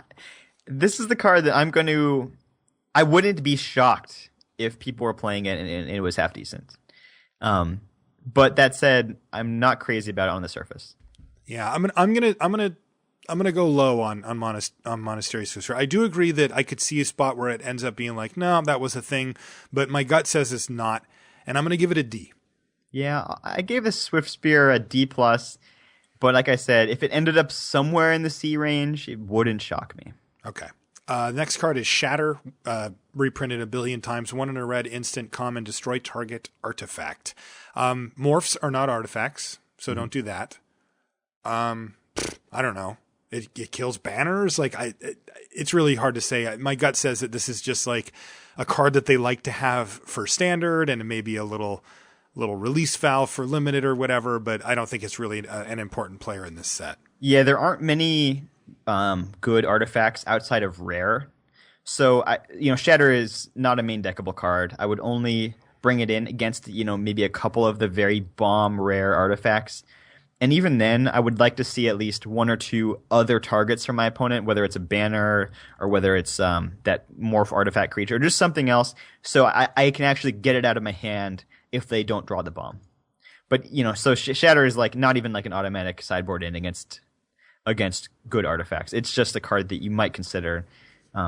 It's like a D-, but sideboard. I put only. it in sideboard. Yeah, Right. I like having a sideboard category where we don't have to put a letter grade on it because it's like it's just I don't think Shatter's ever really that great, but yeah, it was great in Mirrodin. Yeah, true. I mean, in this set, This is not Mirrodin. Right. All right, buddy, we got there. We have reached the summit. So Summit Prowler. This is just for you, Brian Wong. It's all downhill from here. Wizards of the Coast R&D loves Brian Wong, and they have given you a card that is 2 red for a 4/3 with flavor text. Now, it's not a Borderland Minotaur this time. It's a common. It's a Yeti Summit Prowler. Yeti. So this is the Wongiest. It is. I think in Khans, I would prefer a 3/3 that is easier to cast rather than double red in the mana cost. It is a little concerning in a 3-color set. Yeah, that's a big deal. Red needs to be, your main color. I'm not crazy about Summit Prowler in this format. I think it's okay though. Oh, Summit Prowler's sad. You're supposed to be his best friend. Yeah, I think the cards that are going to be the Wongiest in this set are going to be some of the uncommon creatures that cost 3 and a color, and do a kind of similar job to Summit Prowler. Okay, so where do you put the old Prowler here? C. Right in the middle? Yeah. Yeah, I gave it a C- just because of the fact that I think you can do more powerful things. I think morphs are just generally more flexible, and because of the double red. Mm-hmm. Swift Kick. Hi-ya. 3 and a red for an instant. Target creature you control gets +1/+0 until end of turn. This gets weird. It fights target creature you don't control. So I'm not What's crazy up with this. I'm not crazy about Swift Kick. One, it's in a color that has plentiful removal. Red, yeah. There are a lot of good common and uncommon kill spells. Red creatures don't tend to be so big that they can win fights. You might just be trading fights a lot of the time. And 4 mana is a lot to pay for a card that has drawbacks. So like a normal kill spell is pretty easy to use. Fight is dangerous. If your opponent has mana available, they might kill your creature in response. They might grow their own creature, and then your creature just flat out dies. There are a lot of ways to get 2 for 1 with fight cards. So I like them to be cheap and have a little bit better riders than Swift Kick does. I think it's intended to go maybe in a Jeskai deck where you're activating prowess, and I could see that being okay. But as such, I think Swift Kick is a pretty suboptimal card. You just kind of want to kick it to the curb. Yeah, I'm pretty down on fight in general already, and I don't think this is a good version of a fight card. The +1 power on a fight thing is just insulting. Like, are you supposed to have a bigger creature already, like in say Teamer? Instant speed fight something and then just like get it an extra damage, like maybe you attack with everything or so. I'm having a hard time figuring out how this is supposed to go because I'm so used to sorcery speed fight. Right. I don't like it. At 4 mana too, it's really expensive. I mean, obviously if this said target creature you control gets +1/+1 until end of turn and does this, it completely changes it. Yeah. It doesn't. Even then I wouldn't be a huge fan, but it would be definitely better. I just don't think this is the right world for a Swift Kick. D? I gave it a D+. D+, yeah. I mean, it still could be decent in some decks. Sure, and bad removal is still playable from time to time. Okay. Tormenting Voice is 1 and a red for a sorcery at common. As an additional cost to cast Tormenting Voice, discard a card. So how are we feeling already? Well, I don't know. What do I get? I mean, how am I supposed to answer that? It's a 2-for-1. That sounds horrible. That's exactly what I'm asking you is what kind of a bar, like you expect a lot here, right? Yeah, sure. I don't know. Really? I don't know. If it said do 1 damage to a target creature, you probably wouldn't play that, right? No. It's got to be a lot higher than that. All right. You get draw 2 cards. Okay. So this is an interesting card. So it doesn't give you card advantage or card disadvantage. It's card parity. But on the other hand, you get some card selection. You get to get rid of a card you don't want and the Tormenting Voice. And maybe you draw some better stuff. You could use this as kind of like a smoother in the early game to help you try to draw lands if you're short on lands. In the late game, you can use it to, pitch an extra land to try to draw spells. And the other thing I like about it is that it puts 2 cards into your graveyard, which you might use for Delve. So I could see in a deck with maybe blue and red mana, you could, power through this to help get on a Treasure Cruise. I don't think Tormenting Voice is a great card, but I think it's very, very playable in the fact, if you need a card, like this can do work. And I think being just in a multicolor set gives it a lot more value because you're more likely to have cards in your hand that you can't use. And this is an easy card to cast, and it may find you the lands or spells that you can use. So it's sort of like looting, right? Mm-hmm. Yep. I think they call it rummaging, perhaps. Yeah. Because you discard before you know what you're going to get. And you have to discard this too, essentially. Right. I think it's fine. I don't love it, but I think it's fine too. Like, is it a C? Like, is it a card you think you'll see played quite a bit? I would say I think it will make the cut about half the time. Half the time. Okay, so a C- type card? Yeah, I would give Tormenting Voice a C-. I'll just join you on it. I'm having a really hard time figuring out exactly. I need to play with it or see somebody play with it before I can come down on a grade. I think it is well positioned in the format, though, thanks to Delve and thanks to the format being multicolor. Okay. Trumpet Blast. You have to make that sound every time you cast it, by the way. Two in a red, instant, common. And attacking creatures get +2/+2 and +2/+0 until end of turn. Big difference there. Yes. I wanted to make sure that I took a pause to correct that because that's huge. Mm-hmm. But all of a sudden now at common, we have an enabler for these tokeny Mardu decks with the 1-drops and with the goblin tokens and that kind of stuff that we've been sort of poking around at through the course of this review already. Right. This is the finisher. This is the finisher, and I think that is specifically the deck that wants Trumpet Blast. Although I have played a card like Trumpet Blast in just a more general aggro deck that didn't quite get there on removal and just had a ton of creatures. I think it's marginally playable in that type of deck, but actively good if you have multiple token makers.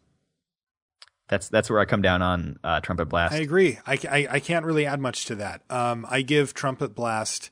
Look, I'm assuming you have tokens. If you don't play it. Like, it's not good on its own. I could see a couple spots where you might want to, but man, generally speaking, just don't. Mm-hmm. But if you have tokens, I think this is your finisher, and I'm going to give it a C+.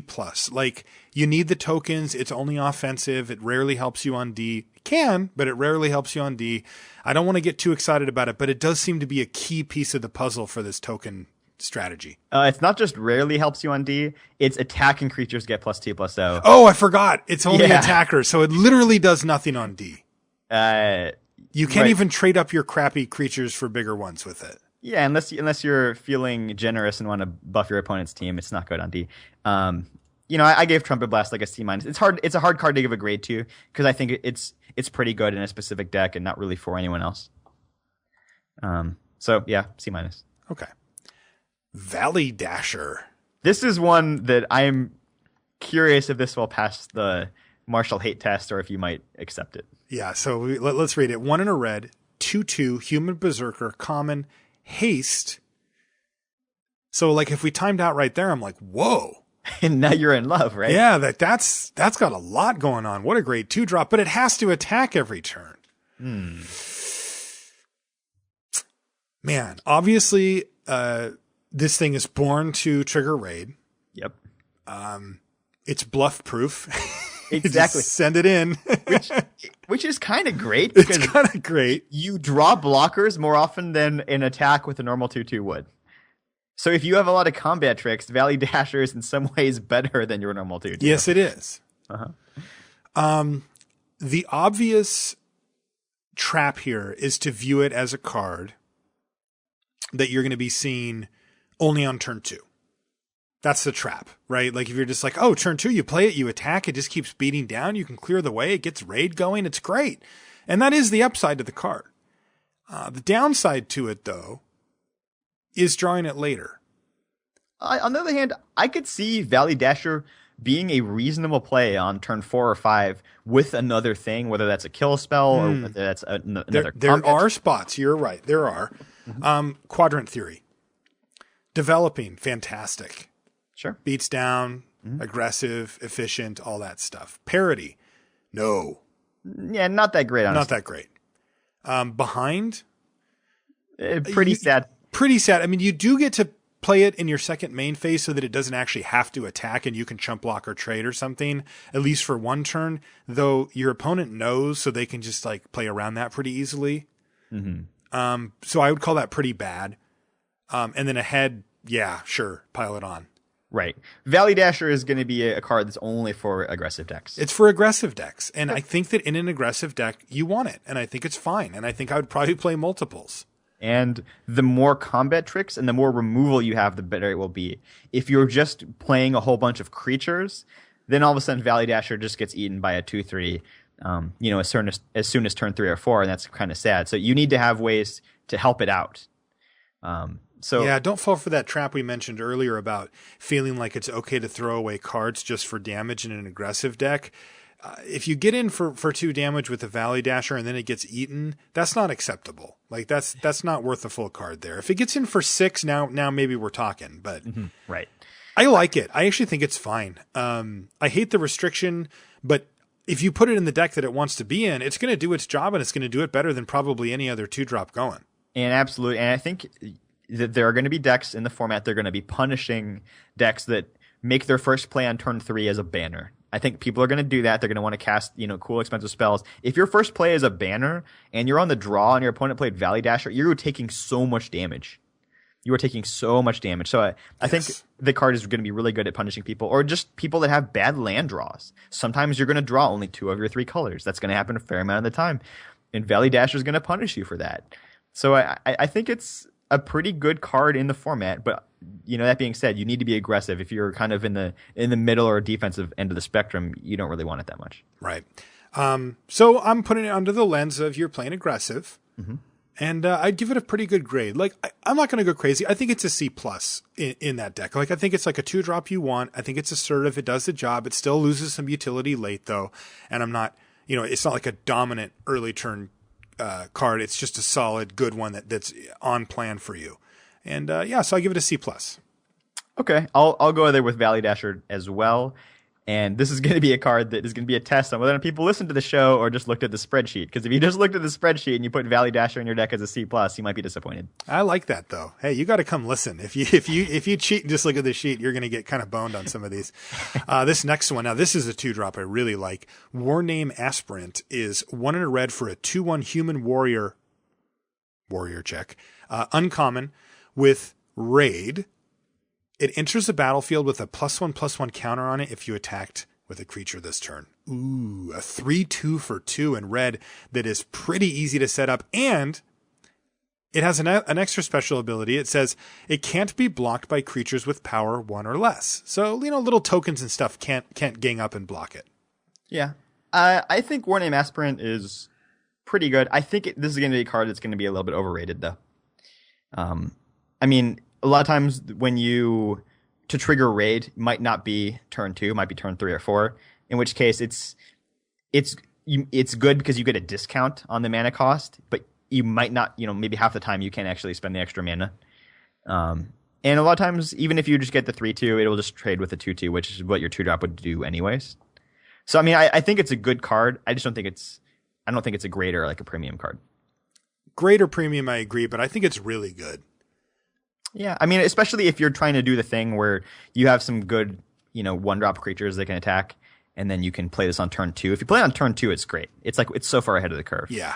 But any turn past 2, it's merely undercosted. At that point, it's no longer like an actively great body. Sure. Well, what'd you give it? I gave War Name Aspirant a C+. Yeah, I'll give it a C+ as well. Yeah. That's going to do it for red. Red looks properly aggressive here. Mm-hmm. And of note, that Aspirant and the Ogre that kills itself are the only 2 warriors in red. So warriors are far more common in white and black. So just keep that in mind. And we'll see that matters too in a little bit. One thing that I will note as well about red is that we never did get to see the cheap instant speed burn spell, right?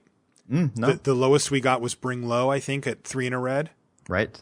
So that's interesting. I mean, it's a shift. You know, normally this is the big fall set. We expect to see the air quotes lightning bolt of the set, and there kind of isn't one here.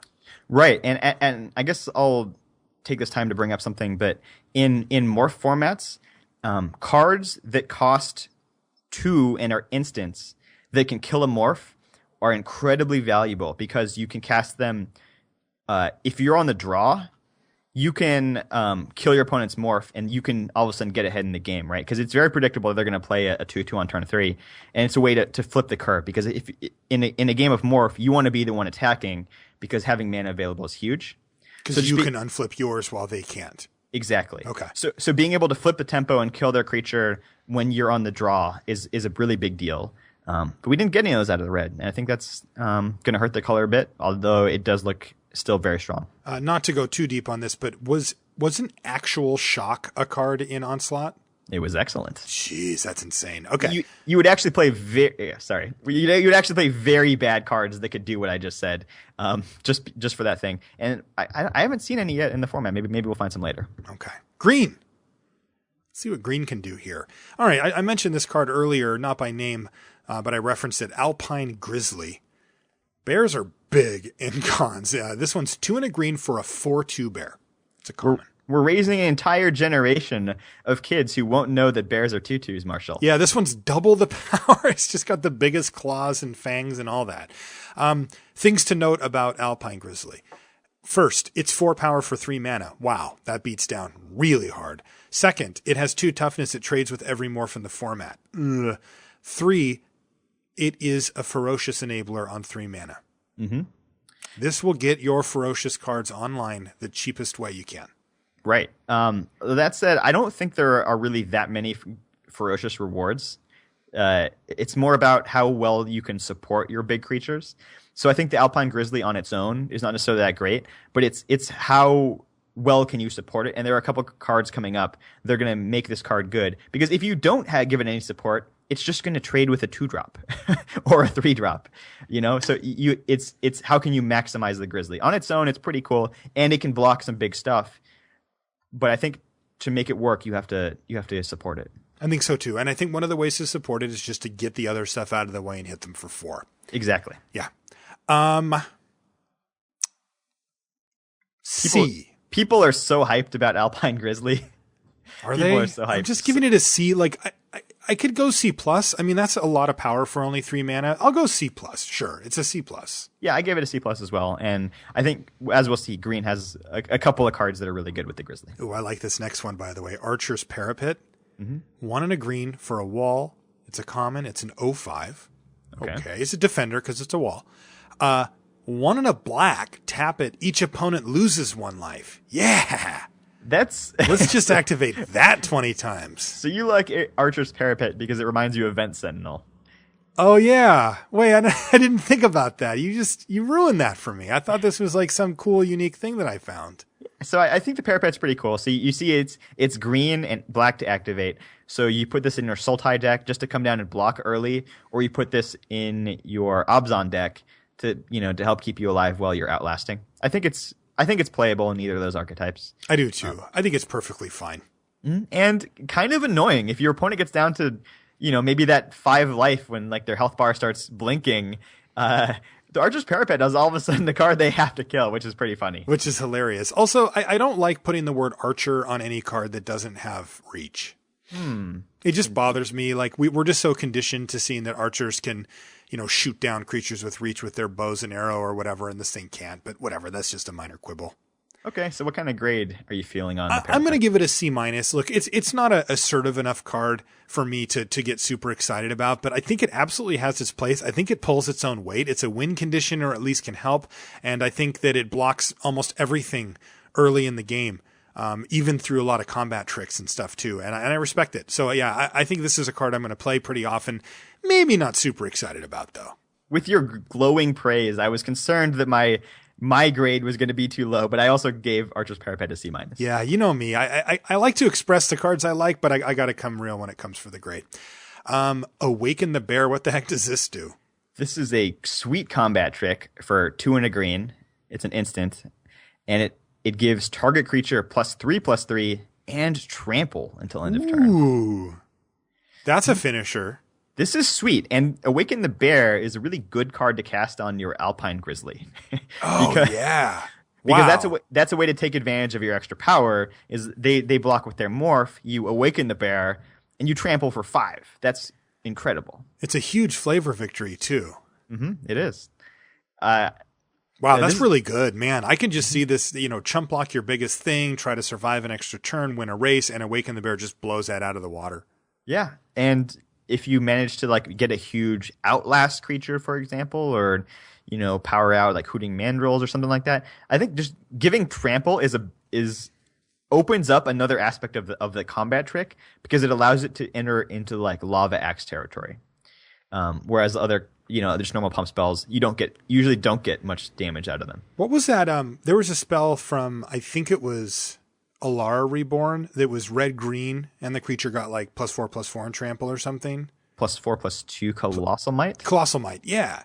And I remember that card feeling a lot of times like Doomblade or something. Like it killed the thing that it was in the way, and then, oh, by the way, you take a bunch of extra damage. Awaken the Bear costs an extra mana, but is easier to cast, and I can see it having a similar effect. Like if the coast is clear, trades become not trades, and they take damage. I like this card. I think as far as combat tricks goes, this is going to be one of the better ones. Right. I wish it cost a little bit less than 3. In the mid game, that usually takes your entire turn, which is kind of a bummer. But I think it's a sweet card. I would play multiple copies of Awaken the Bear, and I gave it a C+. Yep, C+ here too. Become Immense. I don't know if I like this one quite as much. I want to hear what you have to say though. 5 and a green, uncommon instant. This is also a pump spell. The creature gets massive though. Maybe not the most creatively named card I've ever read, but the creature gets +6/+6 until end of turn. But wait, there's more. It has Delve. Credit to Justin Treadway for tweeting, "I'm pretty sure I've received many emails with the subject line, Become Immense." Ah, man. He's got one of the better Twitters out there. So this card is part Lava Axe, part Necrobite, which sounds kind of weird. Yeah. But you're either using the 6 damage to go to their dome, or you're using the +6/+6 to just beat everyone that blocked you. Like any creature ever. Yeah, all of the creatures that are blocking me die, and my creature lives. That's Become Immense will frequently just be a 1-for-1 though. So I mean, it's really not a huge reward for Delve, but I do think it's a pretty cool card. And I think the fact that sometimes it's Necrobite and sometimes it's Lava Axe, maybe neither of those cards are great, but I think when you fuse them, it's all right. If you don't have the Delve mana early in the game, it's kind of a bummer that you can't use your combat trick on turn 3, turn 4 like you otherwise would be able to. And so in that regard, I don't really like it more than Awaken the Bear. I think it's maybe somewhat equivalent. I like Awaken the Bear a lot better. You might be right. Yeah, I like everything about it. I'm not that high on Become Immense. This is going to be the kind of card that I lose to occasionally and just go, oh God, you had to Become Immense. I thought I was safe, and now I took 9 damage or something that I thought I was only taking 3 or maybe 5 or 6. That said, I don't really plan on picking it super highly. I will probably play it though. Like, you pick it up in your green deck, especially if you're delving a bit. I mean, it's super powerful. Like if you can pay it for just, 2 or 3 mana, getting +6/+6 can be a good finisher. I'm just not stoked on it. I'd give it like a C-. I think you've properly sniffed out that it's going to be overrated. Yeah. That said, I think it's a pretty decent card. You have to be careful. How many situational cards can you put in your deck? Become Immense is a fairly situational card, so I gave it a C. I I think it's a decent card though. Okay. What does Dragon Scale Boon do? While we're speaking of combat tricks, here's a third one in a row. This is an instant for 3 and a green, so 4 mana. Put 2 +1/+1 counters on target creature and untap it. For 4 mana, I don't like the cost of that, but I certainly like the effect. So which clan wants Dragon Scale Boon, Marshall? That's an Abzan thing. Indeed. So Instant speed counters we're talking about here. Right. So let's say you have your Abzan Battle Priest, which is a 4 mana 3/2, and creatures you control with 1/1 counters on them have lifelink. You just swing that with that thing in on turn 5, and then you can make it a 5/4 lifelinker, like, assuming that they block or whatever. I think that's pretty good. Being able to get the 1/1 counters at instant speed could be a big deal. There's all sorts of cool abilities you can get. You can get Death Touch, you can get First Strike, you can get Reach, you can get Flying. So I think the value of Dragon Scale Boon is going to depend on what types of abilities you can give to your creatures.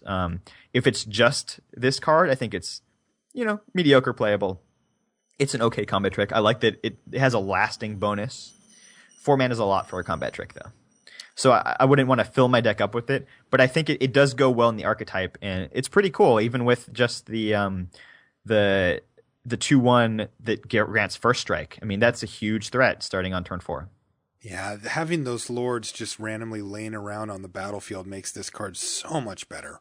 Yeah, and also don't sleep on the and untap it. Yeah, that's just removal in some scenarios. It also makes it harder for your opponent to play around because they sniff out that you have Dragon Scale Boon and you have a creature that you really want to use it on. You attack, they don't block, but they can't even swing back at you because you can still boon on their turn and block. I like that. That's interesting. This card seems pretty good to me. I'd put it actually kind of on par with Awaken the Bear and Become Immense. Like, it just has this, but I do really like the untap upside of it. You're just going to get some people with this. Sure, talk to me in 2 months and people are going to be highly aware of Dragon Scale Boon. It's a common, so you're going to see it all the time. But go to the pre-release and you are going to destroy people with this. Like, they're just going to go attack into your mana, not really understanding. And you're going to be like, make this thing huge, eat your creature, attack you back for a ton of damage. Card seems to have a lot of upside. The downside being that it costs a full 4 mana, pretty expensive. Which is very expensive. And the more a combat trick costs, the worse it is in games when you're behind, because you just don't have time to cast the creature and then untap and be able to cast Dragon Scale Boon. And also there's a lot of uncertainty in that type of plan when you're falling behind. So I think its lack of value when you're on defense is a significant cost, shouldn't be overlooked. And that's why I'm not prepared to go any higher than a C on Dragon Scale Boon. Yeah, I'm gonna go C as well. I like the opportunity for removal. Mm-hmm. Feed the Clan, 1 on a green instant. It's a common. You gain 5 life, and if you've got Ferocious, you gain 10 life. So this is a game that I'm friends with people in R&D and just other spiky Magic players. This is one of John's favorite games. I know where you're going. Yeah, we always just like to ask each other, how much life would you have to gain on a card that only gains life that you would put it in your deck? My number has traditionally been like 14, I think, is where I settled. Well, Feed the Clan's getting pretty close. Maybe in another year or two, you're gonna be satisfied. Tell you what, buddy, not close enough. The Clan will go hungry on my watch. Right. So I'm not going to be main decking just a pure life gain card, and I don't know what type of deck I would want to bring it in against. I guess it would be against a deck with lots of Lava Axes that just has. In a world where people are just casting 5 damage to your face, gain 10 life could be pretty good. But outside of that, I mean, I don't like pure life gain because it doesn't help stabilize your board, and that's how most games of Limited are won and lost. Right. Also, it never helps you actually win the game as far as killing your opponent. It just doesn't have that ability at all. Mm-hmm. Purely reactive. Feed the Clan's going to get an F from me. I gave Feed the Clan a D-. That's fair. I'm trying to take a stronger stance on it, but D- makes sense to me too. There was times when you wanted Congregate, because it could gain life along these lines, and so you would occasionally see it. I'm just trying to take a harder stance on it and just be like, look, play better cards than that. It's not good. I mean, the world where you might play this is like, okay, my opponent's deck is all evasion. I cannot possibly block it. I can't find any removal to put in. Right. So I'm going to be trying to kill them with my fatties. I imagine I'll fall a little bit behind. I mean, even then, it's like an act of desperation. I'm not saying it's actively good there. Right. And that's I guess that's why I give it an F, is just because like I too can come up with scenarios where I could play it, but they're not realistic and they don't come up often enough. Right. So I'd rather just have my stamp on it be no. Right. It's like if you had to hedge your bets, will that scenario ever come up for you over the life of the set? The answer is probably no, in which case F is the grade. Right. Heir of the Wilds is 1 and a green for a 2/2. Now, this is a human warrior at uncommon. So we've got a bear that's not really a bear because the bears seem to be quite a bit bigger here. Hold on, Brian. Okay. Death Touch. Yes, that's one of my favorite keywords. Me too. And on a 2-drop that's a 2/2 already, I am quite stoked on this.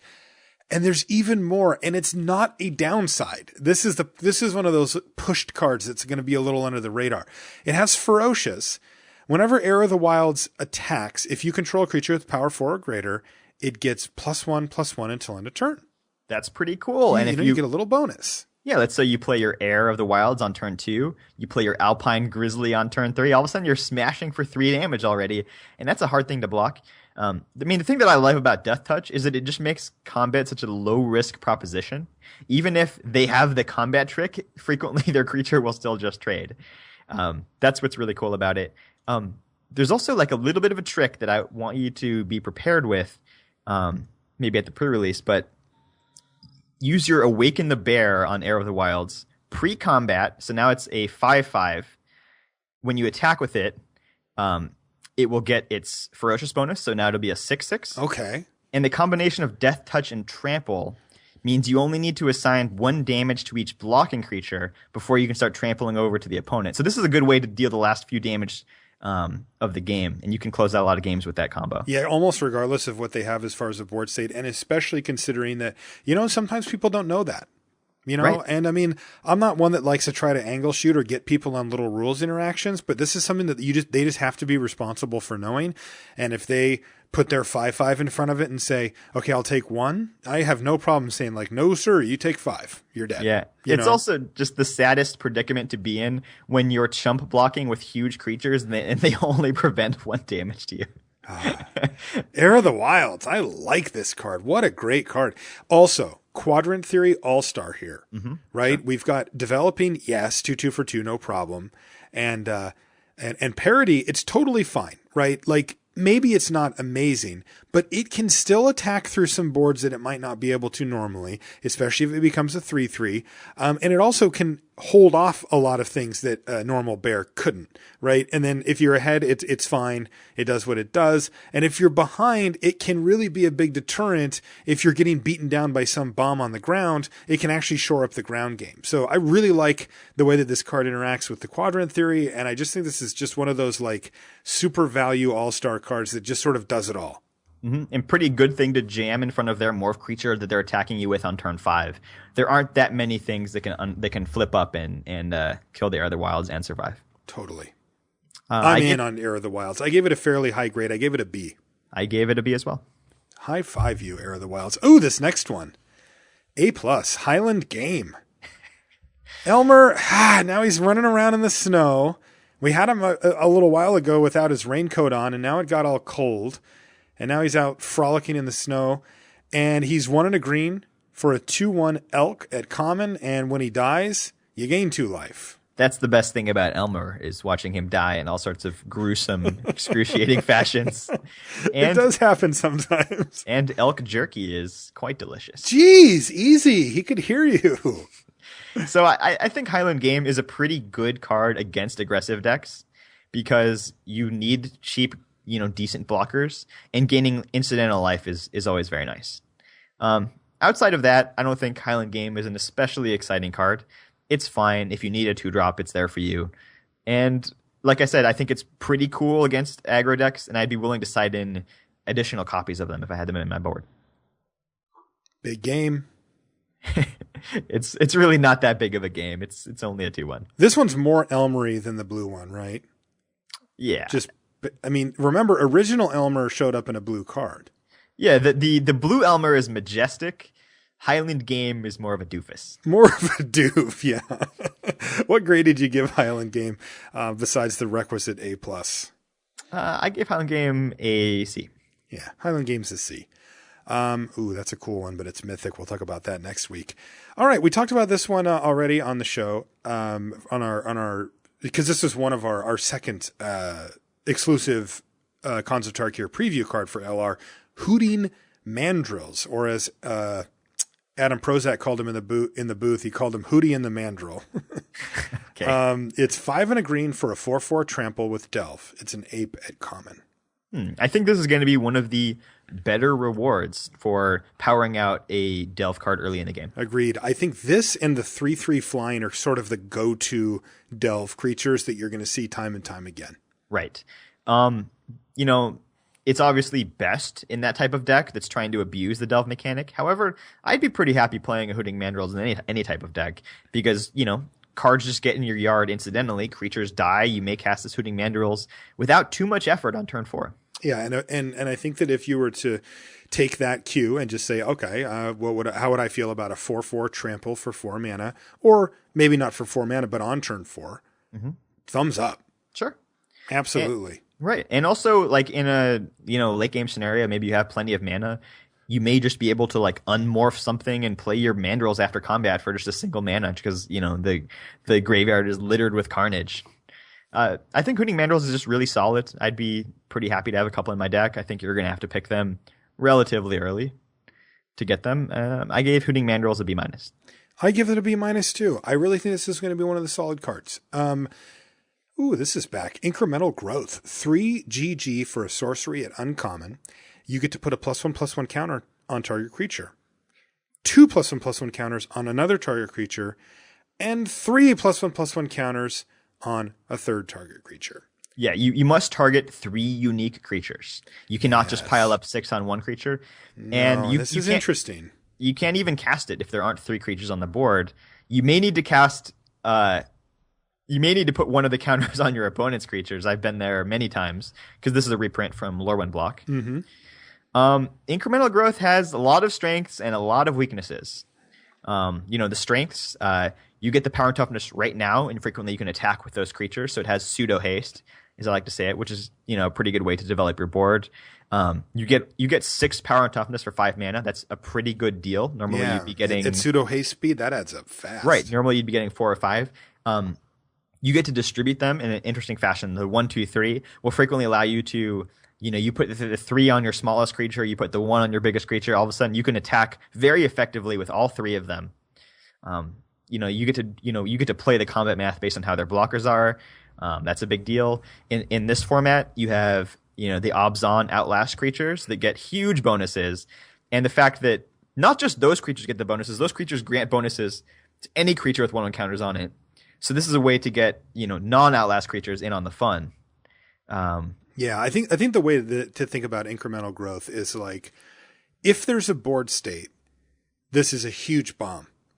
It's like it would be like playing a 5 mana bomb, but normally your opponent's like, okay, that's a good one, untap, draw, like let's figure out something to do about it. And here it's like, no, these are here now, and you have to deal with this right now, and that's going to be really difficult.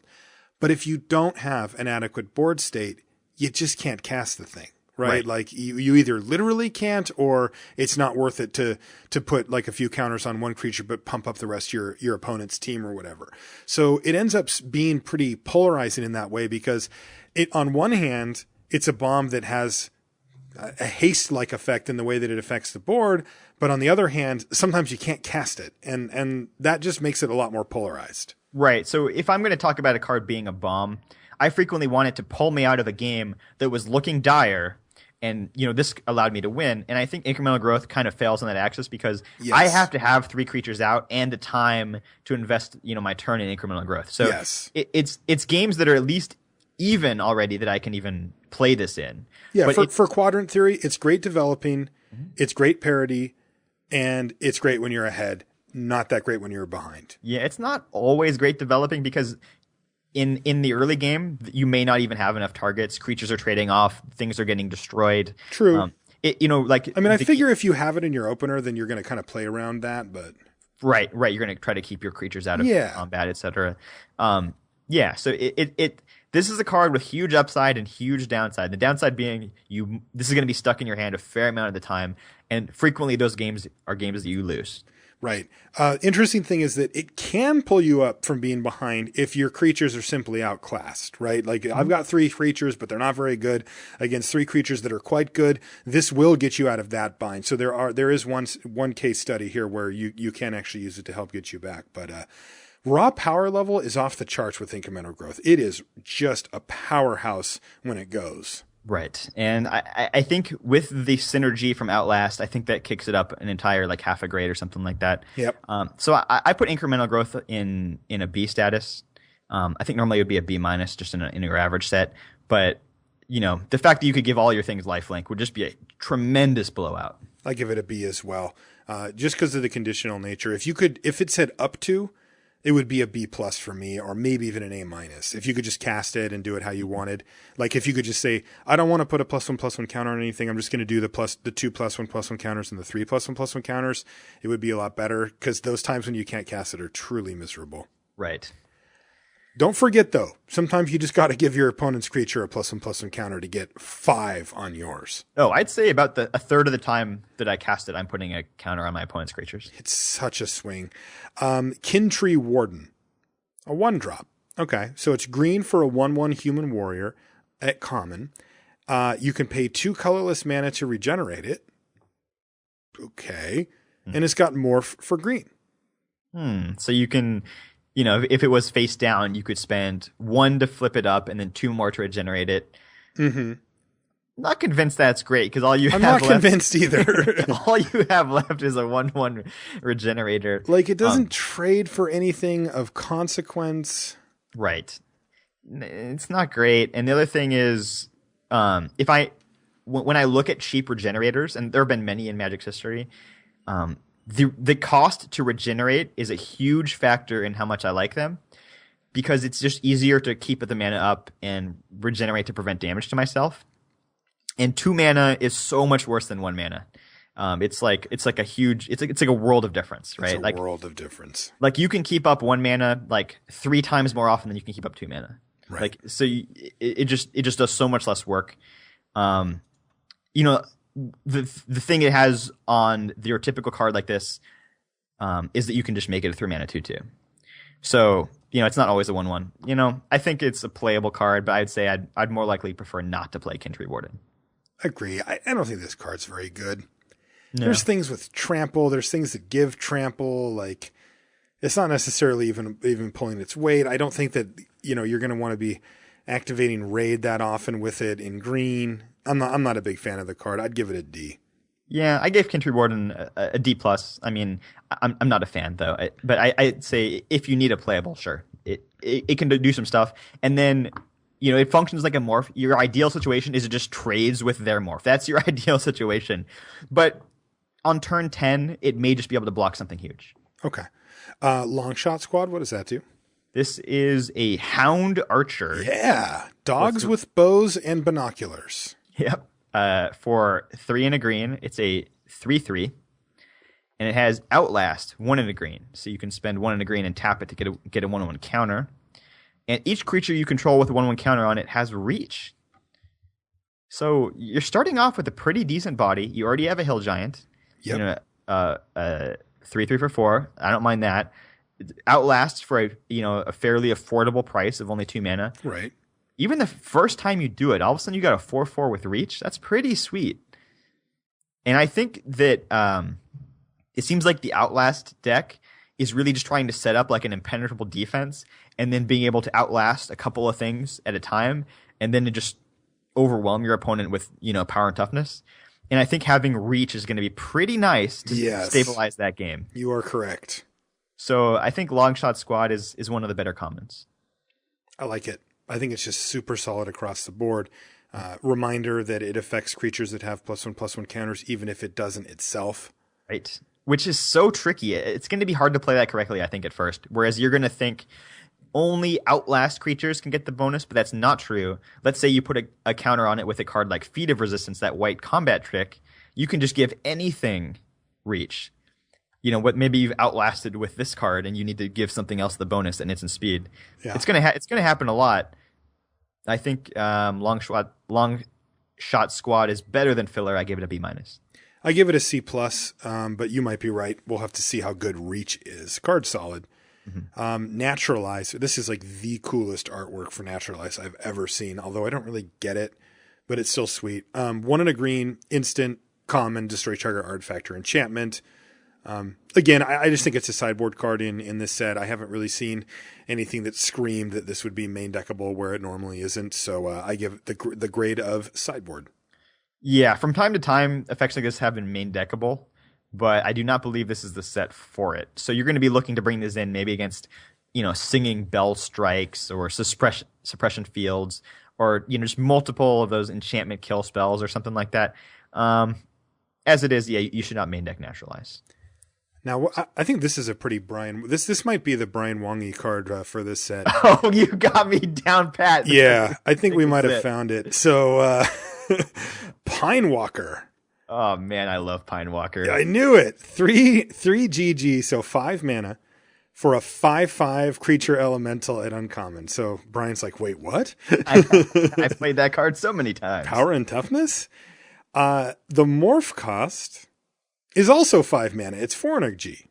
Yeah, so if you're stuck on green mana, you can play it face down, then play it face up, and you don't have to do it the hard way. Right, and get this: whenever Pine Walker or another creature you control is turned face up. So if you unmorph Pine Walker, or if you unmorph anything, untap that creature. Oh, this is such a blowout. What a blowout! It's a 5/5. It blocks almost everything. Yeah, and I think people think, okay, like I don't want to block morphs on turn 5. That's pretty scary. So they just take the damage. Then they swing back in at me. Oh, I'll unmorph Pine Walker. It untaps and eats your creature because it's a 5/5. It's awesome. This is one of the best morphs in the set. It's super good. Yeah, that's a super great sequence. And then you can even repeat it again on your other morphs as long as Pine Walker's still hanging around and they're big enough to block. Oh, what a solid card. And it's the not Wongiest. It's not just a 5 mana 5/5 because it has morph. The additional flexibility is if you're light on lands, you still get to do something. I just really like this card. Where did you end up rating Pine Walker? I give it a B, but I think it's quite good. I'm going to give it a B-, but yeah, solid. Really good card. Roar of the Challenge, 2 and a green for a sorcery, another uncommon here. All creatures able to block target creature do so. A lure effect. This turn, yeah. It's also got Ferocious, so you can get a little benefit here. If you've got a creature with power 4 or greater, that creature gains indestructible until end of turn. That's a big deal. Yes. Because so typically what you're using a lure effect for is to allow the rest of your creatures to get in unblocked. But I think this Ferocious bonus, where you get to give the creature indestructible instead, gives it the additional power of just being removal. Just eat something, or maybe 2 somethings or 4 somethings. Right. And typically the way green decks play Unlimited is your first couple of plays are just kind of stabilizing the board and kind of disincentivizing your opponent from attacking you. And then this, moving to the stage of the game where you can make profitable attacks, it can take a while, because maybe they have good stack blocks. I have a 5/5, but they have 2 3/3s. The best I can do is trade there. I think Roar the Challenge is pretty good because it allows you to accelerate that process. You roar the challenge on your biggest thing, smash in, and it gets to kill off, several of their decent blockers and just really get you ahead in the game.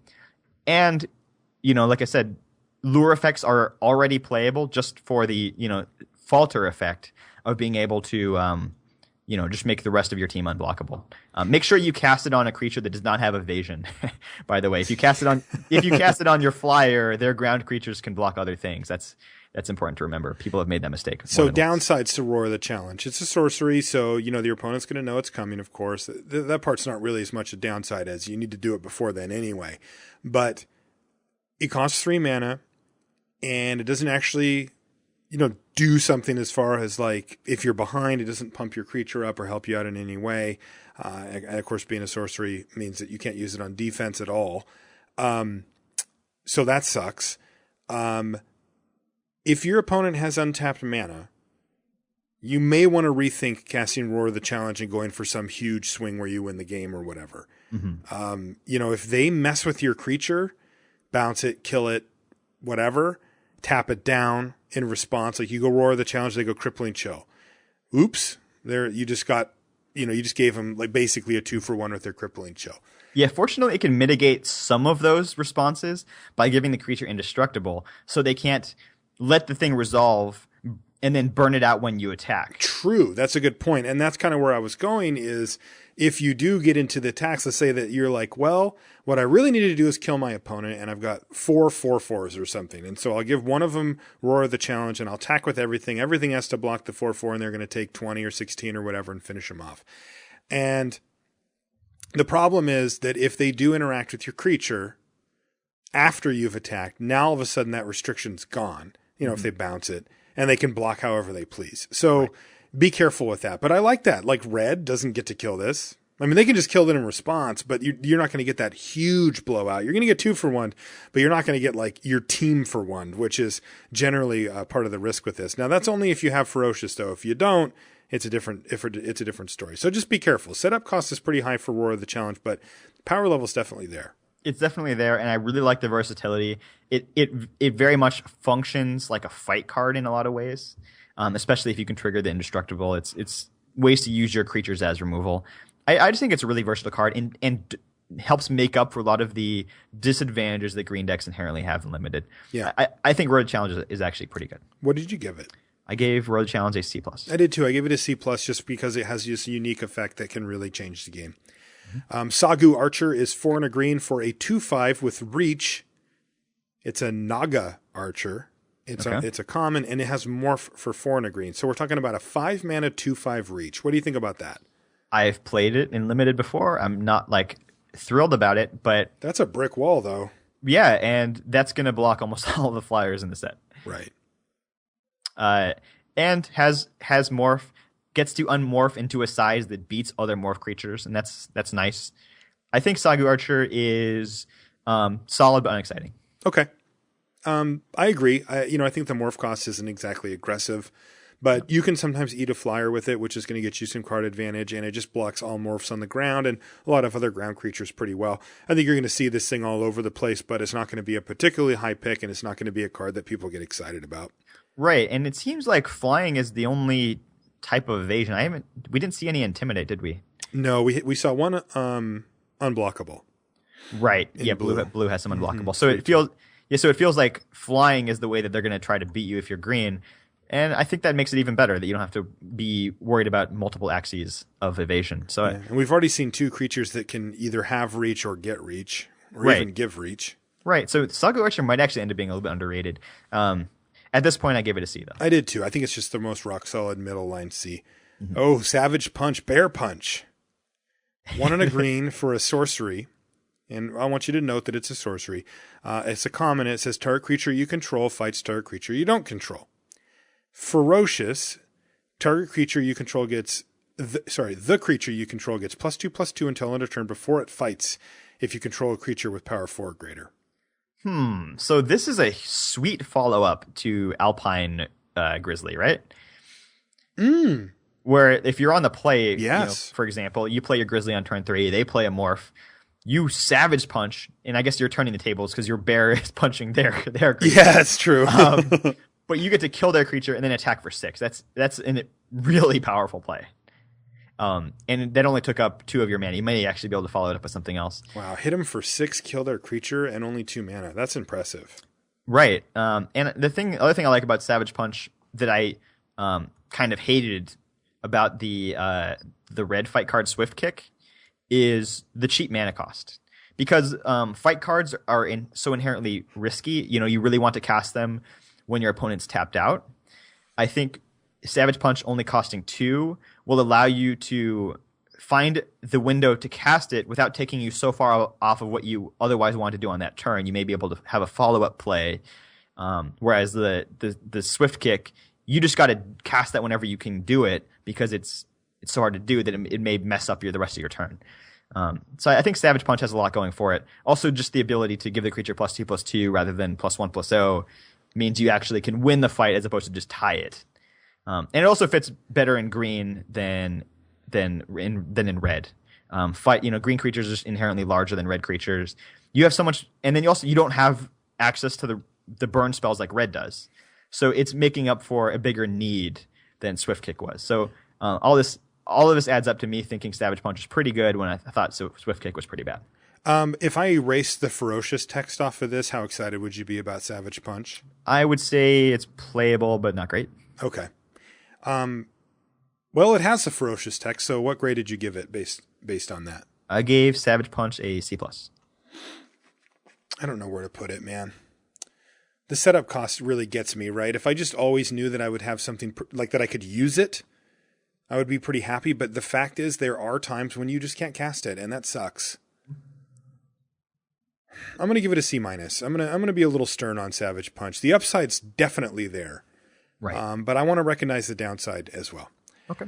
Scout the Borders. Now, here's a big question mark card. 2 and a green, sorcery, common. Reveal the top 5 cards of your library. You may put a creature or land card from among them into your hand. Put the rest into your yard of the graveyard variety. That's a big deal. That's a big thing. So immediately you should be thinking Sultai, right? And this is the kind of card that I want to see. Remember when we talked about the blue one, the indexy kind of, I don't want to compare it to Index. It's not Index. It doesn't play like Index, but that card. Tygom's scheming. Scout the Borders. This is the kind of card I have in mind where in limited, there's just no way to miss. You're going to get something out of this. In fact, it would be just astonishing if you bricked. Right. So you're going to get either a land or a creature to replace it. And you're going to dump a total of 5 cards into your graveyard, 4 looked at cards plus Scout the Borders, and set yourself up for a great turn with Delve the next turn, probably. Right. You can cast your Hooting Mandrills for 1 mana, which would allow your other 3 mana to cast a normal type of spell. Yeah. I mean, that's really a good. big deal. Yeah. On your 4th turn, you play a Hooting Mandrills and a 3-drop. Yeah. Or you can just save the Scout the Borders for your 4th turn, play the Borders and the Mandrills. You may even be able to draw the Mandrills off the Scout the Borders. I mean, I think those 2 cards are going to go hand in hand. Like they are best friends. Yeah, and any Delve card loves Scout the Borders. Now, here's the question though, because I think that based on our tone, you and I both agree that this card looks really, really good for the Delve deck. The question is, when and how often can I take a turn off to do this? Because the fact is, I'm kind of spinning my wheels when I play Scout the Borders, right? I'm not affecting the board. I'm just not really, think of it like playing a divination. There's some formats where you play a divination and you die. Right. Is this one of them? I don't think it is. I mean, against certain matchups maybe, but the question is this a slow enough format that I can play Scout the Borders? And I think it is. And I think I'm going to be playing it. Right. And also it can get lands, which in a 3-color format is a big deal. It's a big deal to fix your mana. Right. So how excited would you be to play Scout the Borders in a deck that did not have Delve cards in it? Not at all. I mean, would you consider it playable, just kind of meh? I'd consider it meh. Like, Okay. I would really much rather not play it. Okay. I think of a card like Commune with the Gods. Right. Right? If you weren't trying to combo off or dump stuff in your yard, that card was really you could just find better things to do with your mana than that. And I think Scout the Borders is a little worse because it costs 3 mana instead of 2. But man, if I'm delving, all of a sudden the synergies just open up and this card seems so much better. Yeah, this really seems like the go-to way, the premier way in the format to delve. Yeah, I like this a lot better than the scheming. Okay, so I mean, I don't really know how to give it a grade because, like you said, it's not great if you're not delving. I still think it's playable if you're not delving, especially because it can get lands, which is a big deal. But I gave Scout the Borders a C+, but I just don't really know how to put a grade on it, considering that it has a wildly variable performance based on what your deck is doing. Yeah, this isn't one that really. This is my cop out when I gave it a C. Like Sure. The grade just doesn't really apply to a card like this. This is why spreadsheets don't get these type of things done. Also, it goes up in value if you have bomb creatures in your deck because this digs real far to find. Yes, absolutely. Especially if you're defensive. Like if you can sort of set up a couple of early defensive creatures and sit behind it and scout the borders looking for your bomb, that's great. And then of course, anything with Delve gets better. Seek the Horizon is 3 and a green for a sorcery at uncommon. Search your library for up to 3 basic land cards. Reveal them and put them in your hand and then shuffle.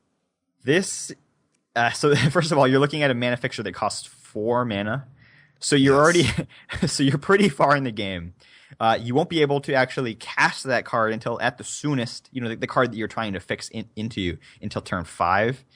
So don't be using Seek the Horizon to cast 2 and 3 drops. It's really unexciting mana fixer. No, I mean, I know what Seek the Horizons is for.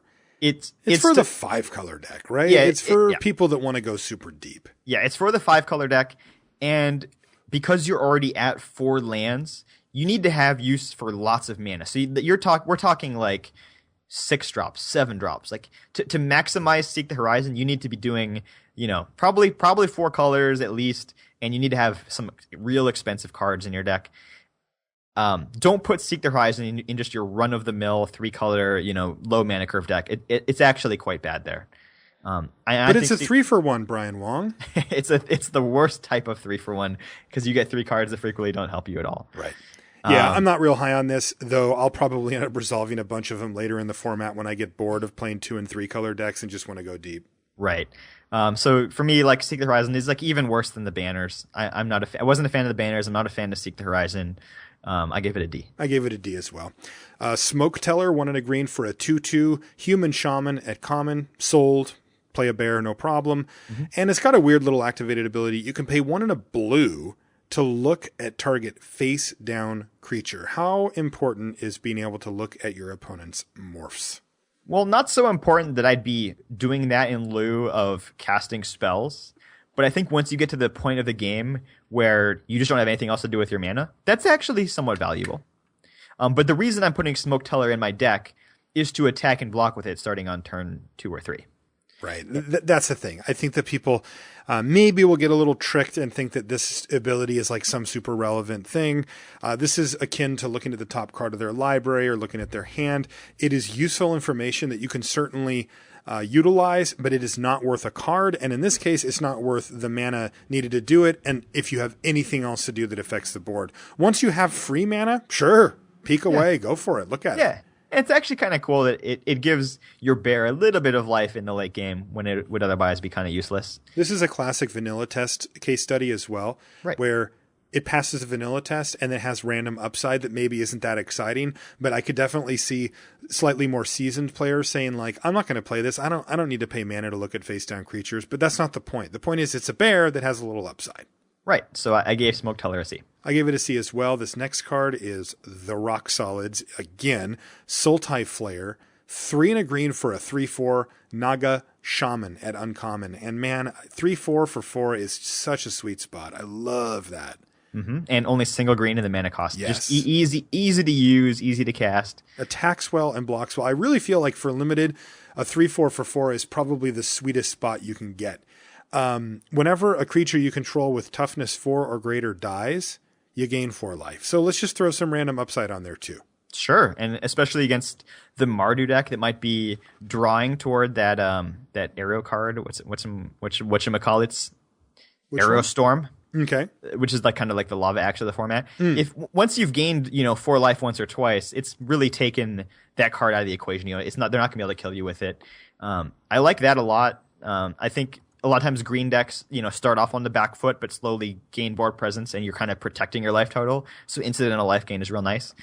It says whenever a creature you control with toughness 4 or greater dies, it includes itself. It has 4 toughness. It will trigger off of itself. Yes.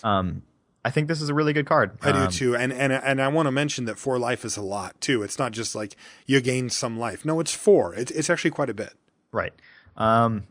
I gave Sultai Flare a B. It might be a B minus. I think it's right there in that range. Yeah, I gave it a B minus myself. I just think this is just one of the most solid 4s you can imagine. Right. It's going to be the biggest thing in play when you play on turn 4. All right. What about Teamer Charger? This is it's a horse. It is an absolute horse. For 1 in the green, you get a 3/1, which is that's pretty big. That's the Swift Claw of the format, I suppose. It has Morph. Reveal a green card, so this is one of that cycle. And when Teamer Charger is turned face up, target creature gains trample until end of turn. So I like Teamer Charger in combination with Become Immense. Because then you can trample over for the full 6 damage potentially. Oh, so you reveal Become Immense? Yeah. Get Trample and then cast Become Immense? Yeah. So I think combo. Exactly. So Become Immense also combos with Awaken the Bear. Just like ways to be able to maximize that. But I think that's kind of a cute thing to do. Frequently, I'm just going to be playing Teamer Charger on turn 2 and just trying to get ahead of the game. I mean, a 3/1 for 2 mana has traditionally been pretty darn good. They tend to pull their weight nicely. Right, and I don't see a lot of good ways to just pick off 1 toughness things. And I also don't think there's a lot of incentive to put those things in your deck, the few that there are, because I don't think that there are that many targets. So I think the Teamer Charger will stand up better than, say, Swiftclaw did in M15. I think it's just a solid card. It's fine. I don't think it really, moves the needle necessarily, but I like that it has cute combo interaction with Trample. I'd be happy to play it. I don't think I would be cutting Teamer Charger. I don't think so either. I think it's just a card that you're never going to not play in your green deck. It has its place. I have a little problem with it having Teamer in the name and not having 4 power. That bugs me, but C+? Is it maybe of a B-? I think the B range would be a bit rich. I think so too. It really does need a lot to go. Right. I do think it's I think it just falls in the role player slot, and I gave it a C+. All right. This next one is it's a Tusk Colossodon. Pretty cool name. It's a 4GG for a 6/5 beast. Do you see what Tusked Colossodon is trying to step on? No, really? An entire herd of Elmers. Elmer's entire family. He's always getting in trouble. Now he's somehow walked into a Tusk Colossodon pasture and is trying to escape. It's always something with that guy. Mm-hmm. Man, I don't like this card very much. I feel like the morph thing means that you'll have cool places to put your 6 mana later in the game usually. And you'll also be able to play it on 3 where a Tusk Colossodon is a respectable body at 6/5. There's nothing wrong with it, but it just lacks that flexibility. Yeah, green also didn't have a mana elf, which just makes big dumb creatures a little bit more playable. And like you said, Morph is really filling the I like to have flood insurance. If I draw too many lands, I have something to do. And if Morph is filling that role, we'll see another green card shortly that I think will just be way better than Tusk Colossodon. But I think there just might not be a job left over for this card. I think so too. I don't plan on playing it. If you end up having to run one in your deck, I think you could be okay. But you're just going to have bigger and better things to do. Sure. If you are playing a couple of banners, if that's your bag, it's not necessarily mine. But you need to have some expensive stuff to do with it. And this is an okay thing to cast. Yeah, I gave it a D. I gave it a D+, but like I said, I prefer not to play it. You're nicer than me.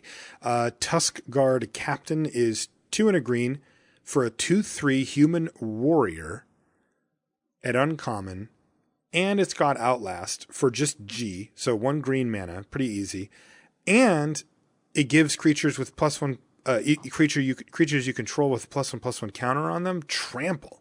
That's not bad. No, not bad at all. I think this card is just overall good. It's 3 mana for a 2/3, which matches up well against morphs in the early stages. The Outlast is cheap at just green, and then all of a sudden it's a 3/4. Trample is relevant in the later part of the game when you're trying to just close out your opponent. I mean, I think that the defensive abilities are generally a little better for Outlast. Reach, Death Touch, Lifelink, the things that sort of let you get to this late stage of the game. But you do need to finish the game at some point. My assumption is that if you've managed to lock up the board long enough to start outlasting your creatures and not dying, then just their raw size will get it done. But hey, you could shave a turn or 2 off of your attacks with this. And I think you just play it as just a 2/3 Outlast for 3 anyway. Yeah, I also think sometimes they maybe have something with Death Touch or some other reason that's going to prevent you from wanting to attack with your captain. You can just outlast it 5 turns in a row, and all of a sudden you can just trample over for the kill. I think that's pretty cool, and I think this is maybe one of the worst ones in the cycle. That said, I still think it's quite a good card. Yeah, I actually gave Tusk Guard Captain a B-. I know it's a little pushed considering that it doesn't have any like overly powerful ability, but it's just all the pieces work really well for me. And I think that if you're in an Outlast strategy and that's what you want to be doing, Tuskguard Captain, you'd take as many of them as you could get. You're probably right. I'm on the Obzon hype train. I gave it a B. Ah, good. All right. I'm glad to hear that. Next we have traditionally a sideboard card, and probably is here too, Windstorm, X green, instant, uncommon, and it does X damage to each creature with flying. Right, I'm not going to main deck No, Windstorm. not main decking it. I'm just the grade is sideboard. Don't put it in your main deck. There's not enough flyers in this format to justify it. That's about it.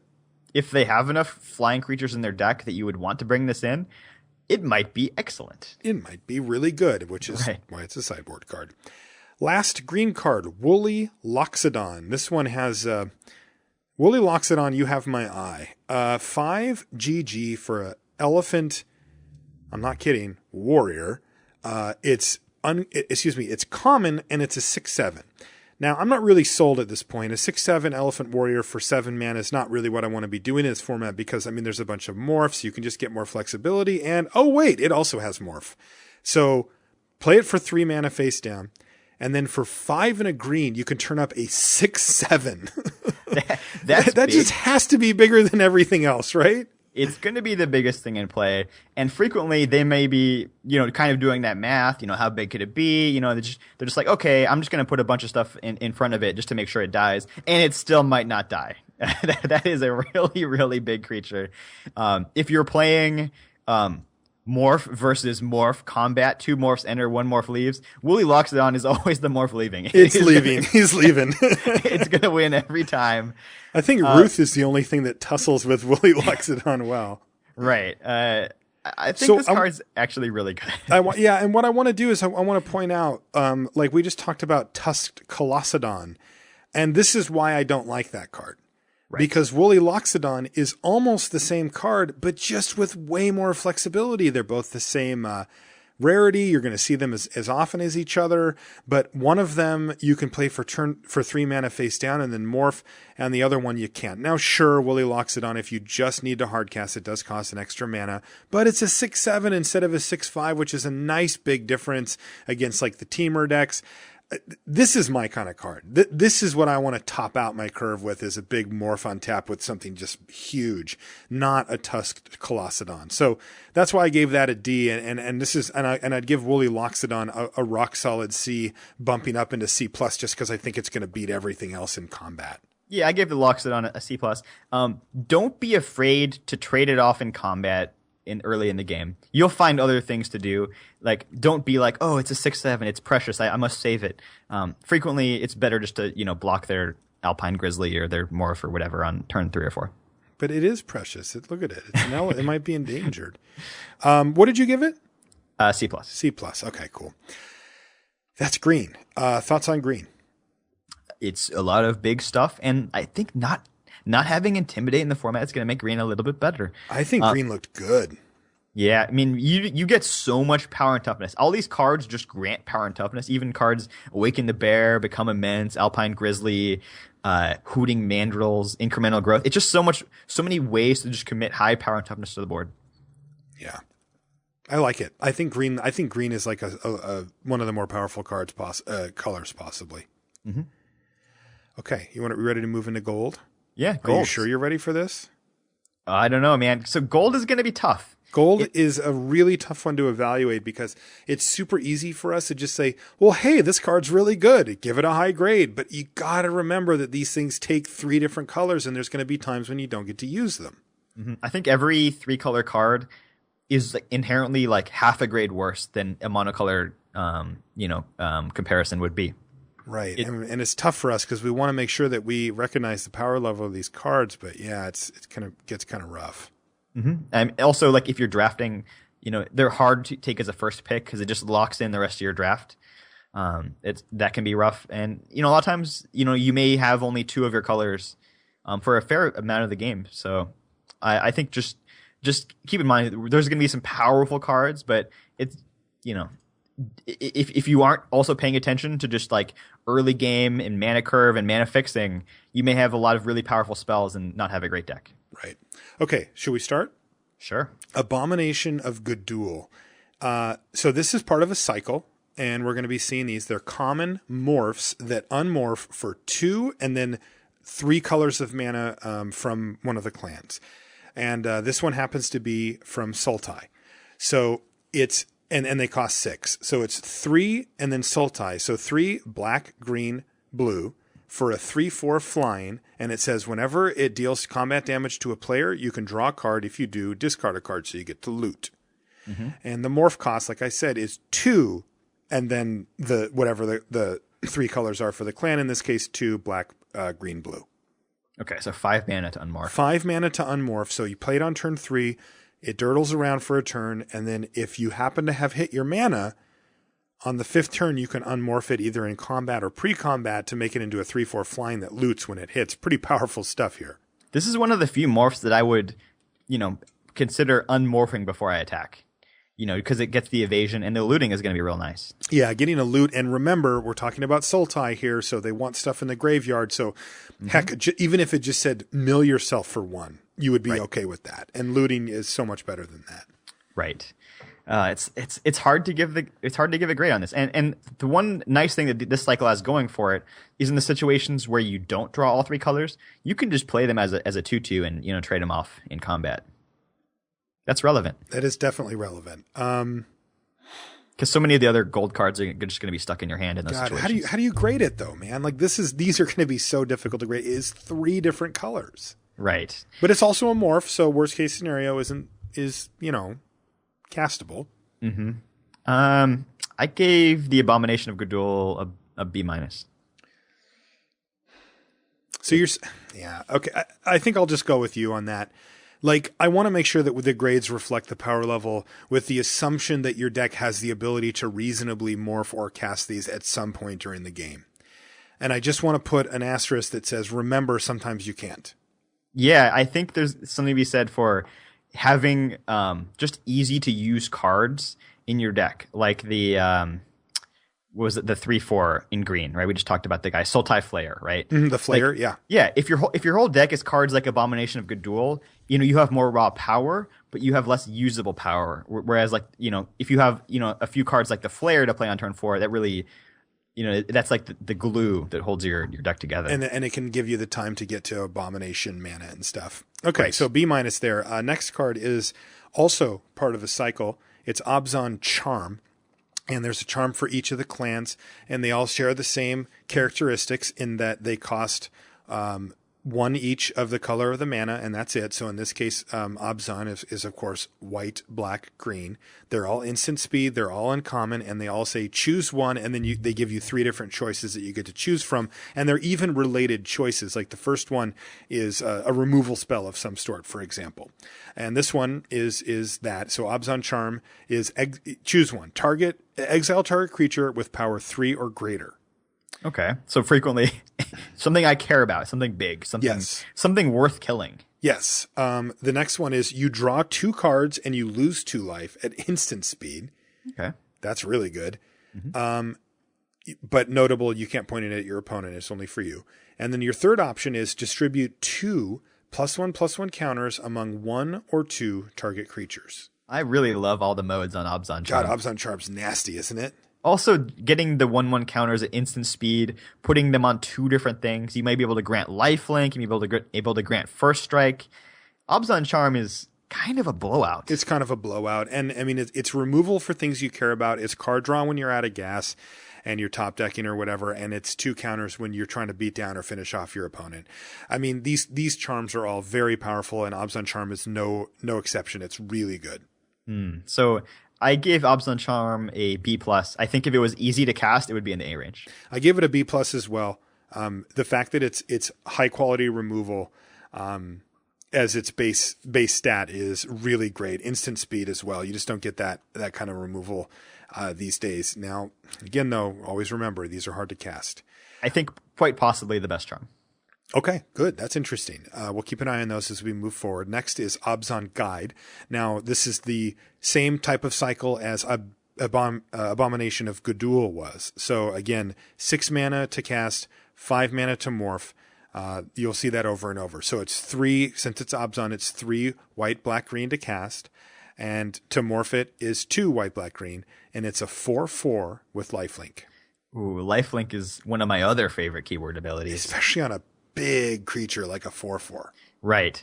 And the reason I like lifelink so much is because it can frequently act like removal. Where if your opponent has something that you can't deal with and it's hitting you all the time, well, frequently the only way you can stabilize the game is by killing it. But if you're gaining life every turn, you can kind of just ignore it.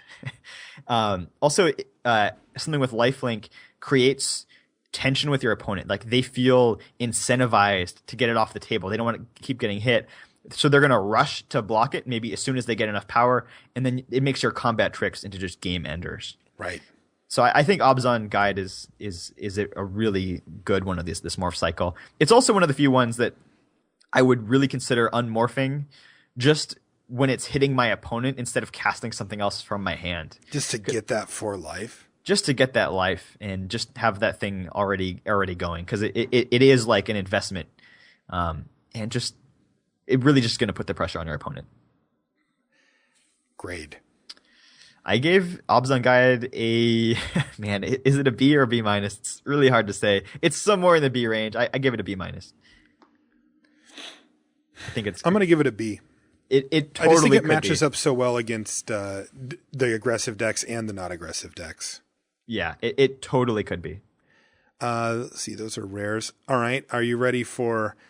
This is another cycle. I believe this is a cycle. Yes, this is also another cycle that we'll see. And this is cards that cost 2 and then the mana from the guild, but they don't have morph. They're just uncommons that just do stuff, and they're very powerful. The first one is Armament Core, and it's 2. This is the Obzon one, so it's 2 and Obzon, 2 white, black, green for a 4/4 human soldier. Mm-hmm. Which is already decent. A 4/4 for 5 passes a vanilla test, although not this particular vanilla test because it costs 3 different colors of mana. But wait, you get, when it enters the battlefield, distribute 2 +1/+1 counters among 1 or 2 target creatures you control. Bang! Armament Core is absurd. It's absurd. Like, let's talk worst case scenario. You don't have any other creatures. It's a 6/6 for 5. That is a really good worst case. That's scenario. your worst case. That's your like, poop. Right. I don't get to just go off with this card. Oh man, Armament Core is insane. I think this is like as close as you can get to a bomb uncommon in the set. It seems really, really, really. And good. I think that you know why, listener. You know we've mentioned it before, but distributing the counters can pick up the abilities from the lords that you have laying around and can change things dramatically. Also, +1/+1 counters are just good. They can take creatures from being not relevant anymore to being quite relevant. Right. Armament Core is super powerful. Just imagine the board state where you have 2 2/2s and they have a 3/3. Those things are not attacking. You just put a 1/1 counter on both of them. That's like a 2-for-1 already, like right there. You just made cards that weren't relevant, and you get a 4/4 out of the deal. This thing is absurd. It's just such a powerful card. Super excellent. I gave Armament Core a B. I realize that might sound a little low, but I'm trying to keep things in check, remembering that these are not easy to cast. You know, hitting this on turn 5 is not necessarily a foregone conclusion. Right. I think Armament Core, I give it a B+. It's one of the few cards that I'm taking like over like an on-color Triland. I think it's going to be really good. Okay. The next one is the Teamer version of that exact same cycle. And so it's called Bear's Companion, and it costs 2 and Teamer, so 2 green, blue, red. It's a 2/2 human warrior for uncommon. So obviously something else is going to happen here because we're talking Teamer. We're not getting a 2/2 for 5. Nope. Instead, when you cast it, when it enters the battlefield, you get a 4/4 green bear token. I'm really confused that the Bear's Companion is a 2/2 and the bear is a 4/4. Why? Shouldn't it be called like Bear with Companion, where the companion's a 4/4 and the bear is a 2/2? No, it's just a human. Yeah, you see what I'm saying? It's just a human warrior. They got the creative all wrong on this. So when I see a card that makes a token creature like this on enter the battlefield, I'm looking for ways to abuse it. You know, can I make it leave play and make it come back into play? Can I get more than one bear out of the equation? Mm-hmm. And I couldn't really find a good way to do it. No, not that didn't cost you a full card. Right. It's like the best you can do is use, like a blue bounce spell on it and then, replay it again. So it's not really abusable. I think that's something to keep in mind. So you just kind of get a 4/4 and a 2/2 for your 5 mana. It's a good deal. That's a great deal. It's a good deal. I mean, the thing is, I don't know how relevant the 2/2 is going to be once you get to that part of the game. It's a warrior. It is a warrior. I'm not saying that that's super relevant, but it might be. But it's in the three colors where warrior isn't important. Exactly. I think that having 6 power and 6 toughness spread out over 2 bodies is a big deal. This is one of the 3-color cards that I'm less impressed with. See, I'm really on board for this one. I think it's a little worse than Armament Core, but I think it's really good. I just don't think it's that much better than like a 5-mana 4/4, and in some ways worse than a 5-mana 5/5. Like I don't even think Bear's Companion is better than that. Wait, a 5-mana, but you get 6 power and 6 toughness with this, right? But I think you get it in a package that could be worse. Interesting. Like for attacks, you mean? Yeah, I mean, I just don't think that 2/2 is going to be that relevant. Interesting. I think you're underrating it a little, but I can see where you're coming from. I mean, I think it's an okay card. I just don't think it's like really really exciting like some of these other ones. So I gave Bear's Companion a B-. I gave it a B. I guess we're in a pretty close territory anyway. Mm-hmm. All right. Now, these next 2 cards are super, super important to a theme that you and I have touched on throughout the course of this set review, Warriors. So here we go. Chief of the Edge and Chief of the Scale. They are essentially the same card with a different ability. So they both cost white, black, just 2 mana, white, black. They're both uncommon. They're both human warriors. Chief of the Edge is a 3/2. Chief of the Scale is a 2/3. Chief of the Edge says other warrior creatures you control get +1/+0. And Chief of the Scale says other warrior creatures you control get +0/+1. So basically we have the attacking chief and the blocking chief. Obviously, I think that this is a pushed sub-theme, right? Like, these cards aren't just randomly in the set. This is a thing. Like, we've noted how many cards are warriors. Now we have to start thinking about how many of them are white and black and then where we want to go from there. But these cards are here for a reason, and I think they're going to be really good. Right. Chief of the Edge just makes so many of your other warrior cards so much better. Giving the 3/3 that can gain first strike and extra power just makes it so much harder to block and kill. White has the 5-mana spell that puts 3 1/1 warriors into play at instant speed, making those into 2/1s that basically doubles its effectiveness. Mardu Horde Chief. I think this is the ideal curve with the blade. But it basically is a 2/3 warrior and a 1/1 warrior. Man, you get a 3/3 and a 2/1 for 3 mana. That's absurd. And you can go Chief of the Edge, attack with it maybe, and then get those, or attack with your cheaper creature. Yeah, it's really insane. Right. Such a good card. On the other hand, Chief of the Scale, just makes raiding a little bit safer, makes your creatures have more toughness. I don't think it's as good as Chief of the Edge. Also doesn't do nearly as much for your 1/1s. Right. Like a 2/1 is so much better than a 1/2. Yes, especially because this looks to be aggressive. So I think what we have here is our first glimpse at what is probably going to be one of the better 2-color decks available in the format, white-black. And then I think you can dip over into red, into Mardu as a little splash or whatever. But I think that there's going to be a warrior deck, and I think it's going to be mainly a 2-color deck in black and white. And I think these are 2 of the more important cards for it, with Chief of the Edge being more important, but both being, cards that you want for it. So as far as grades go, I would give Chief of the Edge, as a sort of a build around me uncommon style card, I would give it something like a B. And I'd give Chief of the Scale like a C+ or a B- in the warrior deck. Yeah, I gave Chief of the Scale a B-. I think it has a worse ability, but I do think it has a better body. I think that the 2/3 body for 2 is really going to be really good in the format. And you're going to be more likely to use it in combat because you need to keep your Chief of the Edge alive. The Chief of the Scale protects itself a little bit with that 3rd toughness. But I think they're both good. So yeah, I gave Edge B, Scale B-. Okay. The next is Death Frenzy. If you would like to not lose to Warriors or Jeskai or regular Mardu decks or Goblin tokens or Morphs that haven't been turned face up, let's read Death Frenzy. It is 3 black-green for a sorcery at uncommon, and all creatures get -2/-2 until end of turn. And whenever a creature dies this way, you gain a life. Whenever a creature dies this turn. This turn, excuse me. Yeah, any creature dies this turn, you gain a life. Right, so if you Death Frenzy and then attack, that can gain you more life later in the turn. Uh-huh. So Death Frenzy is actually kind of intriguing. It really is. This is the kind of card that's easy to just dismiss as like, oh, it's sideboard or it's not a thing you really want to be doing. But I actually think this might be a thing I really want to be doing. And I'll tell you what deck I want Death Frenzy in.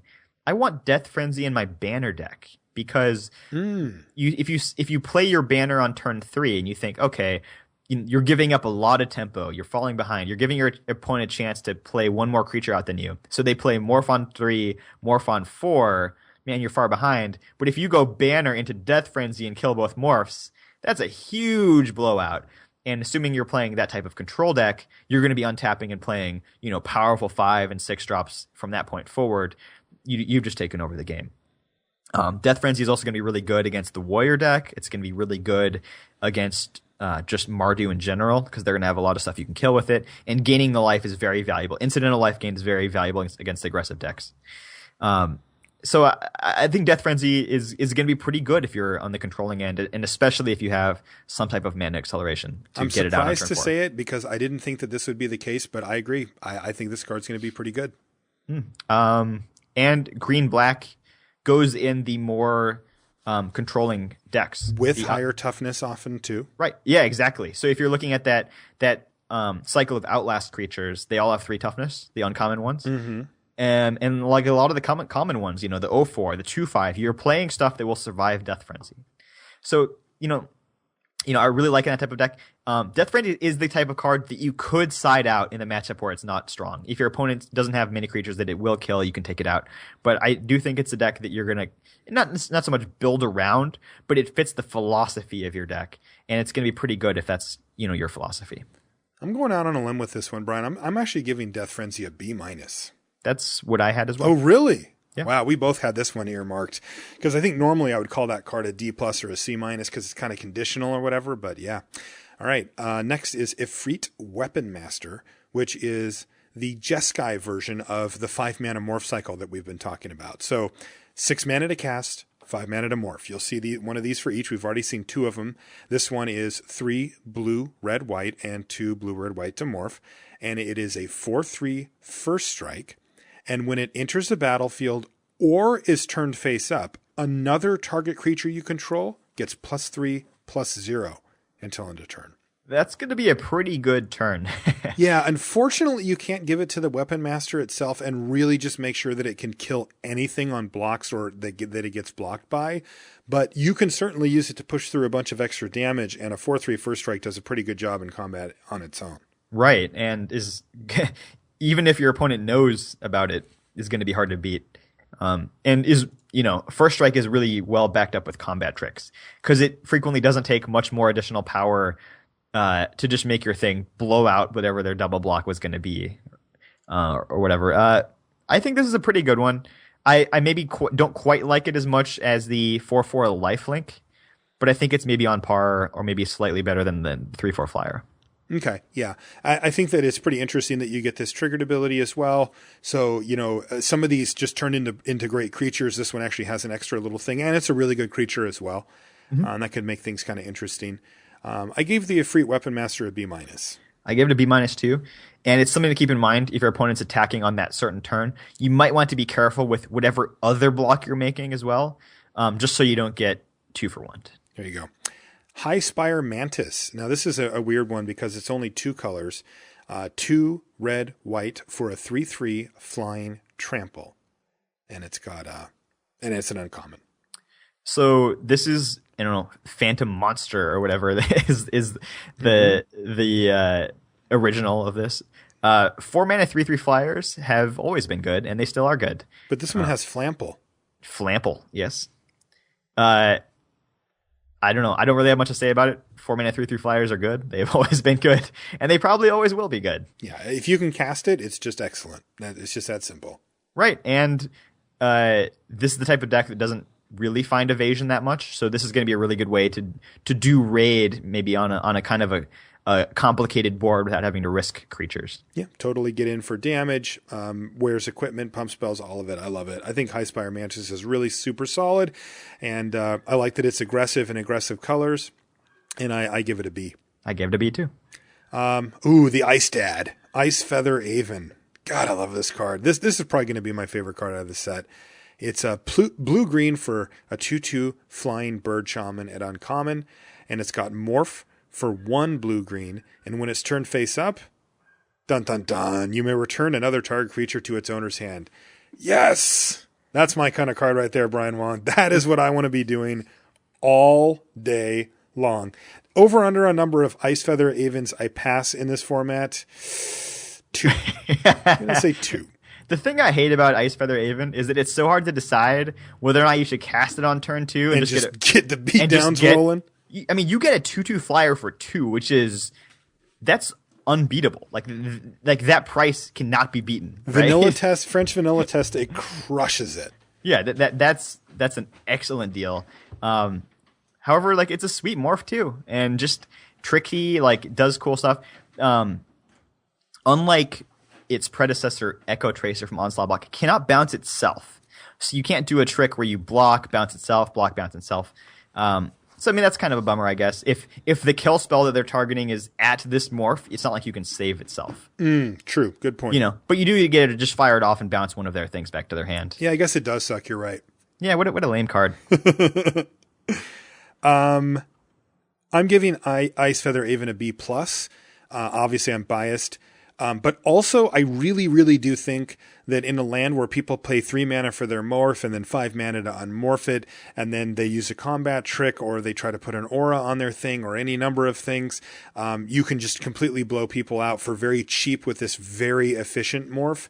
And I actually think that it earns its spot. I think you're going to be able to get a card out of this pretty often, or at least a ton of tempo. I really like the play where you block, bait them into spending their turn to unmorph it. Oh man, you're so far ahead, and you're you have a so flyer. Far ahead. They can't recast it. You have a 2/2 flyer. I was gonna say B, but I'll go B+ there as well. I'm rubbing off on you, B Wong. But casting it on turn 2 is not bad at all. Don't forget that option. That's a good point. Okay. Jeskai Charm is next. What does that do? This is the blue, red, and white charm. It's an instant like all charms are. Choose one. Put target creature on top of its owner's library. Okay, so that's the creature removal version for Jeskai, and good enough for me. It's worth a card, and it's instant speed, and I'm on board. Okay. Jeskai Charm deals 4 damage to target opponent. Ow. Okay, that's your lava axe there. It's a big finisher. Or creatures you control get +1/+1 and gain lifelink until end of turn. That's an interesting one. Yeah, I mean, if you have a couple of things with prowess out, that could be a big turn. That could be a race-changing turn pretty easily, yes. Right. So I think Jeskai Charm is pretty good. I mean, I like it. I mean, I definitely would play it if I can cast it. I don't think it's quite as good as like the Abzan Charm. I think the removal spell it's only a temporary reprieve. So while it can buy you tempo, if the card that you're using it on is a must kill, you still have to deal with it in the future. And the 4 damage one is good, obviously, and the pumping your team is good, but overall, I don't think this is as balmy of a charm as the Abzan Charm. Okay, what did you end up giving Jeskai Charm? I gave it. You can't go C range, right? It's still no, like a B-. No. I gave it a B-. Yeah, okay, I'm on board for B-. I think the card's really good. I think it fits into the Jeskai approach as well, like using the 4 damage to target opponent. In conjunction with prowess just means you can get in for like that last hit, and I think that Jeskai is going to play out kind of like fairies, or one of those decks that like kind of doesn't really look like it's ahead or it can win, and then all of a sudden it just puts together a bunch of damage out of nowhere. And Jeskai Charm is a great way to make that happen. Here's a test for you. How likely would you be to splash it in a different clan? So let's say you were playing red, white, black. How hard would you be trying to pick up blue lands to play Jeskai Charm? And I'd say probably not that highly. I don't think probably not. No. Whereas I think the Abzan Charm, I think I'd be like, oh, like there's a there's hard removal spell. Exactly. Yeah.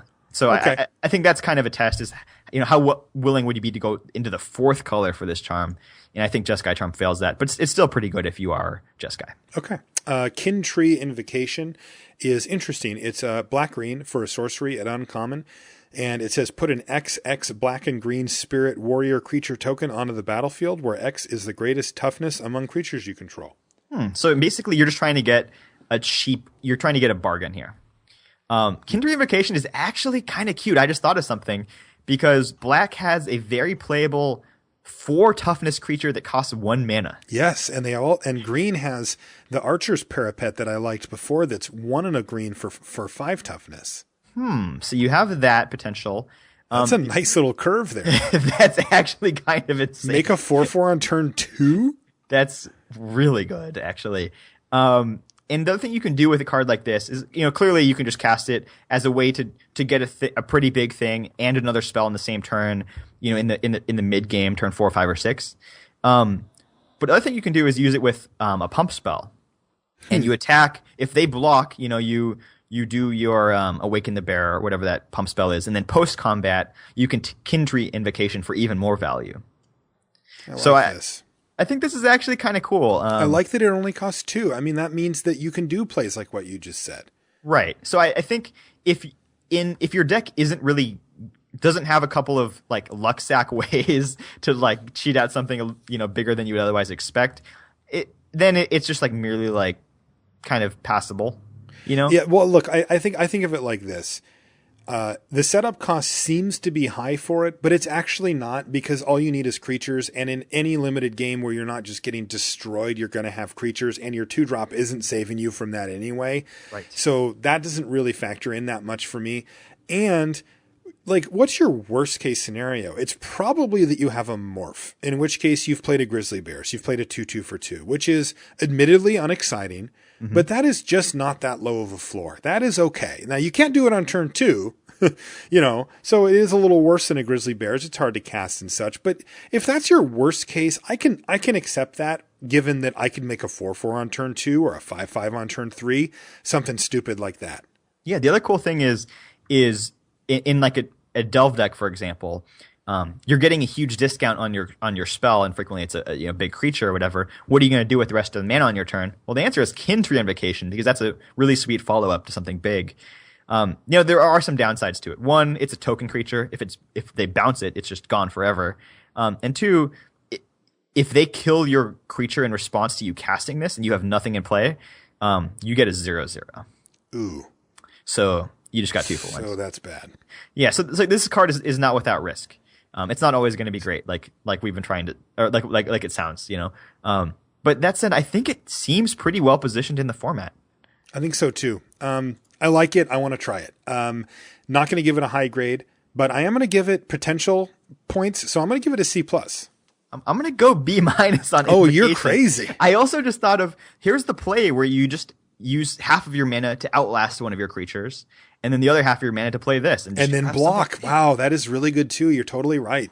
So I think it's kind of sweet in either of the green-black clans. So that might be too high. It's very it is situational. So I just see the pie in the sky, and remembering the 0/4 has made me want to play it. All right, let's move on to Mardu Charm. So you know what that means. It's the red, white, black version of the charm cycle. Choose one. It deals 4 damage to target creature. Pretty simple, straightforward, kills most things that you care about. Put 2 1/1 white warrior creature tokens onto the battlefield, and they gain first strike until end of turn. Okay. And target opponent reveals his or her hand. You choose a non-creature, non-land card from it. That player discards that card. We call that a duress. So, but it's an instant speed. So these charms are super, super raw. Putting the 1/1 white soldiers, if you can block something and kill it, and then have a way to augment tokens, or warriors, not soldiers, excuse me.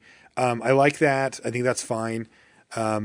Making your opponent reveal their hand is just a way that, like, if you've got a situation where you can kill your opponent, assuming that they don't have X in their hand, and you can now look and then and take it away, or just know, whether you're able to attack for the win or not. And then killing 4 damage is the one you're going to use the most often. Just kill something. Right. I think Mardu Charm is going to be the charm that is most frequently one of its specific modes, and that's deal 4 damage. I think it's going to be deal 4 damage like 75% of the time. I think so too. And I think it's going to be target opponent reveals their hand and discards non-creature on land like 5% of the time or less. I think the time that I'm using it for that mode is when I want to get a specific bomb out of their hand, and it's only non-creature, non-land bombs. So the card I'm specifically thinking of is End Hostilities, which is the Wrath of God of the format, the kill all creatures card in the format. So if I'm in a situation where it's like, well, the only way they can get back in this game is by casting End Hostilities, I cast Mardu Charm on their draw step, let them draw their card, but before their main phase, then I cast that Mardu Charm, take a peek at their hand and rip that card out of their hand. I like it. I think this card's excellent, like all of them are. Sure. Yeah, I think Mardu Charm's pretty good. Still not quite as good as Abzan Charm, in my opinion, but very good. Okay. B minus? I gave Mardu Charm a B. B? Yeah, I'll give it a B as well. I mean, these cards are just insane. We're not used to getting cards this powerful for limited and uncommon. Mardu Rough Rider, what does that do? This is a big dude. So 2 red, white, black for a 5/4 Orc Warrior. This is uncommon. And it says, whenever Mardu Rough Rider attacks, target creature can't block this turn. That's pretty strong. That is pretty strong because if you're removing their best blocker from the equation, it's going to be hard for them to deal with a 5/4. Yeah, oftentimes they're going to just end up getting eaten. Also, I want to make special note that it doesn't say can't block this. It says can't block. Right. Just so your other guys get to run right past it too. Mm-hmm. I think this is an excellent way to top your curve in an aggressive Mardu deck. Yeah, I think this is just super solid. This is just the finisher that you need. I'm in. Yeah, I really like it too.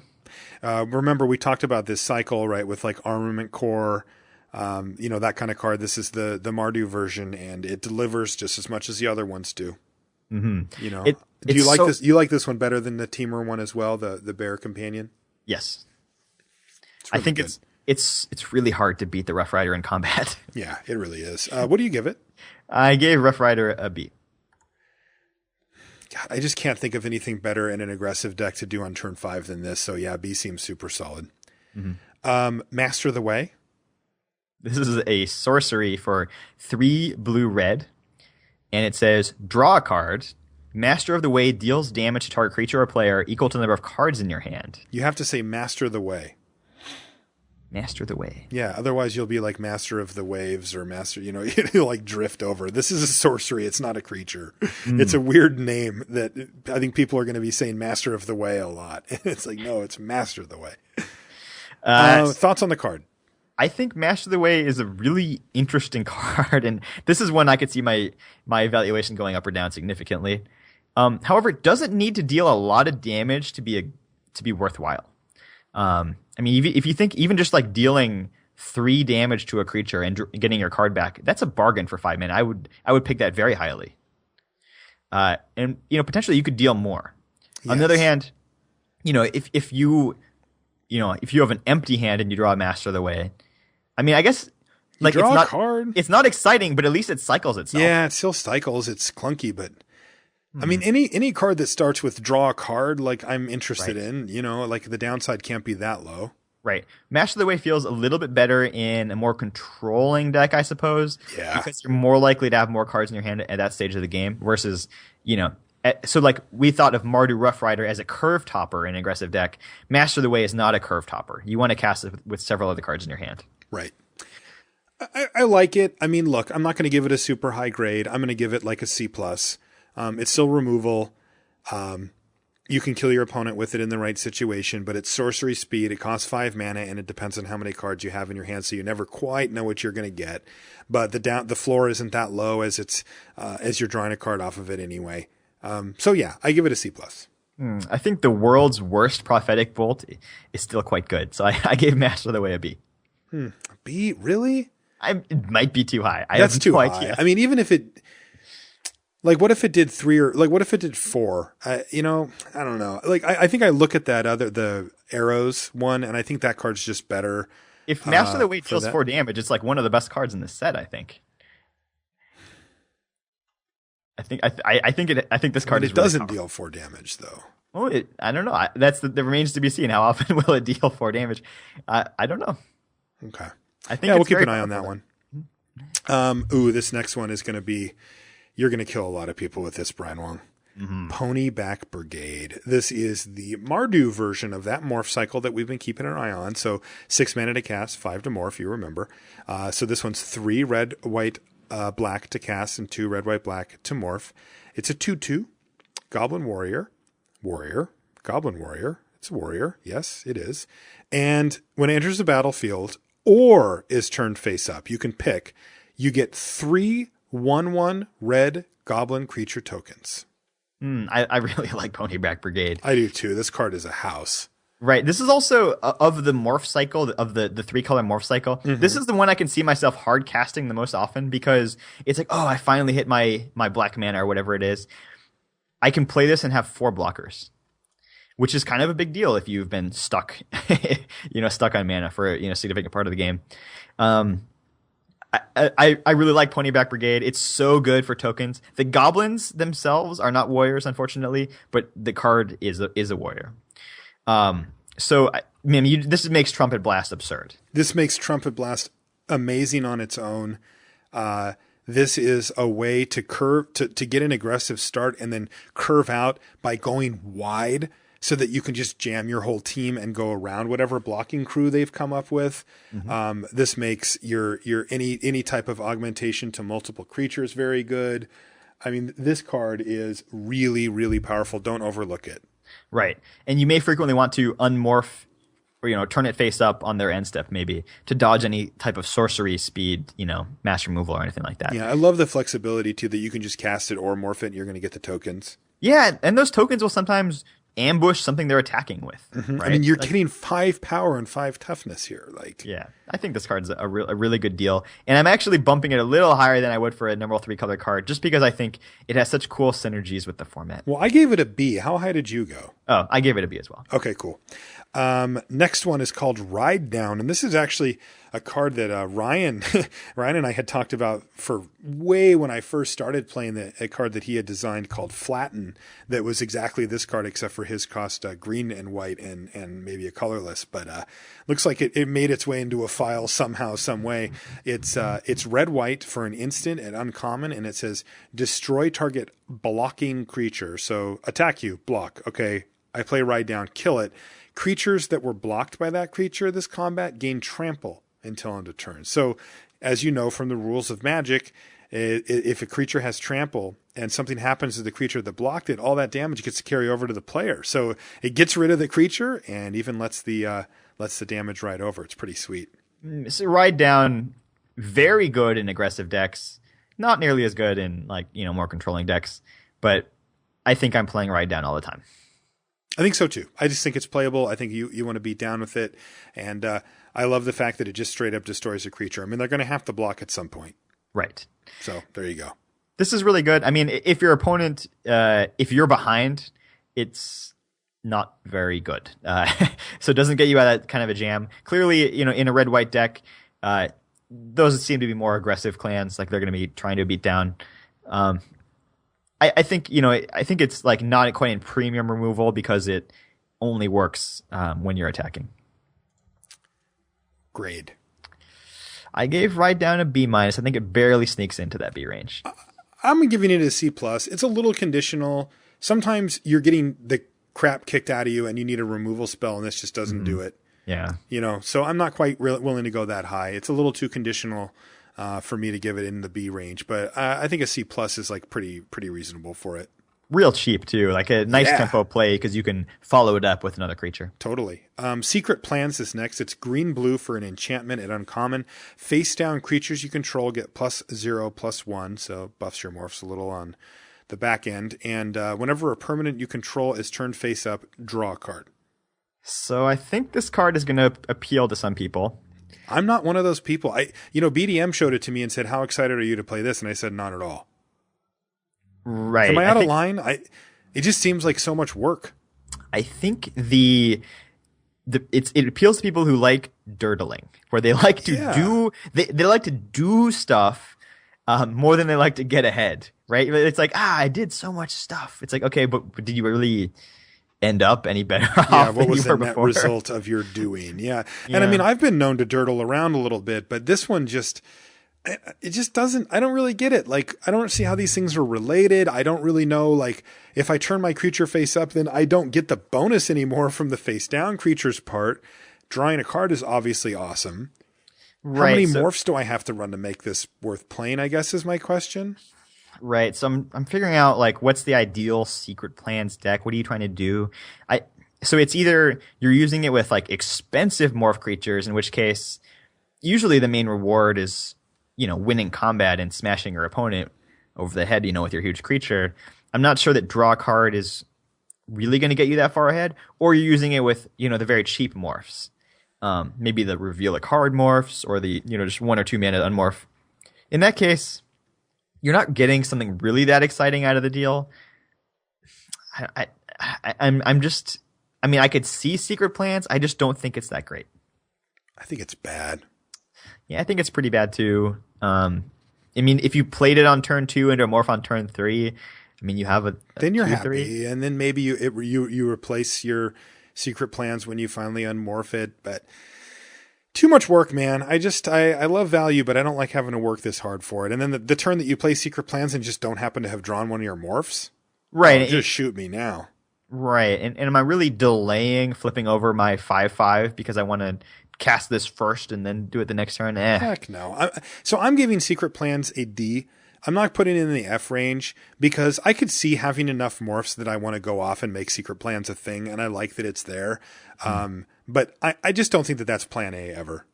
Right. And I feel like in, days of yore where it was cards just weren't very good, like Secret Plans would be actually a really good thing to do, like kind of a fun way to get ahead.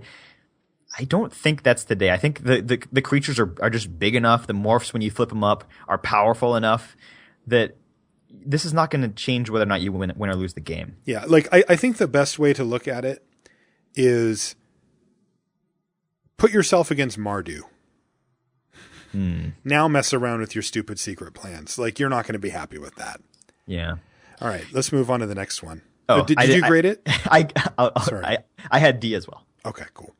Snowhorn Rider. Now, this is the teamer version of the 6/5 morph cards that we've been talking about. So 3 green, blue, red to cast, 2 blue, green, red to morph. And this one's a big one. It's a 5/5 trample human warrior. How'd you like flipping over this morph on turn 5? Did I draw a card or not? No, I'm just kidding. I think it's pretty good. It tussles nice. That's nice. Now, I have a question for you. Is it worth dipping into 3 colors of mana to get 1 extra power and trample rather than play, say, Glacial Stalker, the blue morph? That becomes a 4/5? Right. That's the thing. If I'm in Sultai or something? No, I'm just saying, like, let's say you're even in Teamer. You know what I'm saying? But you're not going to have your 3 colors of mana every time, right? Yeah. So is that extra power and trample so much better than just having that consistent 4/5 Glacial Stalker that's much easier to flip? Gosh, I do think it is significantly better, yes. Is it a huge gap? Kind of no.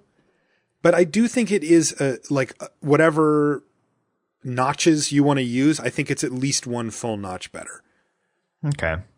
So, let's say, I think we gave the Glacial Stalker, or Glacial, whatever that dude is, a C or a C+?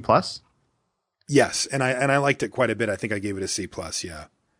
Okay, how much higher can Snowhorn Rider be than that? Well, I think it actually ends up coming in either slightly higher or at about the same. And the reason for that is because while you do get more, you have to pay more. So it doesn't actually bump it up on the grade scale that much more because it ends up evening out a little bit. You get what you pay for. But I would say it's still a C+. I think Snowhorn Rider is one of the biggest, best morphs you can do on turn 5, and it's going to crush people. And I like that raw power of them saying, okay, fine, let's trade morphs. I block with my morph or whatever. And you're like, Snowhorn Rider, take 3, kill your morph. Like, bang, all of a sudden they're way behind. Like, once that happens to a player, they'll just never do that again. Like, they just can't take that risk on anymore. Right. The thing I like about the Snowhorn Rider is that okay, it's one combat, or you've just turned it face up when it was unblocked or something like that, and it's like that has dealt a sizable amount of damage to them, and all of a sudden your opponent's on a clock, and they have to get a defense quick because it has trample. Like they don't even have the option of chump blocking, so that's actually pretty rough. So I'm still gonna stay in the C range. I'm gonna give Snow Rider a C+. Okay. I have to say I like that card too. I want to note that for the record. Sultai Charm. What does this one do? It is black, green, blue. It's a charm. We know what these do now. Choose one. Destroy target monocolored creature. Destroy target artifact or enchantment. Or draw 2 cards and then discard a card. Okay, so that's catalog, as they say, which is not card advantage, but card selection. Also, like, fills your yard, like we said, with Sultai, that kind of matters. But let's focus on those first 2, right? Those are the good ones. Destroy target monocolored creature. How good is that? Well, we can't kill morphs, although it's questionable whether or not we'd want to kill a face-down morph anyways, I guess. Yes. A lot of the bomb creatures are gold. So monocolored destruction is, a fair bit worse in this set than in your average set. No doubt about it. Absolutely. Killing artifact or enchantments, that hits, other bombs here and there. We'll get to those when we get to the rare review, of course. But there are some floating around. Maybe your average opponent will have, an enchantment or artifact bomb maybe half the time or 2/3 of the time or something like that, somewhere in their deck. So, it's nice to have the flexibility. And like we said, naturalize is not main deckable, but having this ability tacked onto a card that is main deckable is nice. I like that flexibility. You can kill almost any non-land permanent, with this. But like I said, a lot of the gold bombs are going to dodge your Sultai Charm. Right. I'm a little lower on Sultai Charm, I think, than the others so far. Yeah, I am too. I'm never cutting it from a Sultai deck. Mm-hmm. That's not really where I'm at. But the monocolored creature restriction matters.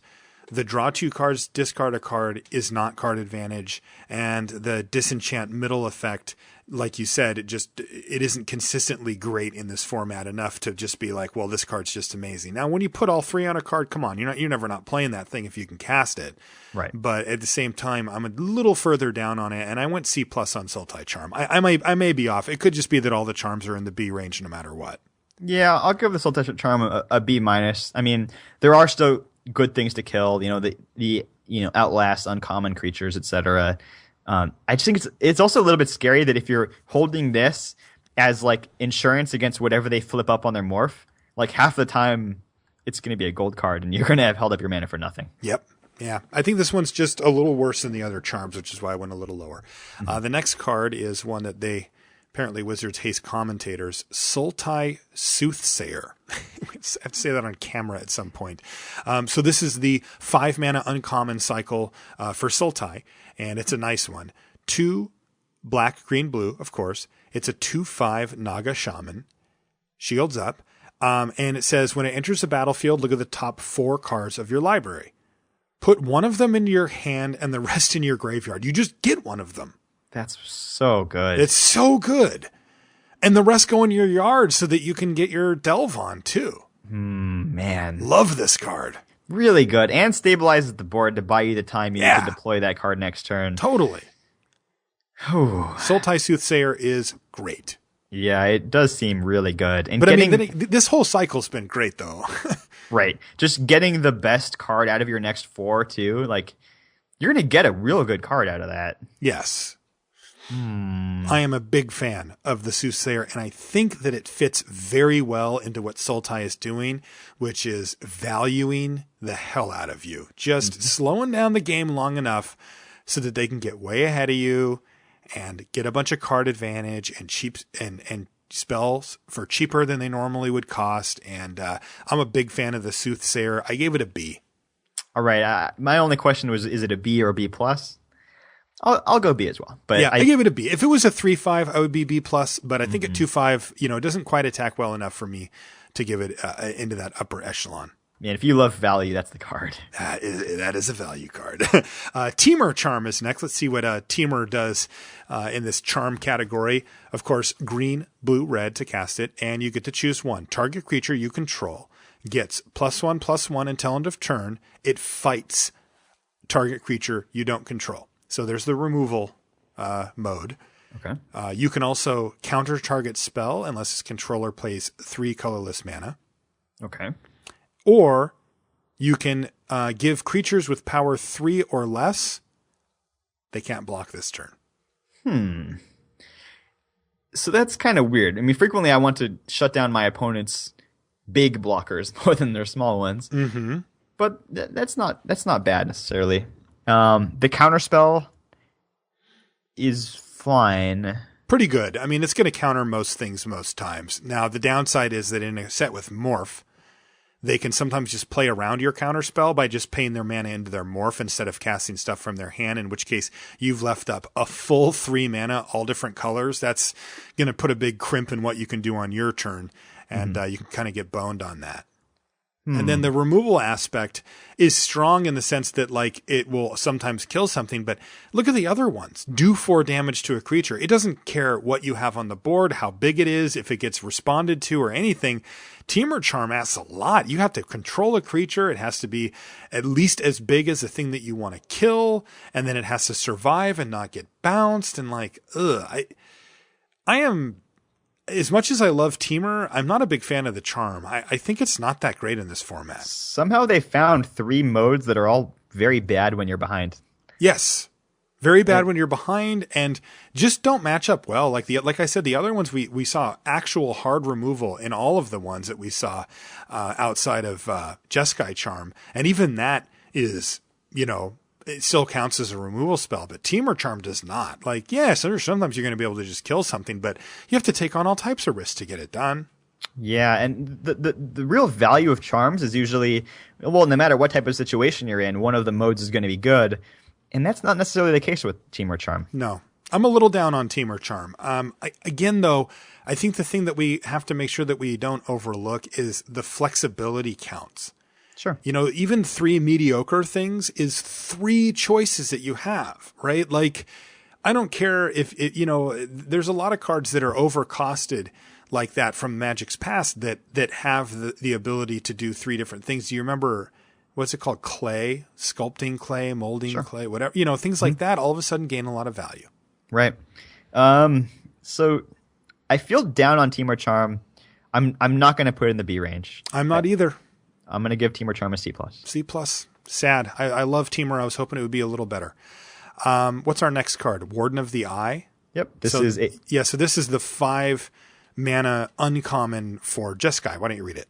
Right. So this is a 3/3 Djinn Wizard for 2 blue, red, white. So 5 mana.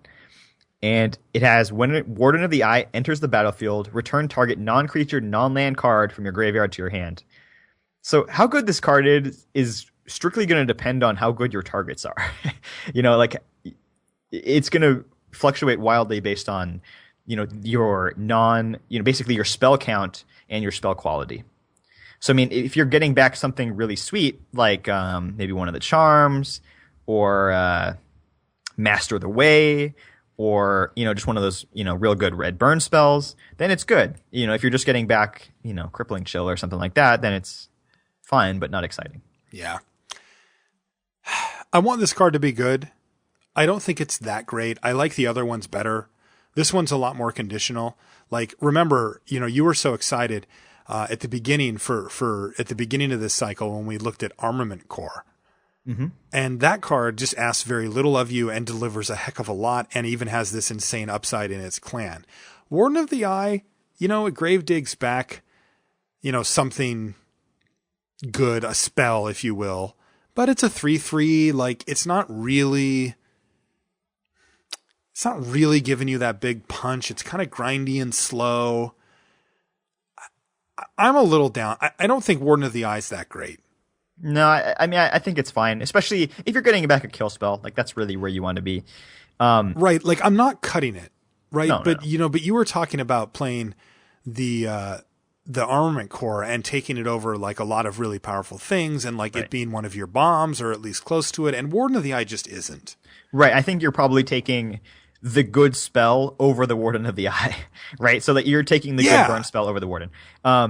So, when we said the Armament Core, what's the worst case scenario is like, oh, you have no other targets, you get a 6/6. Well, the worst case scenario on Warden of the Eye is you get a 3/3. Like, that's a big difference.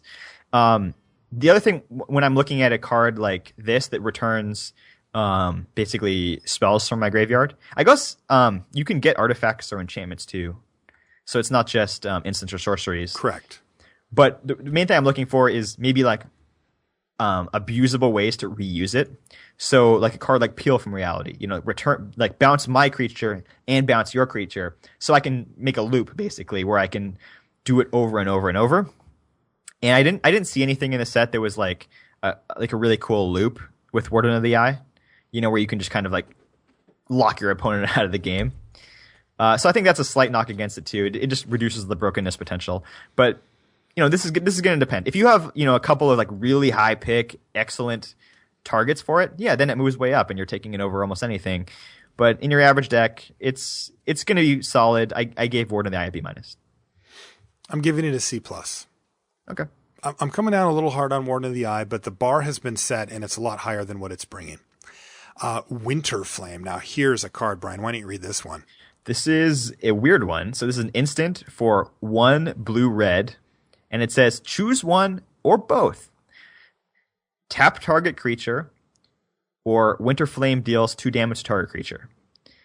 So you can, frequently you're going to do both. I don't know why you wouldn't. This is kind of a weird thing to put on. It's like fire and ice. Yes. So really, actually kind of works on offense or on defense, where you can tap one of your attackers, shoot the other one, or on offense, tap a blocker, shoot your other thing. It's kind of cool. Also just like provides insurance. You can like tap their thing and shoot the same thing, and like in case they giant growth it, their thing still gets tapped. Yeah, that's kind of cute. Because you don't have to choose a different target. No. It kills a morph, right? Like, yeah, sure. 3 mana instant speed, kill a morph. Right. How much better is this than just deal 2 damage? It's a little bit better. I think Winter Flame's pretty good. I'm not going crazy about it though. I like it quite a bit. I feel like I'm going to be able to leverage this card pretty effectively, but ultimately you're right. Its effect is fleeting and not high impact. If your opponent has a big bomb, tapping it down for a turn is not a way to deal with it unless you're applying pressure. So seems really ideal in like an aggressive Jeskai deck. Yep, that's what it seems like to me too. Because this way, what you do is you tap down the blocker, you kill another blocker, and you get your prowess. And you actually want to do that on your turn. Yep. So, yeah, I like it. I gave Winter Flame a fairly high grade, considering its relatively low impact. I gave it a B-. I gave it a B- too. Okay, cool.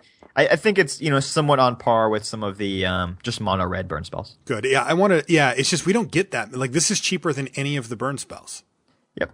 Just boom, cheaper than any of them. So that's it. That's going to do it for the rares. For the commons and uncommons set review show for Khans of Tarkir. I got to say, Brian, this set looks crazy. I cannot wait to play it. Khans!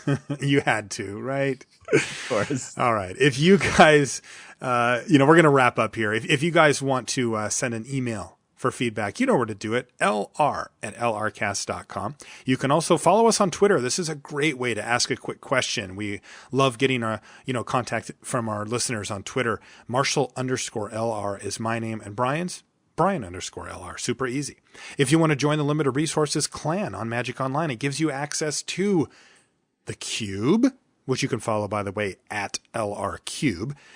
You can also find information for this stuff in the subreddit, the LR community subreddit, which is also available on lrcast.com. But if you want to join the clan, all you have to do is send me a message. My name is Marshall_LR on there, and I will get you an invite. The only rules: you got to love Magic, and you can't be a jerk. If you meet that criteria, you can be in the clan, you can take part in the cube drafts, you can do all of it. I want to remind you to check out the Patreon. This is a big deal for us, and this is our future. So if you want to check it out, I made a video on there that explains how it works. And if you have any questions, feel free to fire them off on Twitter or via email or whatever. Guys, thanks for hanging out with us. I know these shows are long, but we got to get you ready for the upcoming limited season, and this is the best way that we found to do it. So until next week, hopefully you open some bombs.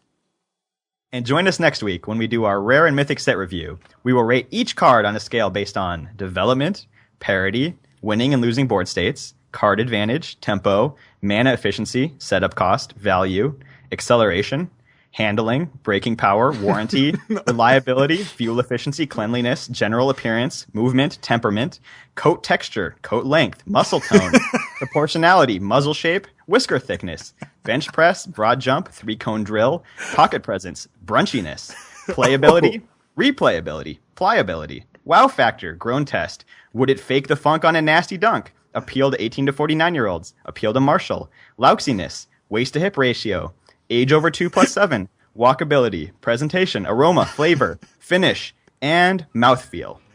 It should be a lot of fun. Good luck at your pre-release, everybody.